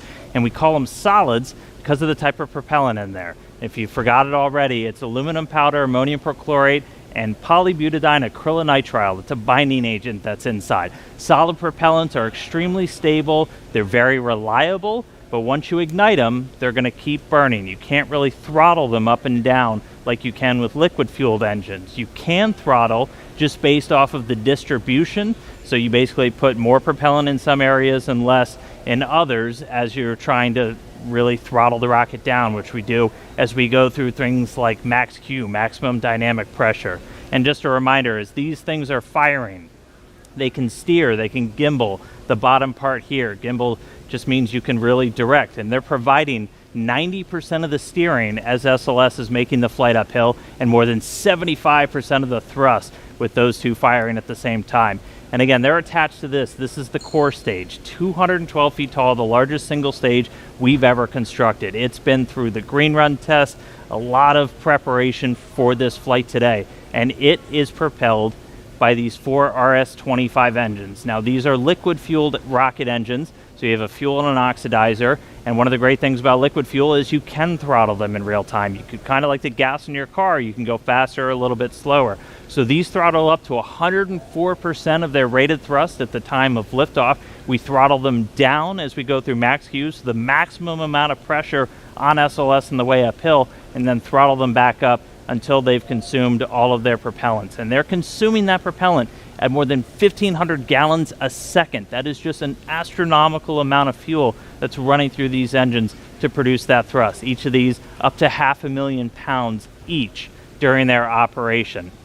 And of all the different components, we've got this engine block section down here. You have all of the associated plumbing, everything to feed those propellants down to these engines. You also have these 2 attachment points here, and that's where we actually tank the SLS rocket. So a lot of focus on those in the previous attempts. They've cooperated spectacularly so far today, and we've been able to fully tank this core stage. And a reminder, you have a fuel, about 500,000 gallons right here of liquid hydrogen, and then an oxidizer. You need those 2 together, and then an ignition source. That's what gives you your reaction, your thrust, your basically controlled explosion that then comes out of those rocket engines. So fully tanked, these are cryogenic fuels, hundreds of degrees below zero, so we've got a spray-on insulation across the entire vehicle. As it's sitting out there in the Florida air, it's a little bit warm tonight. but we need to keep those hundreds of degrees below zero. It takes a lot of energy to do that, so the less you have to use to keep them cold, the better, which is why we have that insulation. So we're going to be seeing SLS take flight for the first time tonight as we clear all of those final issues. Again, this is going to be one heck of a show when this thing launches into the night sky. So with that, send it back over to you, Megan. If you're just joining us, welcome to NASA's Kennedy Space Center for live launch coverage of Artemis 1. I'm NASA's Megan Cruz, and this is NASA astronaut Kayla Barron. It's been great having you these past 2 hours. It's been so awesome to be here for this historic launch tonight. So right now we are awaiting a new T0. The launch team had to work through some issues, and they're doing a great job at working through those issues. So now we're just waiting to see a new T0, since we had been aiming for the top of the launch window, which opened does open at 1:04 a.m. Eastern Time. Now, today is a big deal. Apollo 17 in 1972 was the last time humans stepped foot on the moon. That the rocket you see right there behind us, illuminated in the darkness there, is the first step back towards getting us to the moon. Now, Artemis 1 is the first integrated flight test of NASA's deep space exploration systems. That's the ground systems here at Kennedy Space Center, the Space Launch System, or SLS rocket, and the Orion spacecraft. We will send an uncrewed Orion spacecraft farther beyond the moon than any of the Apollo missions before it. For Artemis 2, Orion will have astronauts on board as it orbits the moon. Then future Artemis missions will land the first woman and first person of color on the surface of the moon. So Kayla, why do we want to go back to the moon? The moon's a super interesting place to study. It can tell us a lot about the Earth, its own formation, but also more about our solar system.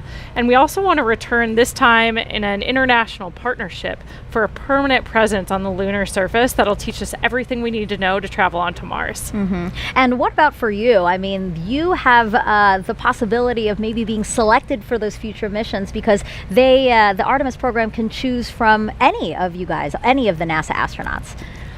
It's a crazy time to be a NASA astronaut and even imagine that that could be real. I think we're all just honored to be a part of the team that's doing this. We're just a small representation of all of the amazing human beings around the world that it takes to do something as audacious as returning to the moon, learning what we need to go onto Mars. So we're just all excited to support the program in any way we can. But of course, a ride to the moon would be incredible. So yeah. I think we're all just dreaming about those moonwalks. Now, since Artemis 1 is setting the stage for those future crewed missions, is there anything in particular about this 26-day mission that you will be watching? Is it re-entry? Yeah, you know, we've mentioned that a few times throughout the broadcast tonight. The re-entry is a really important part of the flight, of course, and the heat shield, we're interested in seeing how it performs in real life. We tested it on the ground, but Orion's going to be coming in faster and hotter than any human-rated spacecraft in history. And so we really want to see how the heat shield performs and make sure all the systems can keep the crew safe for that dynamic event. Yeah, we'll all be watching for that too. It's not just about the launch, a 26-day mission, as we said, so we'll be keeping watch over the entire mission. Our workforce now is very different from what it was during the Apollo era. When Apollo 11 launched, there was only one female engineer in the firing room. Today's launch of Artemis 1 is led by NASA's first ever female launch director. Take a look at how she and other women across NASA are shattering glass ceilings.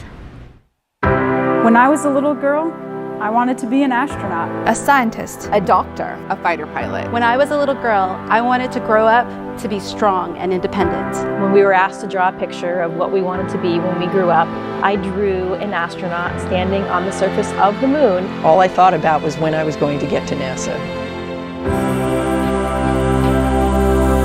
It's a huge honor to be NASA's first female launch director. To be the launch director for Artemis, NASA has so many wonderful women pioneers, so many heroes to me. Some of the most amazing women in my eyes are people like Katherine Johnson and the other women that you've seen in Hidden Figures. Sometimes it's difficult to believe that I'm on this side now wearing this blue flight suit with all of the other astronauts, representing this iconic image that had so inspired and excited me my entire life.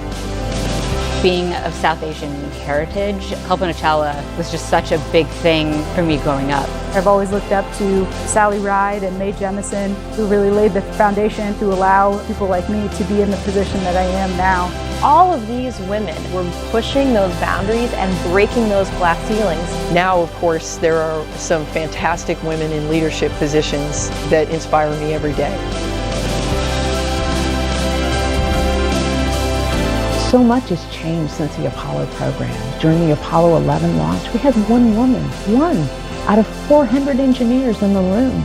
And I look at our team today, it's much more a reflection of the world that we live in. A big piece of why it's so important to have women and diverse backgrounds, because it allows us to bring everybody along with us on this journey. It doesn't really matter what you look like. If you've got the brains and you have the knowledge, we need you at the table. We are at such an exciting time in human spaceflight right now, and Artemis is such a huge part of that. We haven't been to the moon in many, many years. We have a lot of younger generation folks that have never seen that happen. We will understand so much more about the moon, about the Earth, about our solar system. We're going to stay. And to me, that's an amazing idea. The moon is going to be the blueprint for how we go to Mars and out into the solar system and maybe beyond. It is incredibly exciting to be part of this Artemis team. It still feels pretty surreal to think that I might one day walk on the moon. To see a woman and a person of color on the surface of the moon, to be able to say that space is for everyone and that we go to space to make life better here on Earth for everyone, I know that tears will be in my eyes.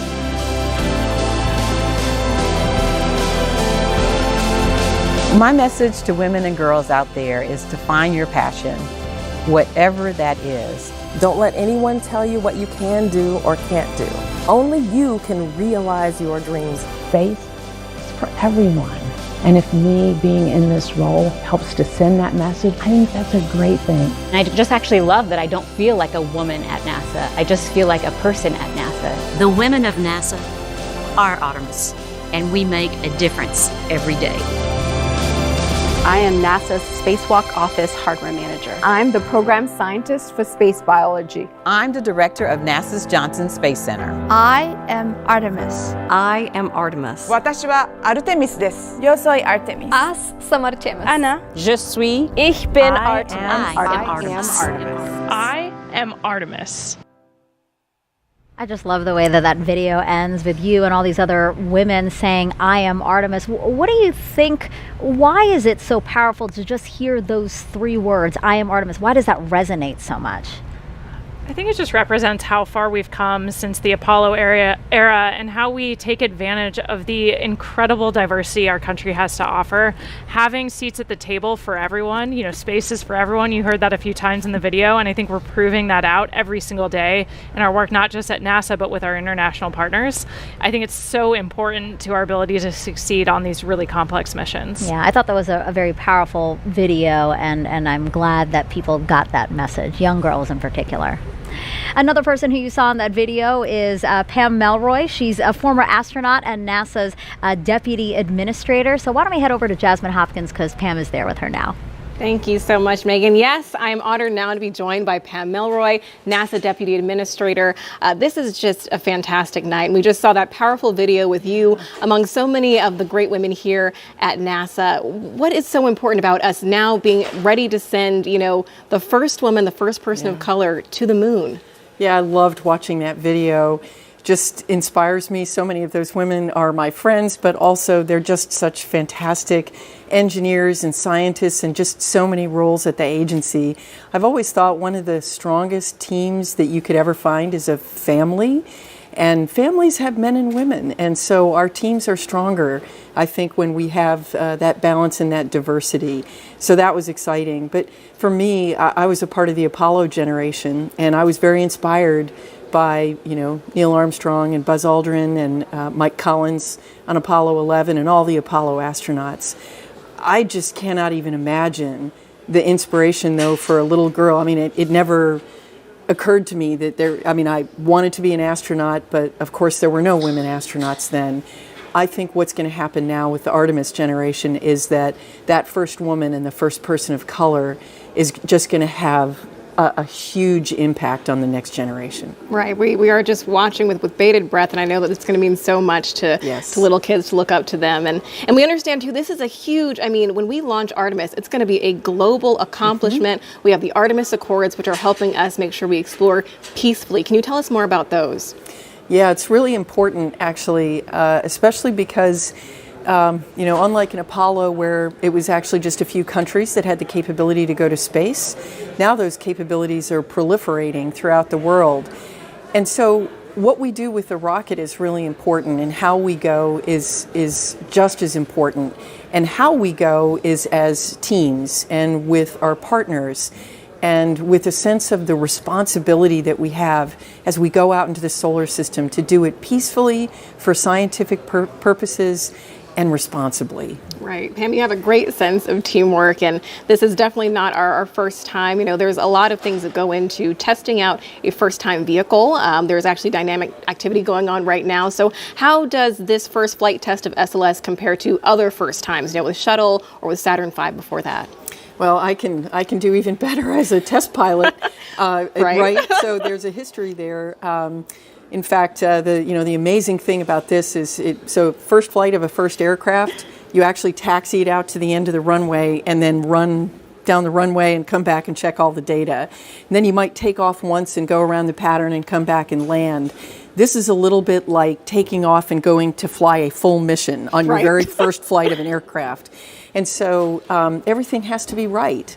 So this compares it's very similar to the experiences that all new rocket developments have, where, it's not just about learning the hardware, that's a big piece of it, but it's also about gelling that team together and your procedures and how you're going to deal with issues that come up, because they will come up. They always come up. Exactly. And you have that experience as a test pilot, but also as a former astronaut. In that video, we saw you getting your induction into the Astronaut Hall of Fame, which is pretty cool. So what is your perspective, or what advice do you have for the Artemis astronauts, those ones that are going to maybe set foot on the moon?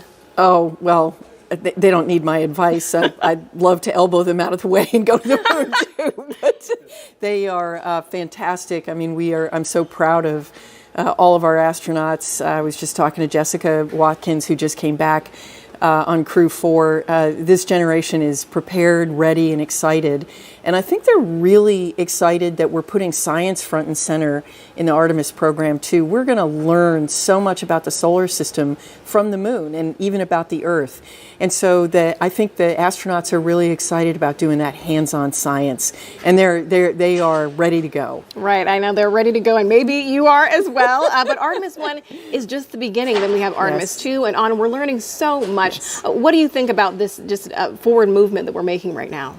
Well, it's really important. This is the Artemis campaign is actually part of a multi-decade effort that we're doing right now, which is really with the goal of creating a blueprint for how we're going to explore with humans and do science throughout the solar system. So we're going to learn through the Artemis campaign on the moon, and then we're going to go demonstrate it on Mars, and then the next destination, who knows where. Right. I mean, we're going so much further than we ever have before. Pam Melroy, thank you so much for joining us. Thank you. Go Artemis. Of course, go Artemis. Megan, back to you.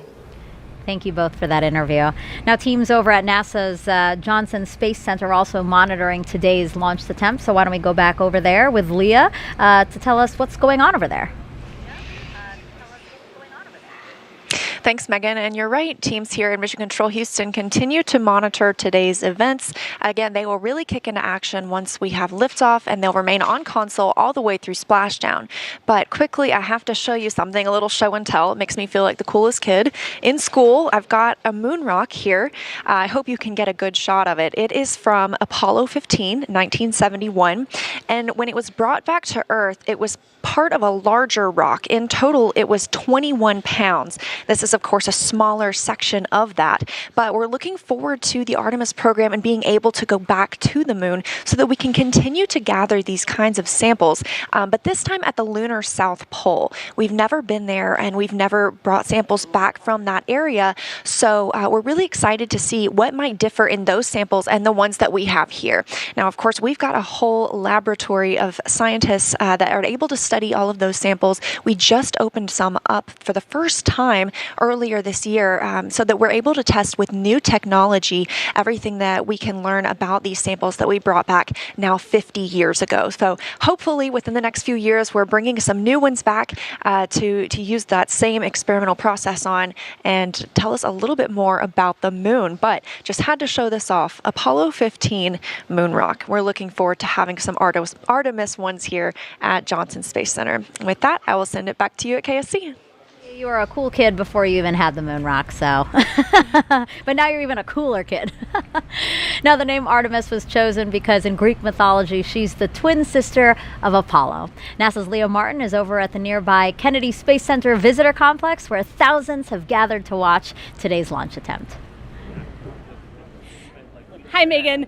I'm actually joined here tonight by a very special group of guests here from Stennis visiting Kennedy Space Center. Why don't you tell me, Ryan, what it is that ties you to tonight's launch? So we were lucky and privileged enough to be able to test the core stage of the SLS rocket that's going to launch today. We got to Green Run, which is a full duration hot fire. It's a very historic time for us at Stennis. It was so exciting to be a part of. It was 7 years of hard work by a lot of really great people. And Jack, just so excited to be here to see it.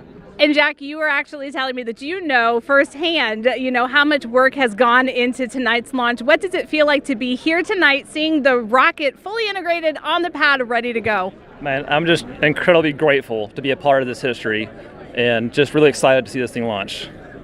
And Barry, you were telling me that you know also firsthand, the adversity that these teams have overcome to be here tonight. Do you have a word of encouragement, anything that you'd like to say to the teams all across the United States right now, both at Kennedy and at JSC, who are just sitting in these seats ready to get the rocket launched tonight? Sure. Persevere. I mean, it's hard work, but it's so well worth it. We spent many hours doing the testing and trying to get ready for this moment, and I think we've forwarded that information to those guys, and we also give them the encouragement to continue on, so we know they can do it. Thanks so much, Barry, and I think it would be great if just on the count of three we can give them a great big go Artemis. 1, 2, 3. Go Artemis! Back to you, Megan. That was amazing.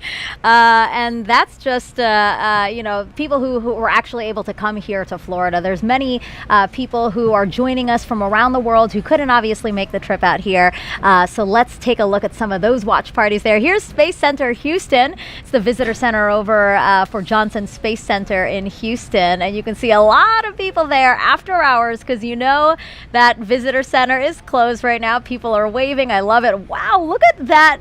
Whatever that is, That's it's awesome. amazing. I don't think I've ever noticed that when I'm at Space Center Houston. Maybe it's new. I know, but yeah, just look at that crowd. It's really fun to see, again, all these people who are captivated, young and old, by today's launch attempt and the beginning of the Artemis program. I know that they're probably looking at the clock and wondering when we might see the launch today. So lovely to see all those people.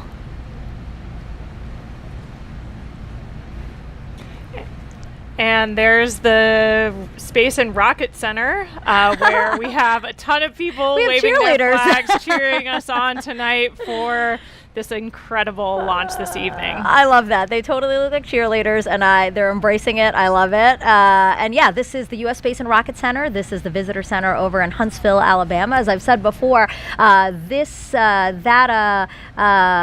Marshall Space Flight Center there is super instrumental in what the Artemis program is doing. They contributed a lot to the mission, so it's nice to see everyone there. And then here is Airbus in Bremen, Germany. So Airbus is the main contractor for the European Space Agency, and together the company and ESA, they provided the European Service Module, which is an important part of the Orion spacecraft. So we have quite a bit of people there, a more reasonable Central Time over there in Germany. It is 7 a.m., so I'm going to say Guten Morgen to them. Did I say it right? Guten Morgen to them over there in Bremen, Germany. Again, the Airbus company. All right, so let's get another check on the launch team with our Daryl Nail, who's inside there and has an update for us. Yeah, that's right, Megan. So we are clearly in a delay now. The NASA test director, who's basically flying the ship for the launch countdown tonight, has said that we are extending the hold that we were currently in at T-minus 10 minutes and counting. And so that puts us off the 1:04 a.m. Eastern Time launch. We're now slipping indefinitely into the hold. And NASA test director Carlos Monge saying that we are currently estimating how much work needs to be done before resuming the polling that is supposed to take place 15 minutes before launch. It then goes to terminal count at T-minus 10 minutes. Now we've got an update on the tanking of the upper stage liquid hydrogen tank. Currently 95% filled. We're in topping on that tank. It is the last of 4 tanks in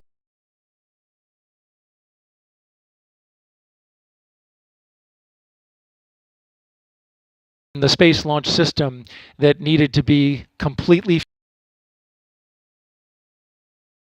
fueled up before we launch. Of course, cryogenic tanking, a complex operation that has seen some delays tonight.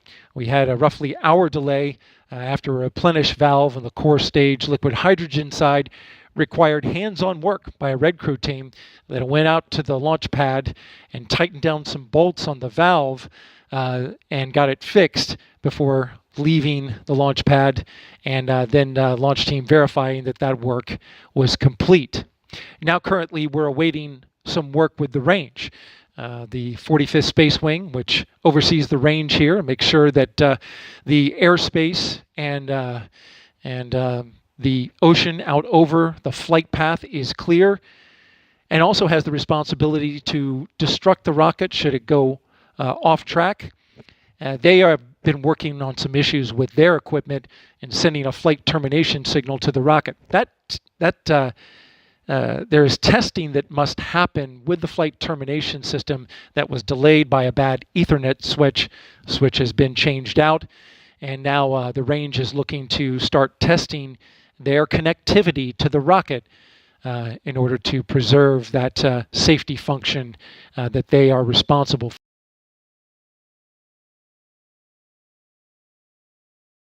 for. So again, we are slipping now indefinitely into the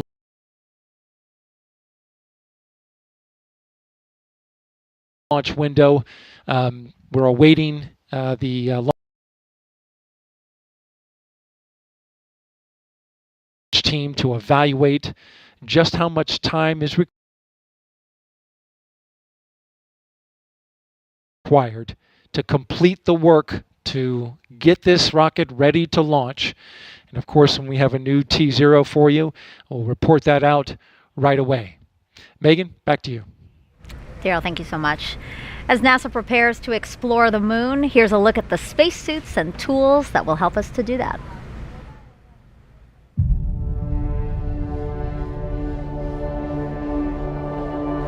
Watching Apollo footage of astronauts doing geology on the surface of the moon is a really great way to think about preparing for Artemis, for putting people on the lunar surface once again.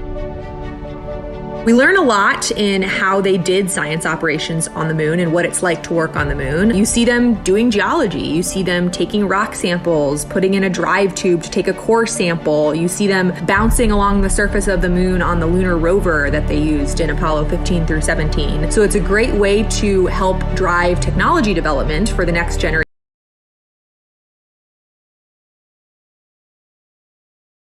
of spacesuits and geology sampling tools. There's these facilities that help us train like we are on the lunar surface. You know, these 1.6G offload systems or putting people in the aquatic environment are great ways to train the mobility part, right? Like, what can you do and how different does it feel to be in 1.6G and do these tasks? We've been training astronauts in geology and geoscience for decades now. The Apollo astronauts had literally hundreds of hours of training in geology before they flew to the moon. It's often said that the Apollo astronauts had the equivalent of a master's degree in geology by the time they flew to the moon. In the intervening decades since Apollo, we've been training astronauts who fly to the International Space Station because when they're on the ISS, they spend time observing the Earth, looking out the window, taking pictures of what they see on the Earth's surface. Now that we're looking at putting astronauts on the surface of the moon, we also take them into the field. We take them to field sites here on Earth that resemble field sites that we expect them to see on the moon. That's the reason why we take them out into places that are unique, like volcanic landscapes or places that are analogous to the lunar surface, to train them on the scale and fidelity of science that you just can't recreate in these facilities. And so by combining this classroom and field training, we're able to prep them for fundamentals of geology, the major driving lunar science questions that we have that we hope to address with the Artemis program, and teaching them how to do field work in relevant analog environments. For just science aspects of developing new spacesuits, can it get you to where you need to go? And then once you get there, can you do the cool science that you need to do? And so that's, can you move effectively and efficiently in the suit to be able to collect the samples or use the tools or the instruments? For the visibility, it's like, can you make the necessary observations that you need to? Or does the suit have the lights on it that it needs to illuminate the surface and make the observations you need to? The lunar South Pole holds tremendous resources that are going to allow us to continue to explore. This is a place that we've never been before. There's so much to be learned from getting boots on the ground and exploring a unique place that challenges us as humans and also helps us develop technologies that make our everyday life that much better. We think there might be volatiles present at the South Pole. By using these volatiles, we'll be able to do things like create drinking water, create rocket fuel to launch astronauts back to Earth. And so by harnessing the power of the land, we'll be able to help astronauts establish that long-term sustainable presence.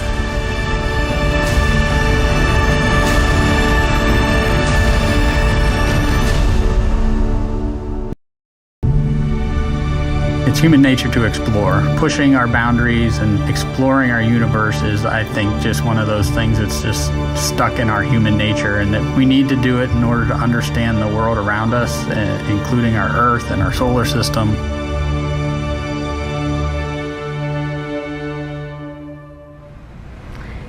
We just heard there how curiosity is just a part of us. So, with that in mind, why don't we do some social questions? Because some people are very curious to hear what you have to say about their questions. So why don't we pull up the first question here? What are your thoughts on the responsibilities that come with going to space? Obviously a question for you. I am not going to space. Yeah, the opportunity to travel to space comes with a lot of responsibility. I think for all of us, it's a huge honor to be a part of these teams, and the work we're doing is so critical in supporting scientific discovery on the ground. So on the International Space Station, we're a national laboratory. Our crew executed over 350 different scientific experiments during our 6-month mission. And so when you think about that, it's years of work to get one of these payloads or an experiment on the space station. Yes. And sometimes that's someone's life's work you're holding in your hands and executing. And so being prepared for those moments is really important, and understanding how to bring the team from the ground into solving complex problems. We take that really, really seriously. And of course, we want to share what that experience is like. Only a few people have been able to go to space. And as we commercialize space, as low Earth orbit becomes more accessible, that'll change. But still, it's only available to some of us. So we really want to share what that's like and the perspective we gain from our time up there. It's really great to see and hear that you guys acknowledge that, right? Like that this experiment that you're holding, that you're working on for 6 months, somebody has been working on literally for years. I mean, I've talked to some scientists and they're saying, oh, this has been my life's work, 20 years of my life's work. So yeah, that was a really good question. I like that question a lot. Okay, we have another one from social media here. Astro Kayla, have you considered what you might say if you had the opportunity to be the first female to set foot on the moon's surface? No, I have not considered that. If I was in that role, it's something I would take really seriously. I think the iconic words of Neil Armstrong, one small step for man, one giant leap for mankind, are something that we all know, whether you witnessed that moment or not, or it happened before you were born. For me, I think we all have that embedded in our psyche, those important words. So I think it's something I would have to think a lot about ahead of that mission. Yeah, that would be in the history books. That'll be something you're remembered for. Oh my gosh, I'd be so anxious delivering it, even after I've thought of what I want to say, like to actually open my mouth and say it from the surface of the moon. Wow. Yeah. That we'll have to think about that one for sure. Okay, let's see another question here. Oh, why is the spacesuit orange in color? That's an awesome question that I wish I knew the answer to. Megan and I were actually talking about that earlier when we had Snoopy up here. It's a continuation of the same suit that we used during the shuttle era, and I was kind of hypothesizing that maybe it's to help forces if for some reason when we landed in the water we had to get out of the capsule for some reason, it would be easy to see us. But that I'm going to have to take a phone a friend on that one, I think, to know the real answer. I'm sure somebody will be commenting on social media right now with what the real history behind the orange suit is. I'm trying to think about it too. I'm thinking, does it have anything to do with SLS being orange because of the foam match insulation? Your vehicle. Yeah, why not? Maybe it's that. I don't know. I don't know. We got stumped. That was our first one that we got stumped on. Do we have another question? All right. If you could name one of the moon's craters, what would you name it? Oh, man. What would you name it, Megan? I don't know. That's a big decision. I thought you might say the name of your zero-G graph. Oh, FOW? Yeah, maybe. I don't know. That's a pretty big responsibility, I think, to name these geological features. And a lot of the craters on the moon already have names. So I'm sure there's some that maybe they haven't named, they're too small, or we haven't explored them yet. But a lot of them already do have names. Like we're going to be exploring the edge of Shackleton Crater as part of Artemis mission. So a lot of them are already named and mapped. Yeah. Thanks for throwing it back on me. I was like, I don't know. Do you think our parents or husband or fiance are now upset that we didn't say them? I don't know. I mean, I don't think so. I think they understand. These are big decisions. This is. All right, last question here, for this segment at least. What will Orion do when it gets to the moon? So for this mission, Artemis 1, it's actually going to orbit the moon and then go into a distant retrograde orbit. And so it'll get really close as 62 miles, and then go way past the moon. And way deeper into space than we've ever been before. So yeah, the Orion vehicle will be checking out all of its systems. We're going to be analyzing that data from the ground, and then we're going to see that it can survive re-entry and a successful splashdown off the coast of San Diego. Yeah, that was a good question too. Okay, well again, just keep those questions coming. We are entering into this launch window, and we do have time, so we'd love to hear from you, and we'd love to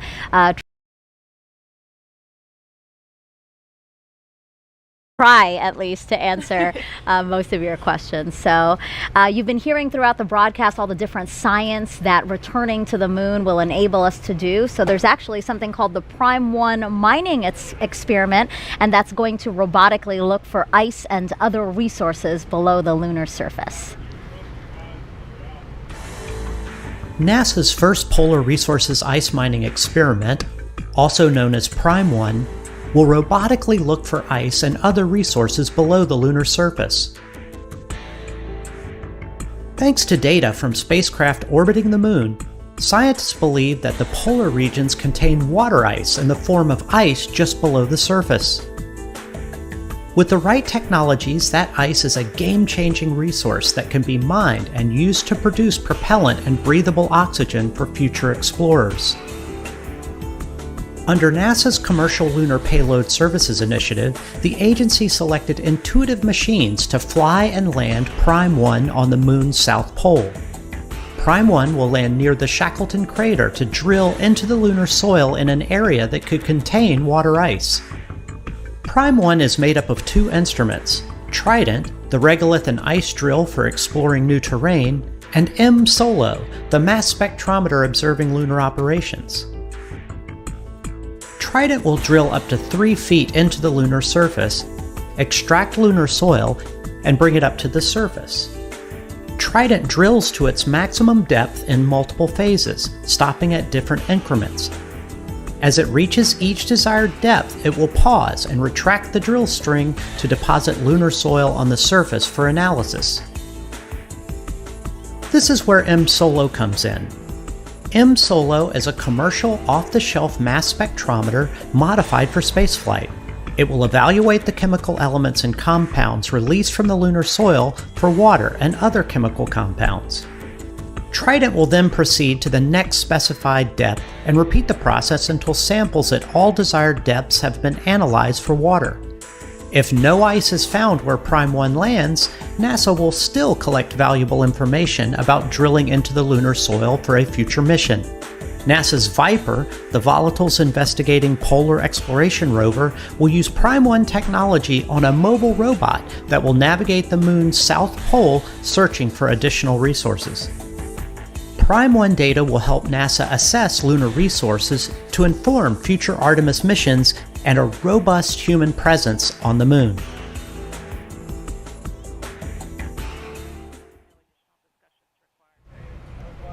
So we are still awaiting a new T0 for today's launch attempt, but for more on what to expect when we launch for this first day, let's go to NASA's Dan Hewitt. He's inside our Apollo Saturn V Center at the KSC Visitor Complex. Hey, thanks, Megan. Everybody, welcome back to the moon board. There's a lot of people here in the complex. I just heard a woo-hoo. People are getting in and out because we have a great view of launch when it's going to happen, and it's going to happen today. But that launch is just the first step in the Artemis 1 mission. So let's look at what's ahead for this historic first flight.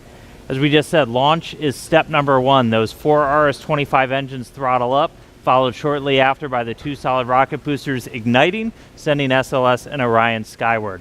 Now on our way uphill, we'll have a number of jettison events. You'll be able to see things coming off of the SLS rocket. One of the most visual ones will be these 2 solid rocket boosters. Now they'll expend their propellant a little over 2 minutes into the flight. They will separate. We'll see them flare off onto either side, and then the core stage continues to fire. We're also going to see the launch abort system come off the top. Once you get high enough in the atmosphere, it's no longer required. You could actually do aborts using engines on Orion and its service module.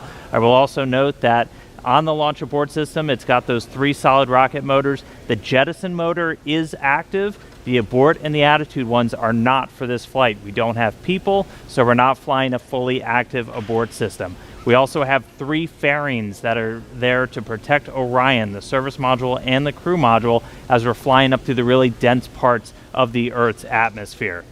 Next up, we'll hit core stage separation. So we've got 4 main engines. We'll hear MECO, main engine cutoff. Those engines will shut down, the core stage will separate, drop away. It's eventually going to splash down in the ocean.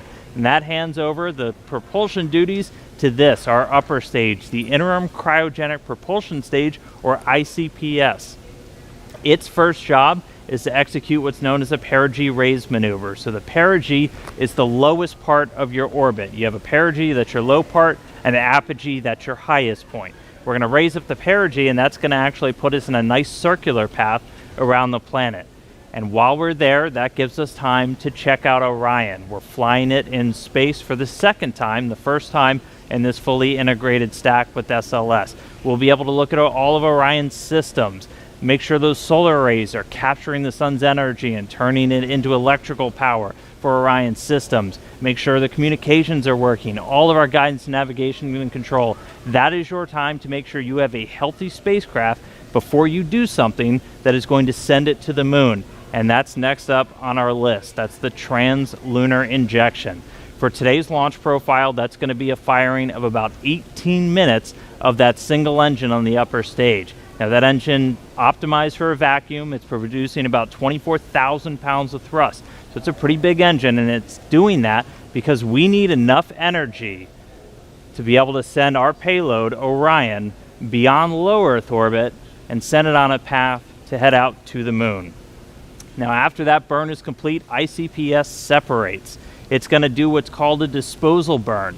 So it's going to send itself on a path from Earth around the moon and slingshot out into what's known as a heliocentric orbit. So it's going to completely leave the Earth-Moon system and go into orbit around our sun.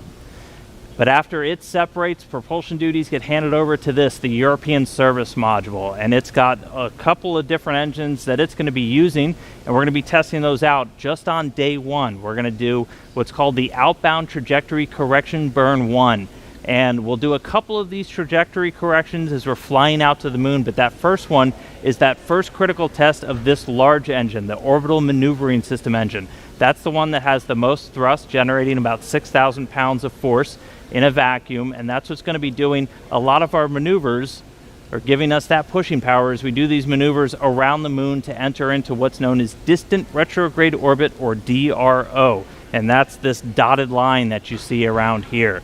Now, we call it distant basically because of the distance we're away from the moon. We're about 40,000 miles, a little bit less, off the lunar surface, and then we call it retrograde because the moon orbiting planet Earth in this direction, going in a counterclockwise fashion, we're going to be entering into a clockwise orbit around the moon, opposite retrograde. Now, to do that, we're going to get in close, we're going to dip in off the lunar surface, we're going to be about 80 statute miles off the lunar surface as we do this outbound powered flyby. Again, the major thrust coming from that Orbital Maneuvering System engine. After we do that, we'll do a final maneuver to actually go into that distant retrograde orbit, that DRO. Now, why DRO? Why are we not just going around the moon and coming back on like a free return trajectory, which we did on some of the Apollo missions? Well, in DRO, it's a very stable orbit. It doesn't require a lot of fuel to maintain that area around the moon. So it gives you a lot of time to really test the spacecraft. If you followed with any launch of a new spacecraft, you know there's only so much testing you can do on the ground. Once you actually put all of that hardware in space, in the environment that it's going to be operating, hundreds of thousands of miles away from Earth, you're going to learn things you didn't even realize about everything from communications, the life support systems, the thermal control. Everything on a spacecraft needs to get put through its paces in this environment before we put people on board, and that's why we're heading out to DRO. Eventually, though, it's going to be time to come home, and we will do a DRO departure maneuver. This, again, firing up that Orbital Maneuvering System engine and others on the service module, and this is what's going to commit us from leaving the moon and heading on back towards Earth. We'll dip in once more, close off the lunar surface, slingshot and use the lunar gravity to do this return-powered flyby, and then similar to the way out, we can make correction burns as we kind of fine-tune our path back towards the Earth. And then it's time for re-entry. A couple of things happen before that. One of the really critical ones, spacecraft separation. We're going to detach the European Service Module shortly before re-entry. Its job largely done. That burns up in the Earth's atmosphere and reveals on the crew module the heat shield. I circled it earlier. This is goal number 1 of the Artemis mission. Artemis 1 mission is testing this heat shield at lunar return velocities, because when we make that trip around the moon and we come back, we are going in speeds of excess of 20,000 miles an hour. So when we slam into the Earth's atmosphere, it's going to heat that thing up to more than 5,000 degrees Fahrenheit. For the Artemis 1 profile, we're going to do what's known as a skip re-entry. So basically, you can come in too shallow and skip off the atmosphere, too narrow, and you're going to do what's known as a ballistic entry, which really heats things up. We're going to do kind of a mix where we're going to skip once off the atmosphere, and that we're still going to get the heat, but that helps to reduce some of the G loads on the crew. Once you're through that, you get to parachute deploy. There's 11 parachutes in total that are going to slow Orion down before it splashes down. We're going to be going from 20,000 miles an hour to about 300 miles an hour before those parachutes deploy, and then they do a final job of getting it in the water in the South Pacific. We've got these big orange balloons. That's an uprighting system, so even if Orion landed in the water upside down, those can inflate, and they put us back upright into what's known as stable 1. That's where you want your spacecraft to be, nice and upright in the water, especially if you're an astronaut in there floating. Now, we also have a large U.S. Navy ship with a big bay that's going to basically come up and swallow Orion into its deck, and you've got a couple of other assets in the area to help recover hardware, the forward bay cover, parachutes, things like that. But that's scheduled to happen 26 days after a launch today. So that's 26 days from liftoff here in Florida around the moon to a splashdown in the Pacific, and that will be the first mission in the Artemis program, the farthest we've ever sent a human-rated spacecraft in history, and just the first step before we put people on board. So that's a look at everything still to come. We're counting down to that launch. I'll send it back over to Megan and the team at the host desk, guys. A very comprehensive look at that. Thank you so much, Dan. If you're just joining us, welcome to Kennedy Space Center and our live coverage of Artemis 1, an uncrewed flight test that will return us to the moon in nearly 50 years. But some might ask, why the moon? Well, here's why. We are going. The history of this agency is marked with broken barriers, once viewed as impossible. With science fiction turned reality, with innovations that have spun industries all their own, and with demonstrations of peace for all humankind. We soar in the skies of our home planet. We maintain a human presence just outside of gravity, and we touch points all across the solar system and beyond. We're going back to the moon, and this is why. The moon is a treasure trove of science.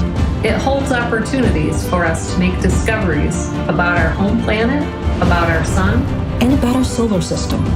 The wealth of knowledge to be gleaned from the moon will inspire a new generation of thought and action.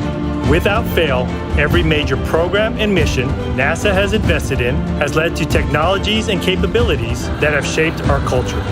The breakthroughs of the Artemis era will define our generation and the generations to follow. The tens of thousands of jobs associated with propelling us to the moon today are just the beginning of a lunar economy that will see hundreds of thousands of new jobs develop around the world. This is not an ambition of one entity or one country. The exploration of the moon is a shared effort, woven together by a desire for the greater good. Why the moon? Because the missions of tomorrow will be sparked by the accomplishments of the Artemis generation today. Because the ambition to go has already begun. And because Mars is calling. We need to learn what it takes to establish a community on another cosmic shore. So let's camp close before pushing out. And so, we go to the moon now, not as a series of isolated missions,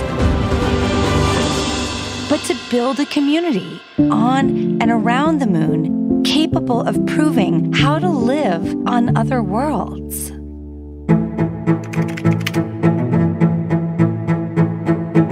We'll use the lessons from more than 50 years of peaceful exploration to send a new generation to the lunar surface to stay.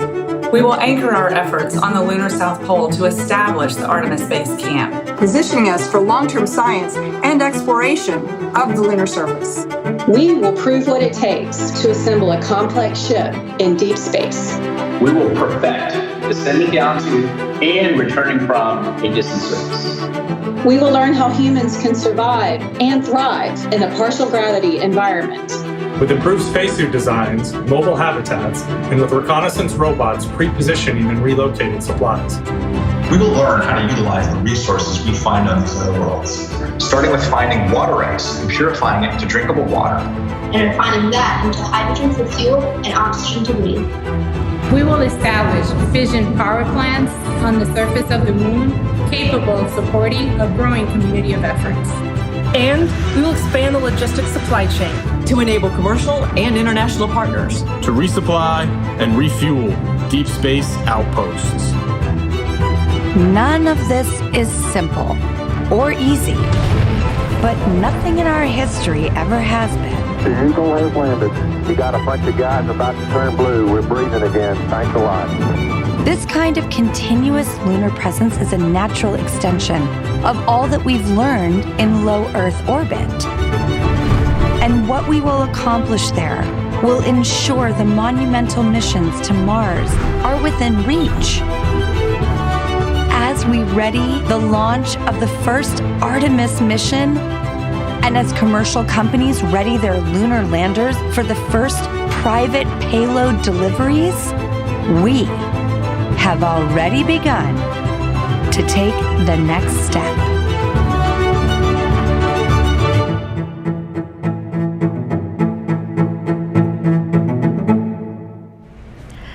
Throughout this launch broadcast, our NASA's Leah Martin has been introducing us to people over at the Kennedy Space Center Visitor Complex who have come out for hopefully the maiden voyage of Artemis 1.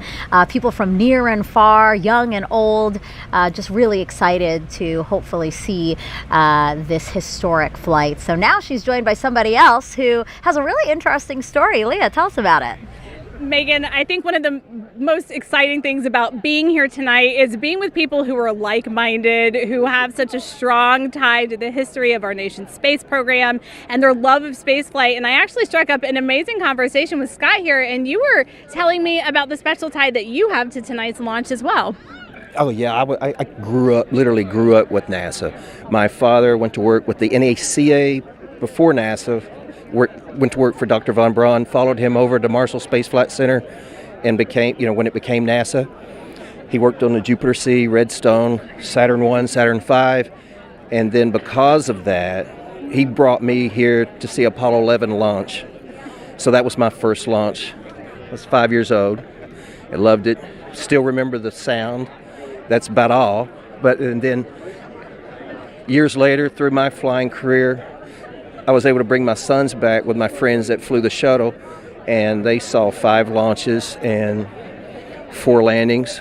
But basically, I wanted to be here. I was here for the first moon launch, the last moon launch back when Uncle Gene Cernan, our family friend, went to on Apollo 17.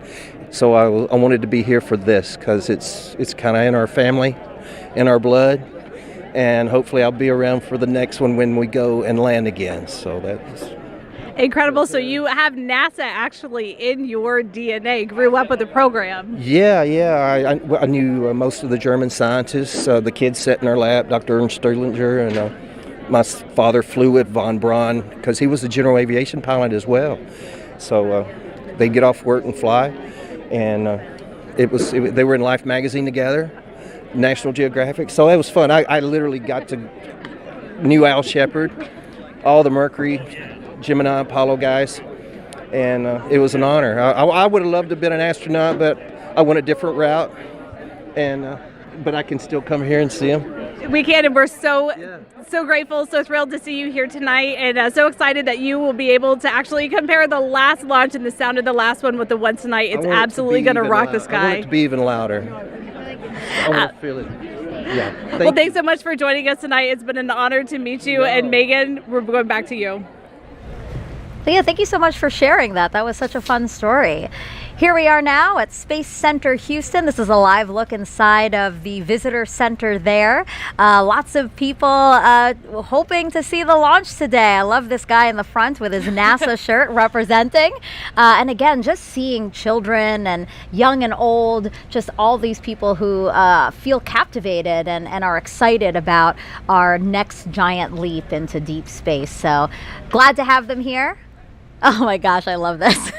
Yeah, the team in Marshall and Huntsville there is always ready for their shot, waving their flags. They're super pumped. That's the home to the SLS program office, so they have a dog in the fight tonight, seeing Artemis launch for the first time. Is that an inflatable astronaut in the center? Do you see that? I think somebody is dressed up as an astronaut. Look at that. Yeah, they're representing. Ready to go. I love this. Yeah, I'm so glad that they're there. Again, these visitor centers are closed to the public, but the people there decided to hold a watch party. And look, that's our exciting friends in to see. Germany are ready for us this time. They clapping. Anticipated the delay. They look pumped and ready to go.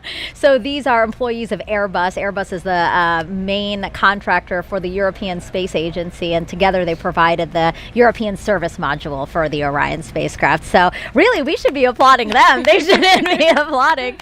Thank you so much, guys, for your contribution to the program, and can't wait to see Orion and SLS launch. Okay, so now let's head back over to Daryl Nail over with the launch team so we can hear any updates about a new T0. Yeah, Megan, thank you. And a clearer picture is starting to emerge as the launch team now reports out that they only have a few minutes left of work to do before they're ready to pick up polling. And we're also hearing that some of that polling, which kicks off with the mission management team, is also now just about 3.5 minutes away. Now, we are currently still in that hold, but the launch team, NASA's test director, is continuing to move the team forward. We've wrapped up work on the upper stage and the lower stage. You're looking now live inside Firing Room 1, where Launch Director Charlie Blackwell Thompson is overseeing her launch team. We've had a number of delays that have put us off the T0, but we are starting to track to a T0 close to around a quarter till, top of the hour. But we do need to have some polling that takes place. I'm pausing now because I'm listening in to the teams as they communicate.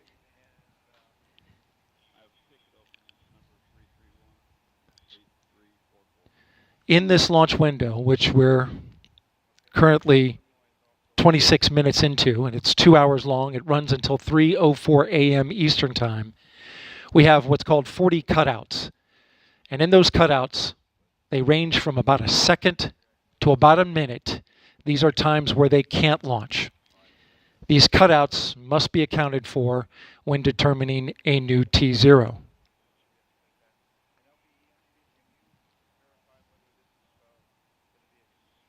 The upper stage of the rocket, which was the last to get ready and configured, just recently the team cycled the liquid hydrogen valves, which is required,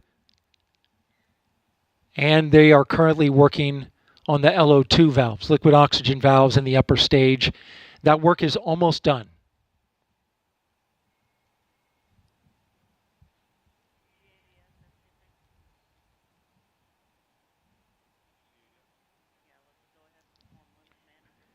We are now a minute and a half away from the poll of the mission management team, which is several minutes before T-minus 15 minutes.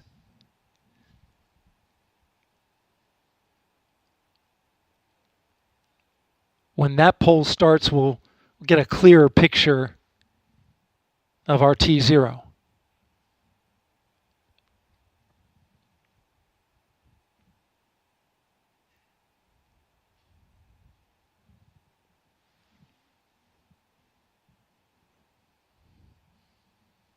NASA's test director has informed the launch team to all switch to a common communication channel. It's called 232. And what this means is that the entire launch team is now on one channel, and all future communication will happen there. Whereas there are many channels. Now they reduce it down to one.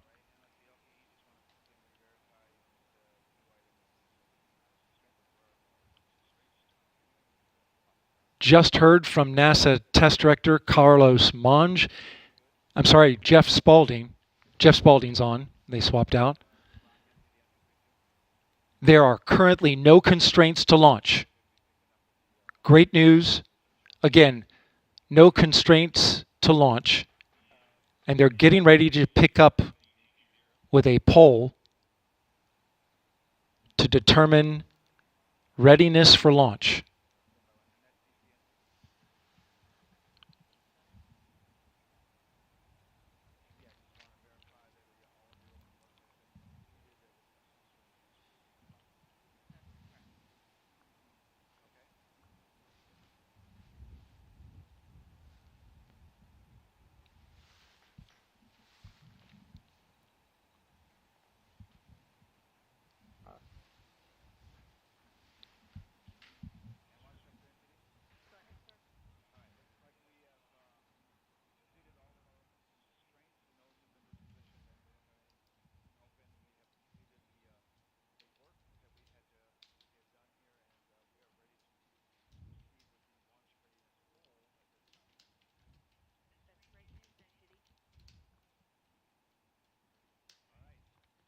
Okay, NASA Test Director Jeff Spaulding getting ready to conduct the readiness poll, so we are getting close. We're going to pull up the audio now so that you can listen in. LPs go. And rock. Rockets go. All right, copy all. And Launch Director NTD, our launch team is ready to proceed at this time. I copy all NTD. At this time, I will proceed with my poll. And attention on 232, this is the Launch Director performing the final poll for launch. Verify no constraints and go for launch. EGS Program Chief Engineer. EGS Program Chief Engineer verifies that the EGS, SLS, and Orion Program Chief Engineers have no constraints and are go for launch. Copy, Greg. Thank you. EGS Chief Safety Officer. The EGS CSO verifies the SLS, Orion, and EGS CSOs have no constraints and are go for launch. Copy, John. Thank you. Range Weather. Weather has no constraints and weather is go for launch. Copy, LWO. And Mission Manager.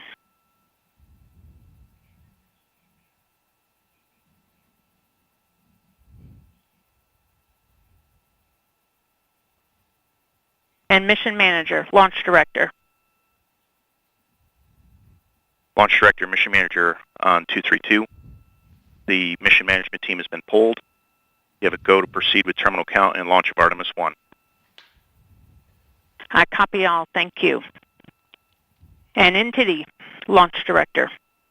Go ahead, Launch Director. Yes, sir.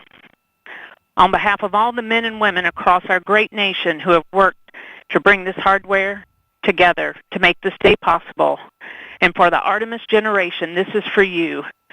At this time, I give you a go to resume count and launch Artemis 1. Copy, Launch Director, and thank you. All right, we do have a couple of steps to configure, and then we will be ready to resume the clock. CVSE, NTD. CVSC here. Initiate recording of Orion cameras at this time. In work. R, NTD. RSR here. Perform the booster ignition SNA arm rotation enable. NDT, RSR, booster ignition SNA arm and rotation enable is complete. And I copy. Thank you. Okay, so there you heard the poll from Launch Director. Early.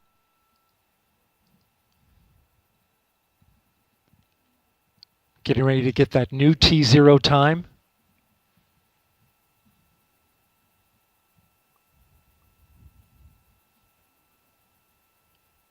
The poll that you heard was the NASA Test Director's poll. And all right, and we have verified no cutouts at this time.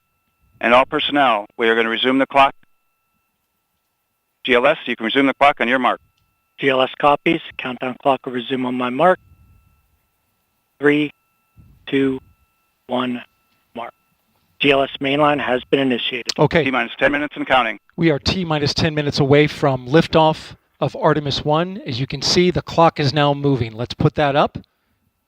T-minus 9 minutes and 47 seconds. The L-minus 15 poll complete. Show 06:47:44 is the new liftoff time. Affirm. Okay.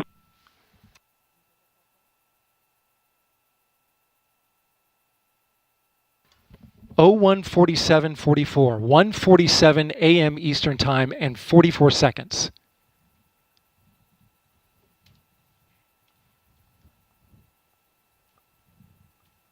We went straight into terminal count.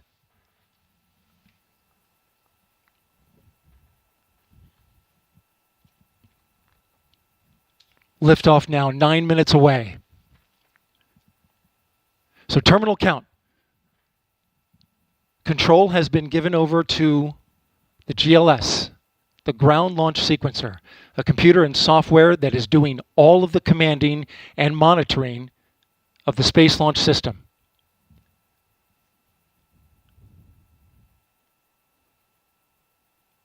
We'll hear call-outs from the GLS operator, Alex Pandalos.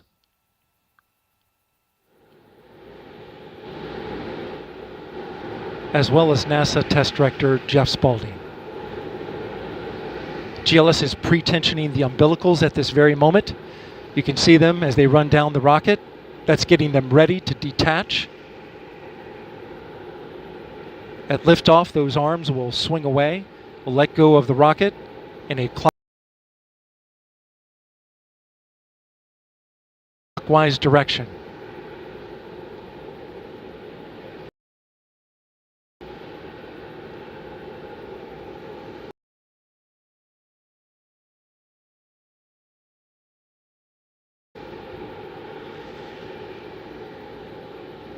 T-minus 8 minutes and counting. The GLS is performing up to 100 commands per second, including configuring ground systems for power transfer to the rocket. GLS is turning on cameras, recording video inside and outside the crew module to collect data for engineers. Purging the aft skirt booster with high flow nitrogen. Clear out any hydrogen gas that may be there.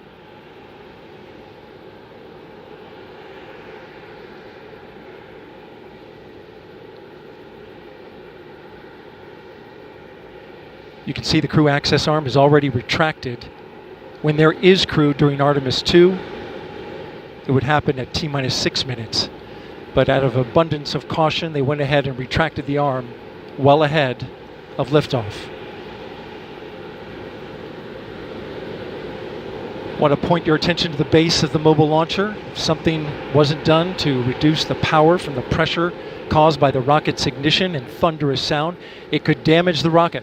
So the ignition overpressure and sound suppression system will flood the mobile launcher with water. You'll see that sequence start at T-minus 17 seconds. Now coming up in less than 30 seconds, the ground launch sequencer will start bringing the high energy systems online, starting with core stage pressurization.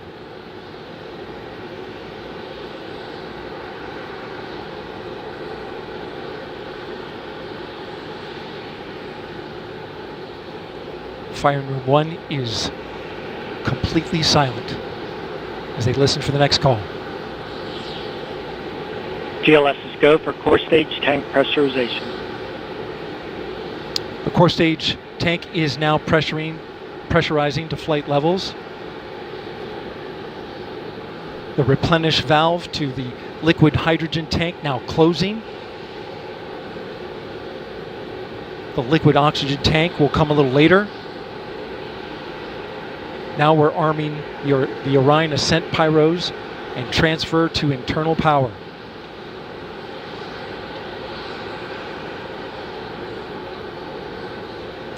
The launch abort system, or LAS jettison motor, is now armed. On this flight, the abort motor is inactive because there is no crew on board. Up next is the flight termination system, or FTS, which gives the Space Force the ability to destruct the rocket if it goes in the wrong direction. Let's listen in for that.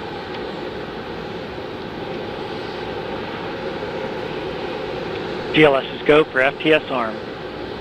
The flight termination system is now armed. Coming up at 4 minutes and 40 seconds, a big moment. This is where the RS-25 engines and their bleed go to high flow. It's been a little tricky to dial in. GLS's go for LH2 high flow bleed check.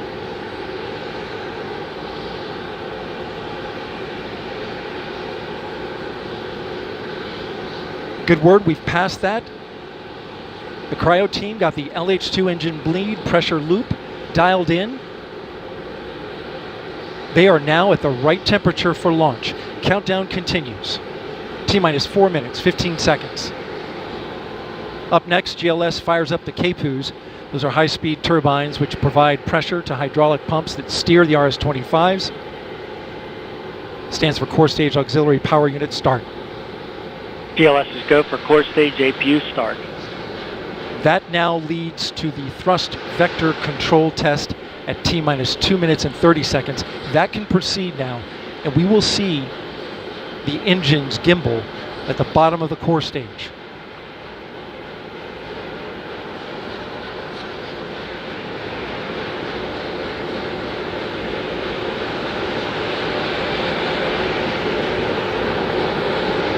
At T-minus 3 minutes and 10 seconds, you will hear the go for purge sequence 4. That's a helium purge of the 4 core stage engines downstream of the propellant valve, getting the air and moisture out.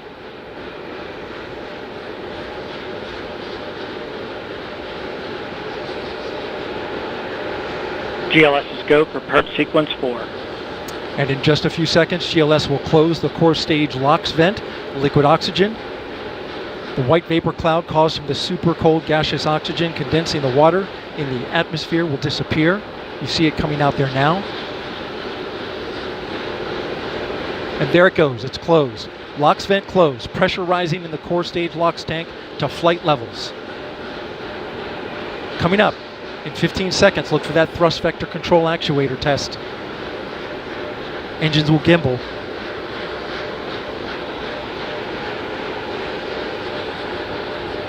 And there they go. The 4 core stage RS-25 engines gimbaling around, testing the ability to steer the rocket into space. They will operate at 109% performance. Each RS-25 throwing down 500,000 pounds of thrust. All 4, 2 million pounds. All together with the boosters, 8.8 million pounds of thrust. GLS is go for upper stage to internal power. Now the upper stage has gone to internal power. So power is removed from the rocket's upper stage, the ICPS, and it's been switched to battery power. The same milestone is coming up for the core stage at T-minus 1 minute and 30 seconds.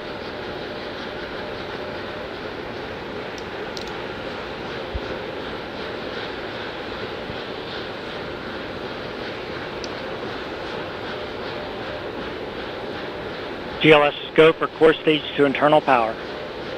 The rocket's core stage, which houses the 3 flight computers, is now on battery power.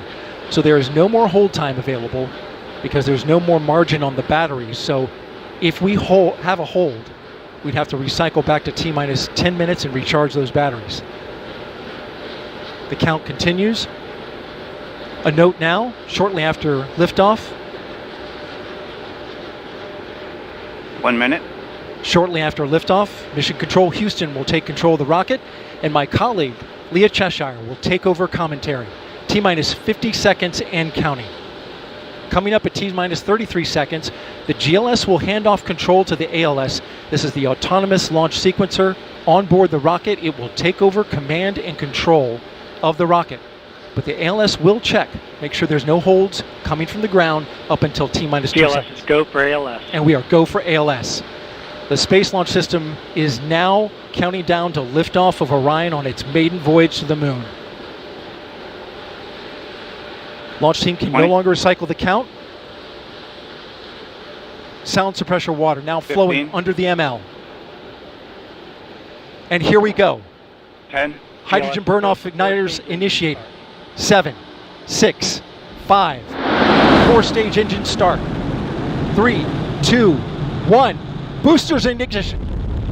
And liftoff of Artemis 1. We rise together back to the moon and beyond.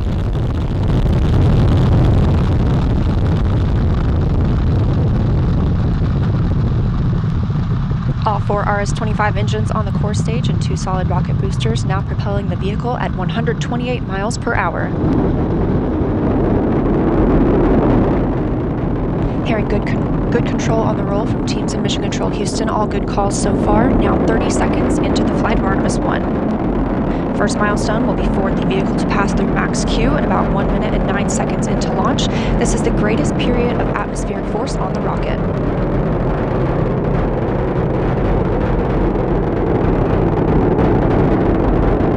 SLS now traveling 607 miles per hour.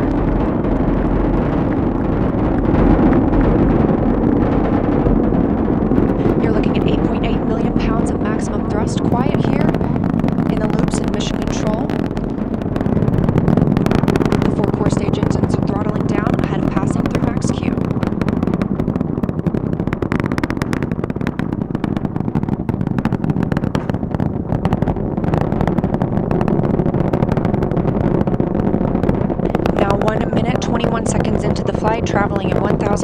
220 miles per hour.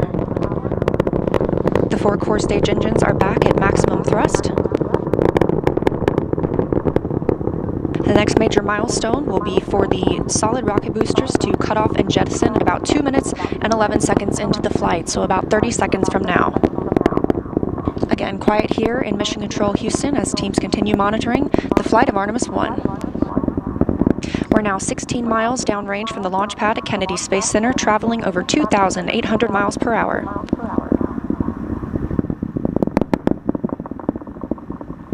Standing by for solid rocket booster jettison and shortly thereafter.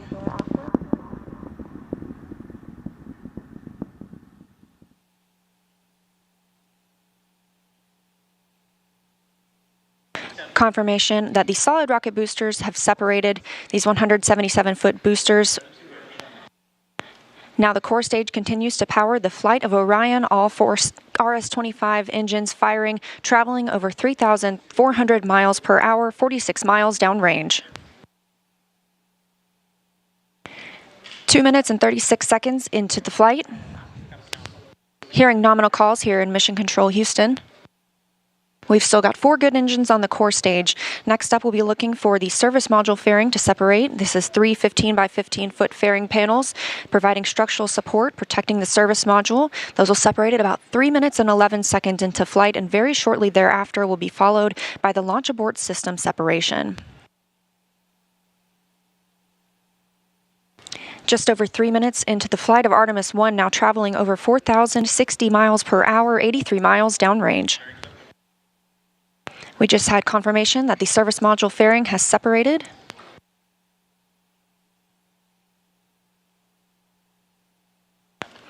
And that the launch abort system pyros have fired, separating those from Orion as well. For future crew members,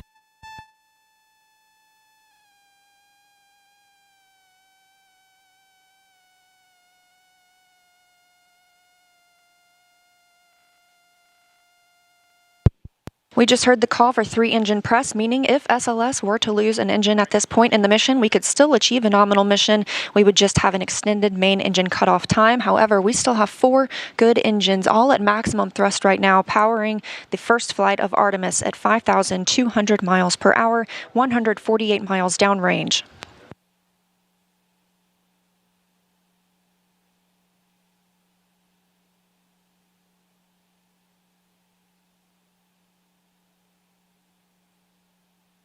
We're 4 minutes and 16 seconds into the flight of Artemis 1. So far, we've had a clean ascent.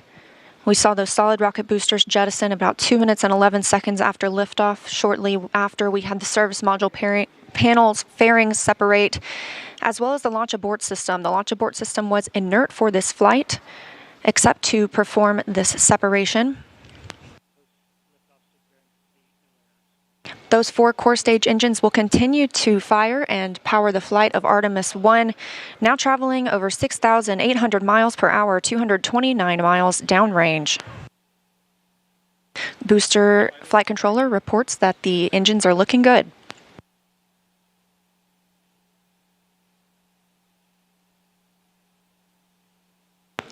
Our core stage main engine cutoff time is about 8 minutes and 3 seconds. We are now 5 minutes and 11 seconds into the flight, 7,656 miles per hour. Again, 4 good core stage engines, those 4 RS-25 engines. The last time those core stage engines flew, they were taking space shuttles to orbit, and now with upgraded capabilities, they're launching the future of human spaceflight.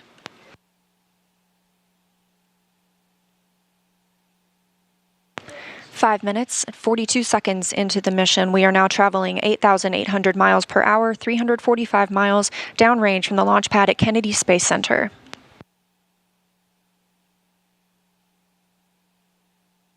Again, we are anticipating core stage main engine cutoff at about 8 minutes and 3 seconds. And about 10 seconds later, we'll see core stage separation, at which point Orion and the interim cryogenic propulsion stage will be flying free. Now traveling over 10,000 miles per hour, 6 minutes and 15 seconds into the flight of Artemis 1, 427 miles downrange. Quiet here on the loops in Mission Control Houston. Teams continue to monitor this first flight.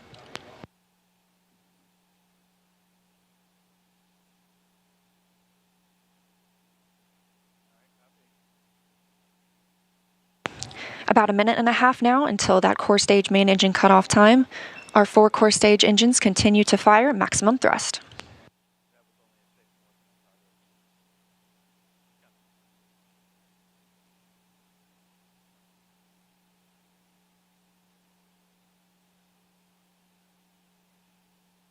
Coming up on 7 minutes since launch today, now traveling over 12,800 miles per hour, 563 miles downrange. Again, still quiet here in Mission Control, Houston.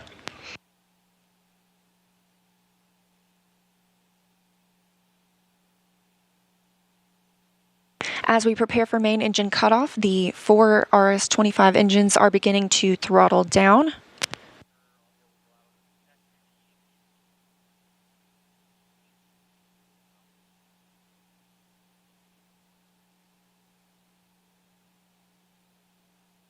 "30 seconds now until core stage main engine cutoff. All 4 engines continue to throttle down.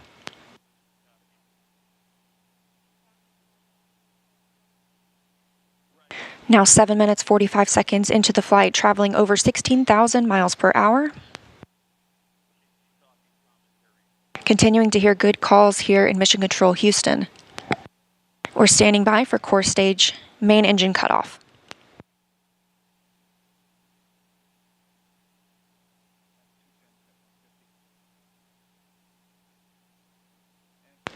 And we have confirmation of core stage main engine cutoff. Orion is now in Earth's orbit. The flight dynamics officer reports that we have a nominal main engine cutoff. And we just heard the call for core stage separation. That means Orion and the interim cryogenic propulsion stage are now flying free from the core stage of the Space Launch System. The next milestone will be solar array deploy approximately 18 minutes after liftoff. But before Orion stretches its wings, let's check back in with our friends at Kennedy Space Center and hear all about what it was like to hear the rocket roar off the launch pad. Megan and Kayla, I've got to hear all about it.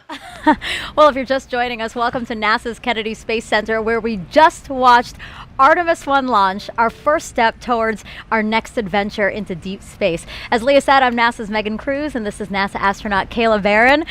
And I'm kind of still giddy and speechless. I don't even know how to explain how I'm feeling right now. I feel the same way. This is the first launch that I've been able to watch in person.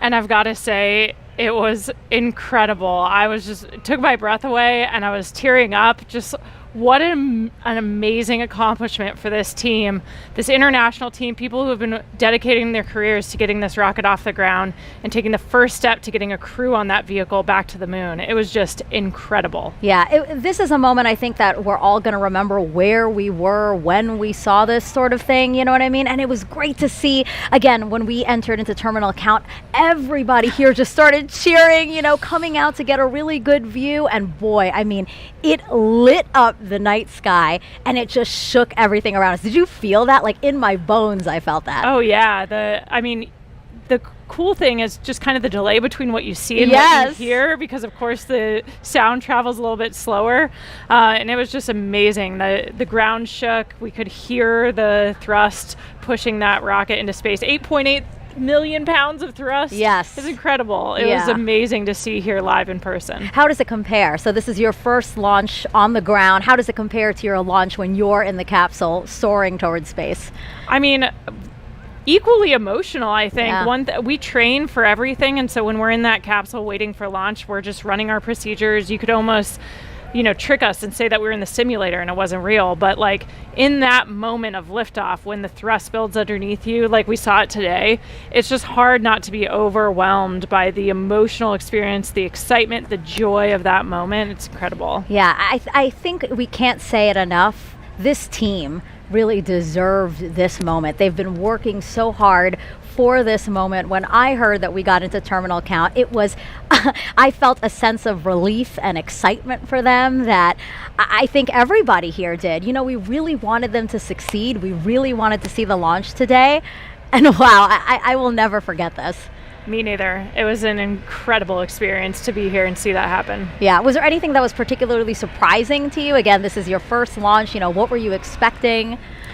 I think we also had a nighttime launch for our launch. And so I think one thing you underestimate is how much it lights up the night sky. Yes. We were able to watch it all the way through that trajectory. We were able to see the boosters separate and everything. So it was just an incredible view. It's amazing how much you get to see of the flight path when it's at night and sliding up the sky. Yeah, and I don't know if you noticed this, but we see the moon here, and the trajectory of the rocket looked like it was flying towards me. You know what I mean? I was like, oh my God, that's so poetic.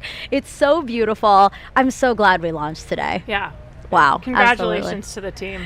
It's incredible. We're going to head over to Daryl, who was at the launch team. Daryl, you got to count us down through that, through liftoff. I mean, how was that being in the launch control center with them?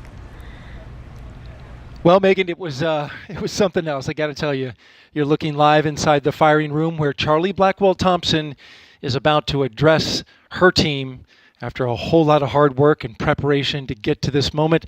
Let's stand by and listen to her now. Comm check. But you can't hear it in the room. Can you guys hear me? No. Hey, Jeremy, can you take a picture of something on there for the microphone?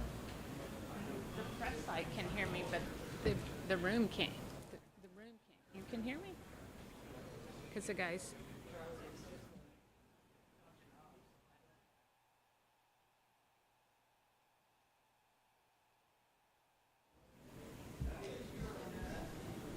I don't know what he's telling me to do.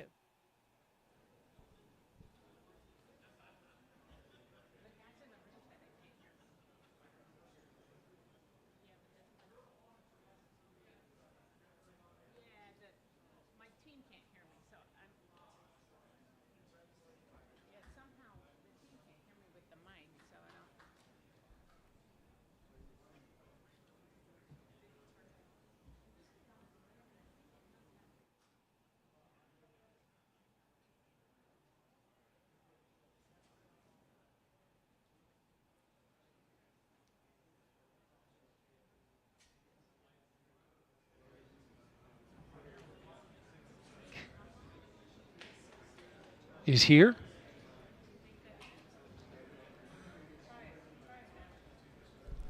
Can you guys hear me? Oh, there we go.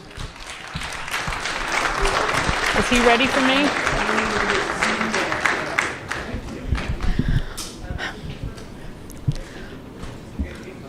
Well, for once, I might be speechless. So you guys know I have talked a lot about appreciating the moment that you're in. And we have worked hard as a team. You guys have worked hard as a team for this moment. This is your moment.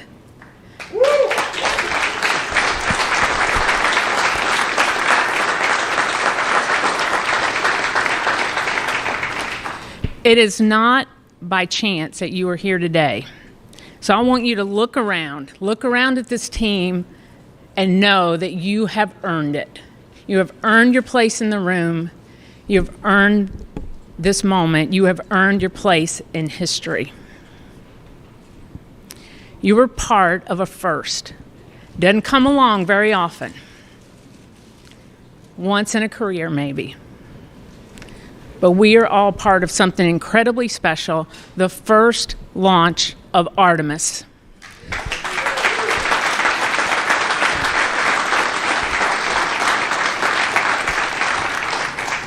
The first step in returning our country to the moon and on to Mars.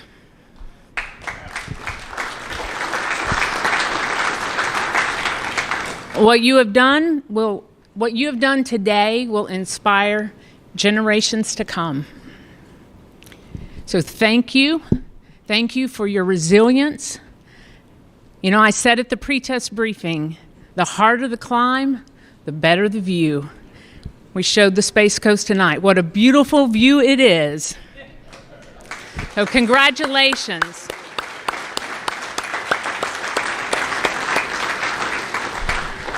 So we got a couple of traditions here in launch control. And the first one is when you're in the position for the first time, you get a tie cutting. And so I have my Launch Director Scissors. And I'm going to get my tie cut by a couple of legends that are here. And then anyone who wants their tie cut will be making the rounds in the firing room. You got your console chiefs if they want to do it. That's fine. If you want me to do it, you might have to wait a little while, but I'll stay all night if I have to. It'll be my pleasure to cut ties.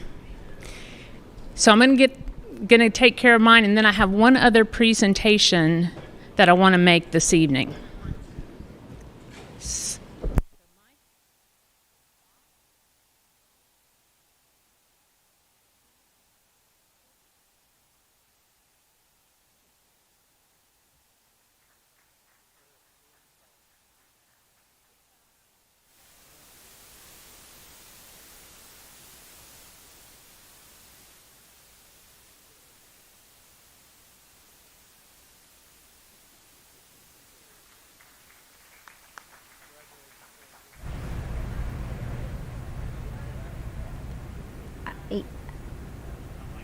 This is Charlie Blackwell Thompson, Artemis 1 launch director. She just got her tie cut. That is a tradition here at NASA. We just got to hear her talk to the team, and one thing that really stuck out to me that she said is that they've really earned their place in history. We're coming up on solar array deploy. Let's go on to Leah. Thanks, Megan. And yes, we're here in Mission Control Houston, still monitoring the Artemis 1 mission and the first flight of Orion atop the Space Launch System. So far, we saw successful liftoff at 1:47 a.m. Eastern Time, all the way through separation from the core stage. We now have Orion and the interim cryogenic propulsion stage flying free. And we've just heard that we have initiated solar array deploy. So we are turning our focus to that. The spacecraft was running on battery power, but stretching these wings will allow it to stop relying on those batteries and significantly extend the time it can stay in space. So solar array deploy takes about 12 minutes. We have 4 solar arrays that we need to deploy and latch. These will provide power to the spacecraft on its journey to distant retrograde orbit and all the way back to Earth. Once these are properly configured, again, Orion will no longer need to rely solely on battery power. And we expect this to be done about 30 minutes after liftoff. Right now, we're 19 minutes since liftoff today. Orion is now traveling 17,175 miles per hour. We're continuing to hear good calls here in Mission Control Houston from the flight controllers monitoring the mission. A little bit about these solar arrays as we wait. Again, we heard the call that the deploy has been initiated. We'll hear a little bit more about that once they start to unfold. These 4 solar arrays generate 11 kilowatts of power, which is enough electricity to power 2 3-bedroom houses, and they have a wingspan of 63 feet. Just one of these 6.5 by 6.5 foot panels has 1,250 solar cells. So you're looking at a total of 15,000 solar cells. Now, we just heard the call that all 4 solar arrays have been released. So we initially heard the initiation call. That command had been sent. Now those 4 solar arrays are released. Again, this is about a 12-minute process. These solar arrays will deploy straight, and you're getting a live view right now. This is really exciting. They'll eventually be swept back against the vehicle prior to translunar injection burn to prevent any loads from breaking or damaging the arrays. And on the end of each solar array is a camera that will capture imagery for us throughout the mission, along with a few other cameras placed outside and inside the spacecraft to help us monitor and perform various other inspections. Of course, if you recall the Apollo capsule design, there were no solar arrays. We had fuel cells instead. So this design with arrays gives us the opportunity to stay in orbit longer since we practically have no limit to the energy available for use from the sun. Coming up on 21 minutes since liftoff. Orion is attached to the interim cryogenic propulsion stage. You can see those 4 solar arrays unfolding now. And again, Artemis 1 is a flight test. It's paving the way for a sustainable presence at the moon. Looking forward to the future, Gateway will be our space station in lunar orbit. And we have some similarities and differences in the solar arrays unfolding right now on Orion and those that'll be on Gateway. So like we're seeing now, these are deploying autonomously. The Gateway solar arrays will as well. And while these generate those 11 kilowatts of power, the 2 rollout solar arrays, or ROSAs, on Gateway will generate 60 kilowatts of power. That ROSA design is currently being tested aboard the space station. We have 2 new ones installed and a spacewalk conducted earlier today, preparing for another set.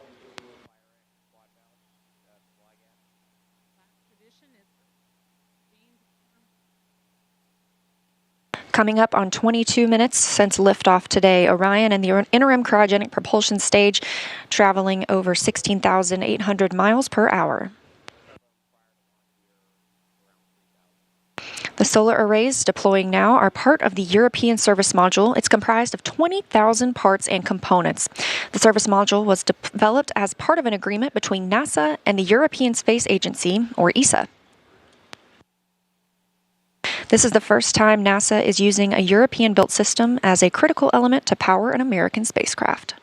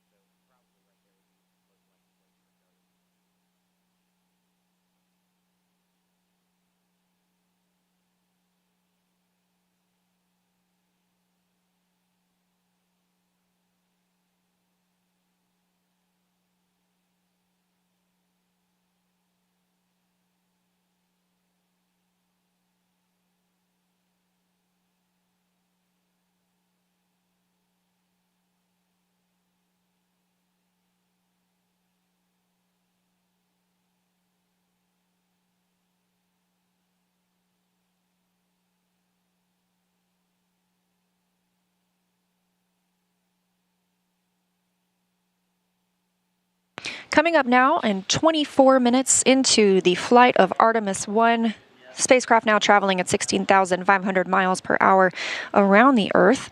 We are in solar array deploy, and we have confirmation all 4 arrays are deployed.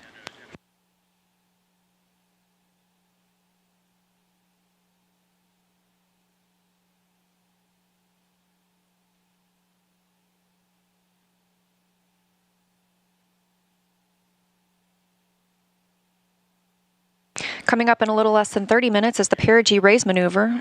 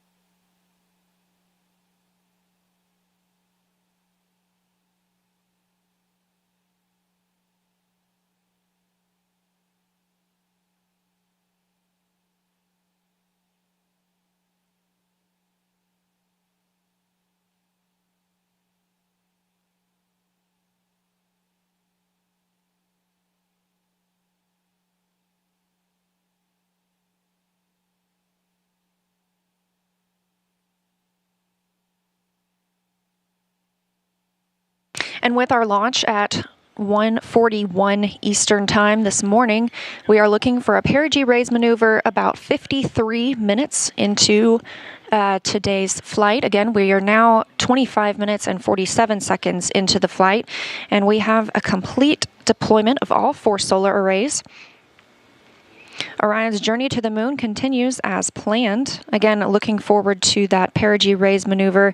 That'll be coming up again at about 53 minutes into the mission, so about 27 minutes from now. During the perigee raise maneuver, the interim cryogenic propulsion stage will use its RL-10 engine to lift the lowest point of Orion in Earth's orbit. The current orbit is more of an oval shape than a perfect circle, and this burn will raise that point closest to Earth and make the orbit more circular. This will also include a checkout of Orion's systems and any adjustments to the solar arrays. It'll be a short burn, less than 30 seconds long, but critical to keep us on track, and it also prepares us for the next engine burn to send Orion to the moon. That's the translunar injection burn. That'll come up a little later, which is a longer burn, another firing of the RL-10 engine on the interim cryogenic propulsion stage.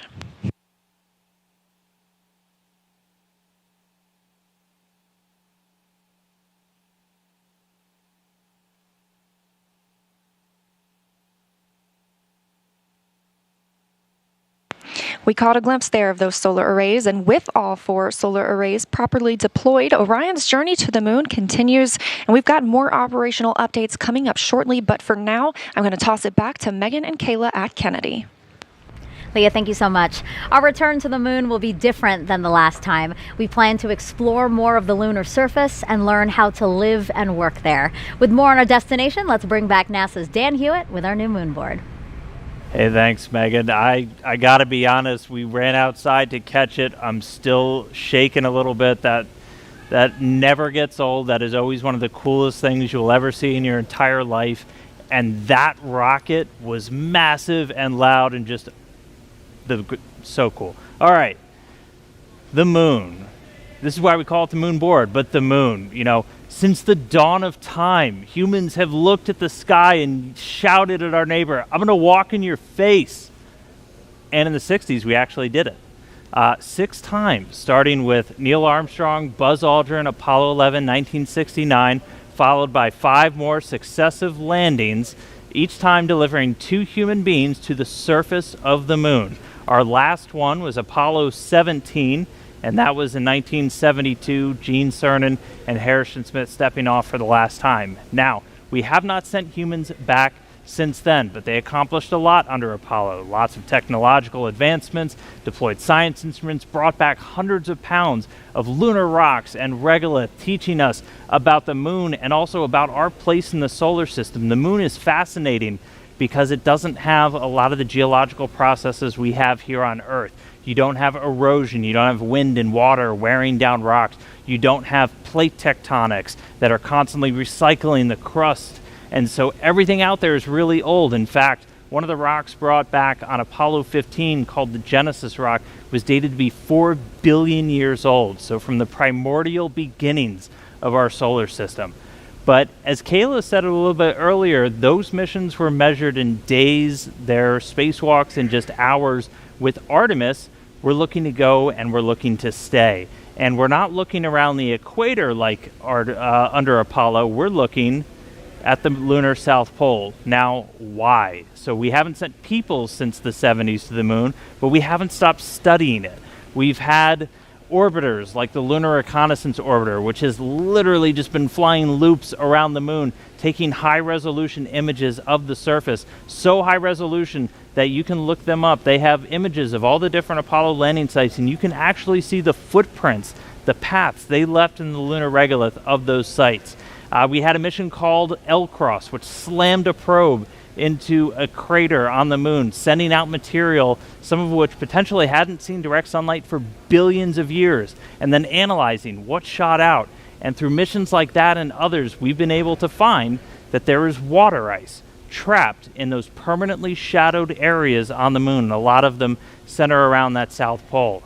We have already identified 13 potential landing sites for the Artemis 3 mission.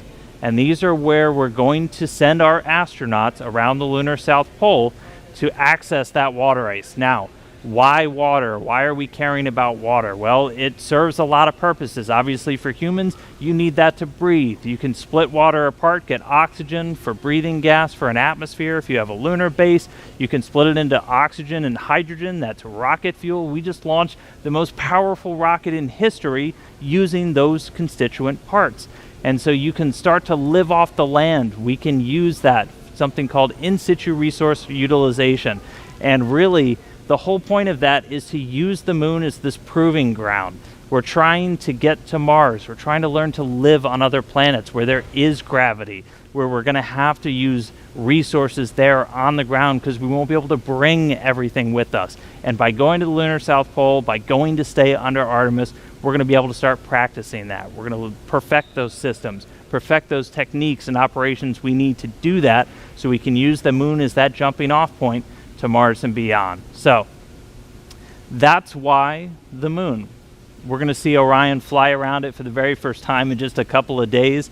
That launch was spectacular. I'm still way too excited, but can't wait to see some shots of the moon from up close from Orion. So I'll send it back over to you, Megan. Thanks so much, Dan. So right now we're actually joined by members of the Red Crew. You'll remember from watching the launch coverage that the Red Crew was sent out by the launch team when the launch team identified a small leak on a hydrogen valve inside of the mobile launcher. Well, now here they are. This is Trent Annis. Trent, can you just introduce everybody else here on your team?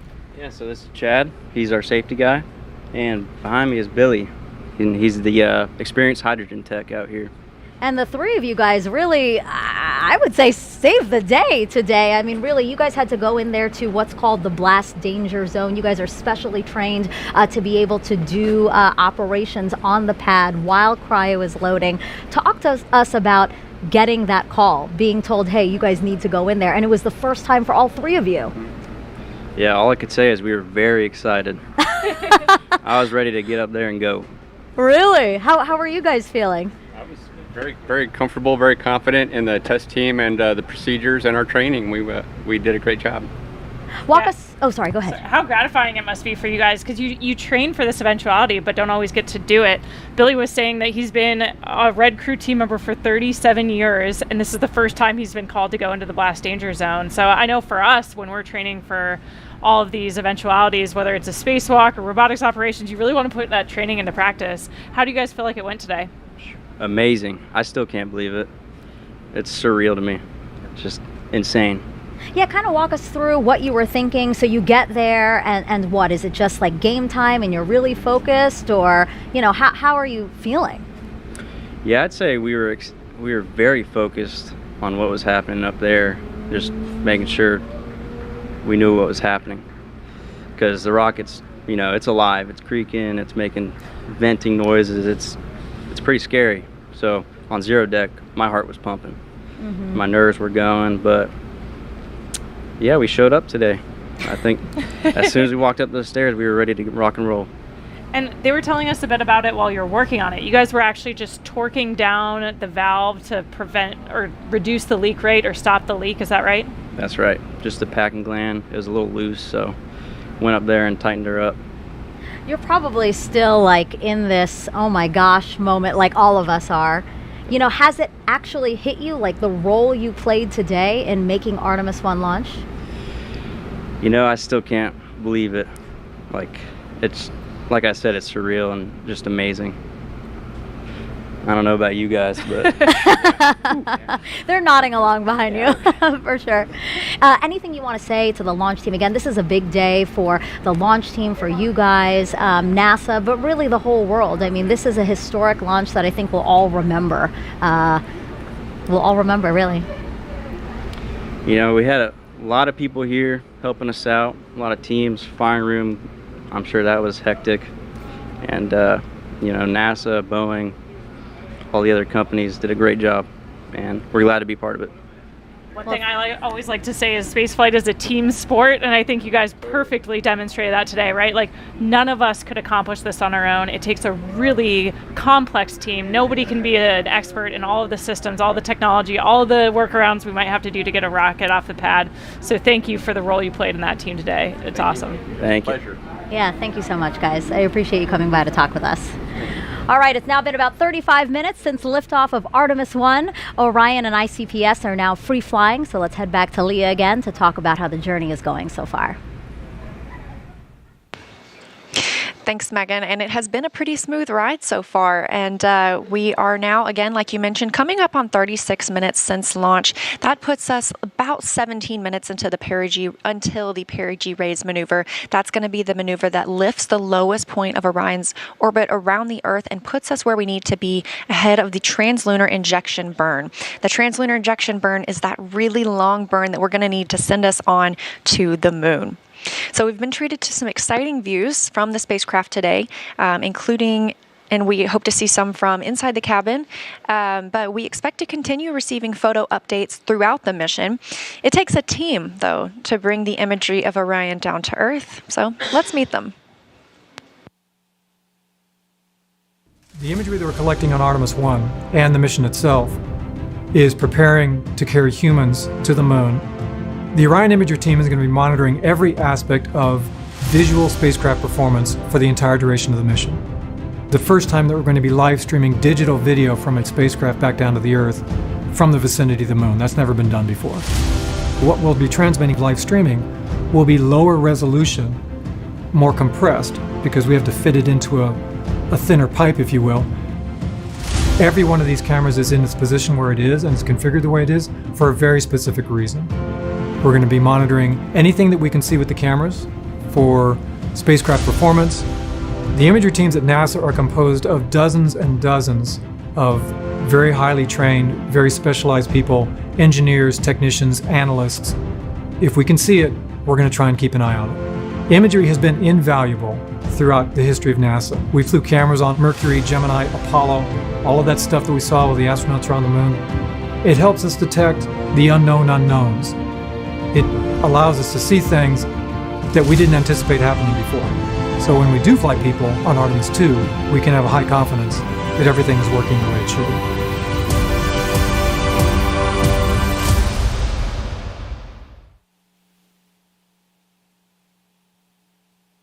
I love getting a look at those teams that we don't normally see, like the red team that Megan and Kayla just got to interview. A really big thanks to them and everyone that made this liftoff happen tonight.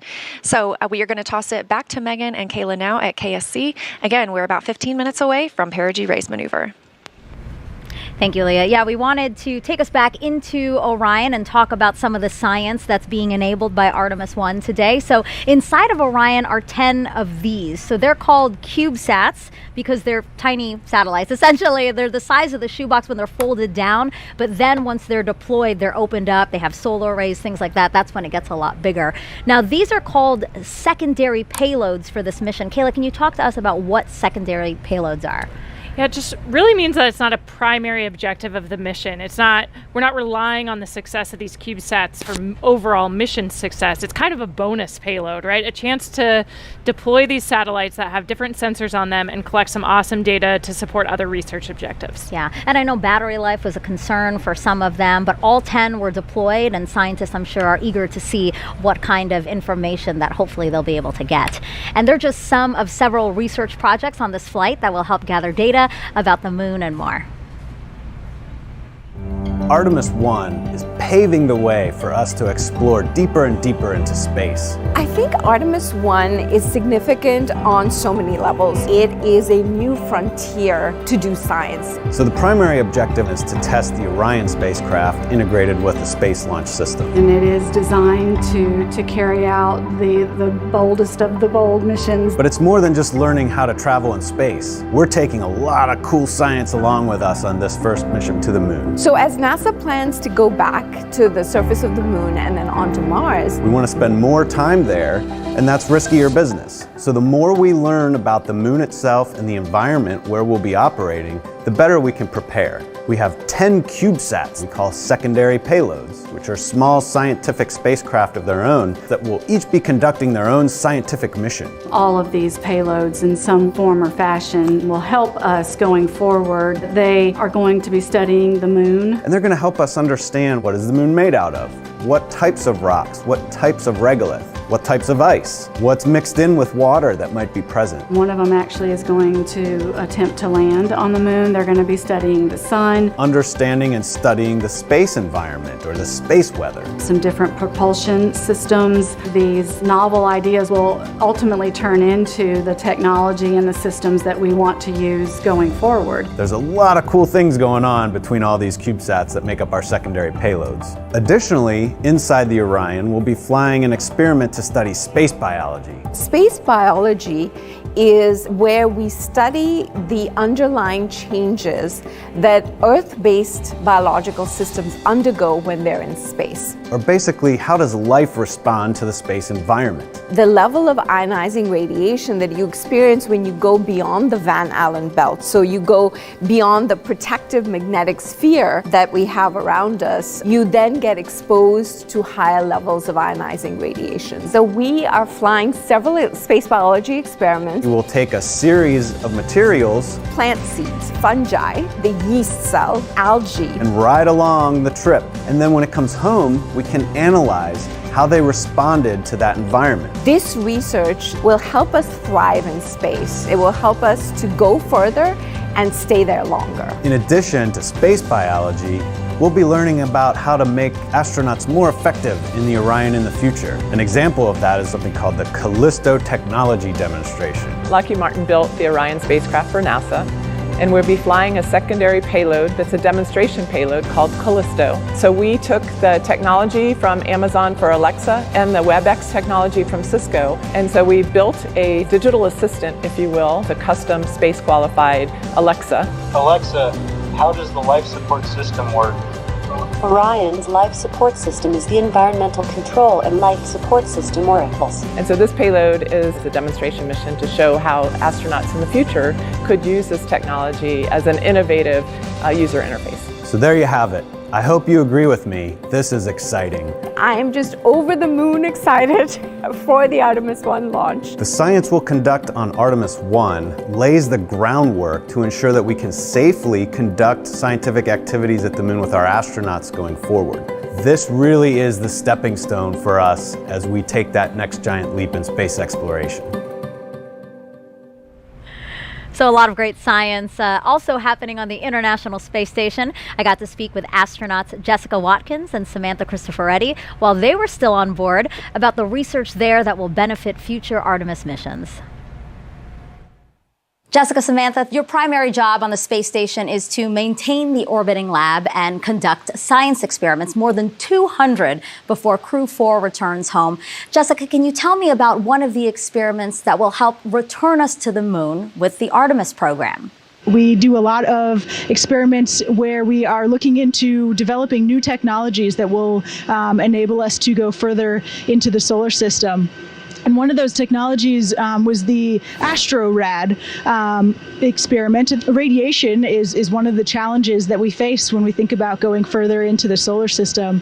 And so this vest is an option for providing the crew member with protection. And then one of the mannequins on Artemis 1, launching here later this month, will also be wearing the vest. We'll get a sense for its effectiveness on board as well. Samantha, I know that you've been doing a lot of work to test how we would grow crops in space. What crops are you growing on Space Station right now, and what's unique about them?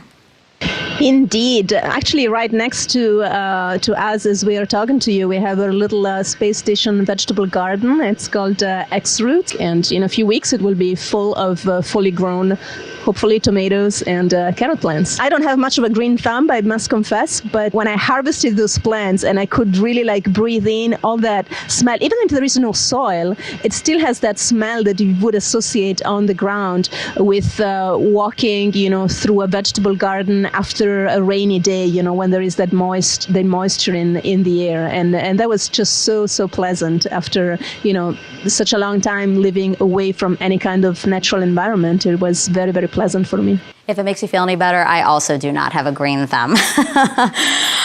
So what about water? How are you testing critical life support systems like water to hopefully help us stay off Earth longer than we ever have before? Sure. Yes. So we kind of use the tagline that yesterday's coffee becomes today's coffee. So there's a process by which we can filter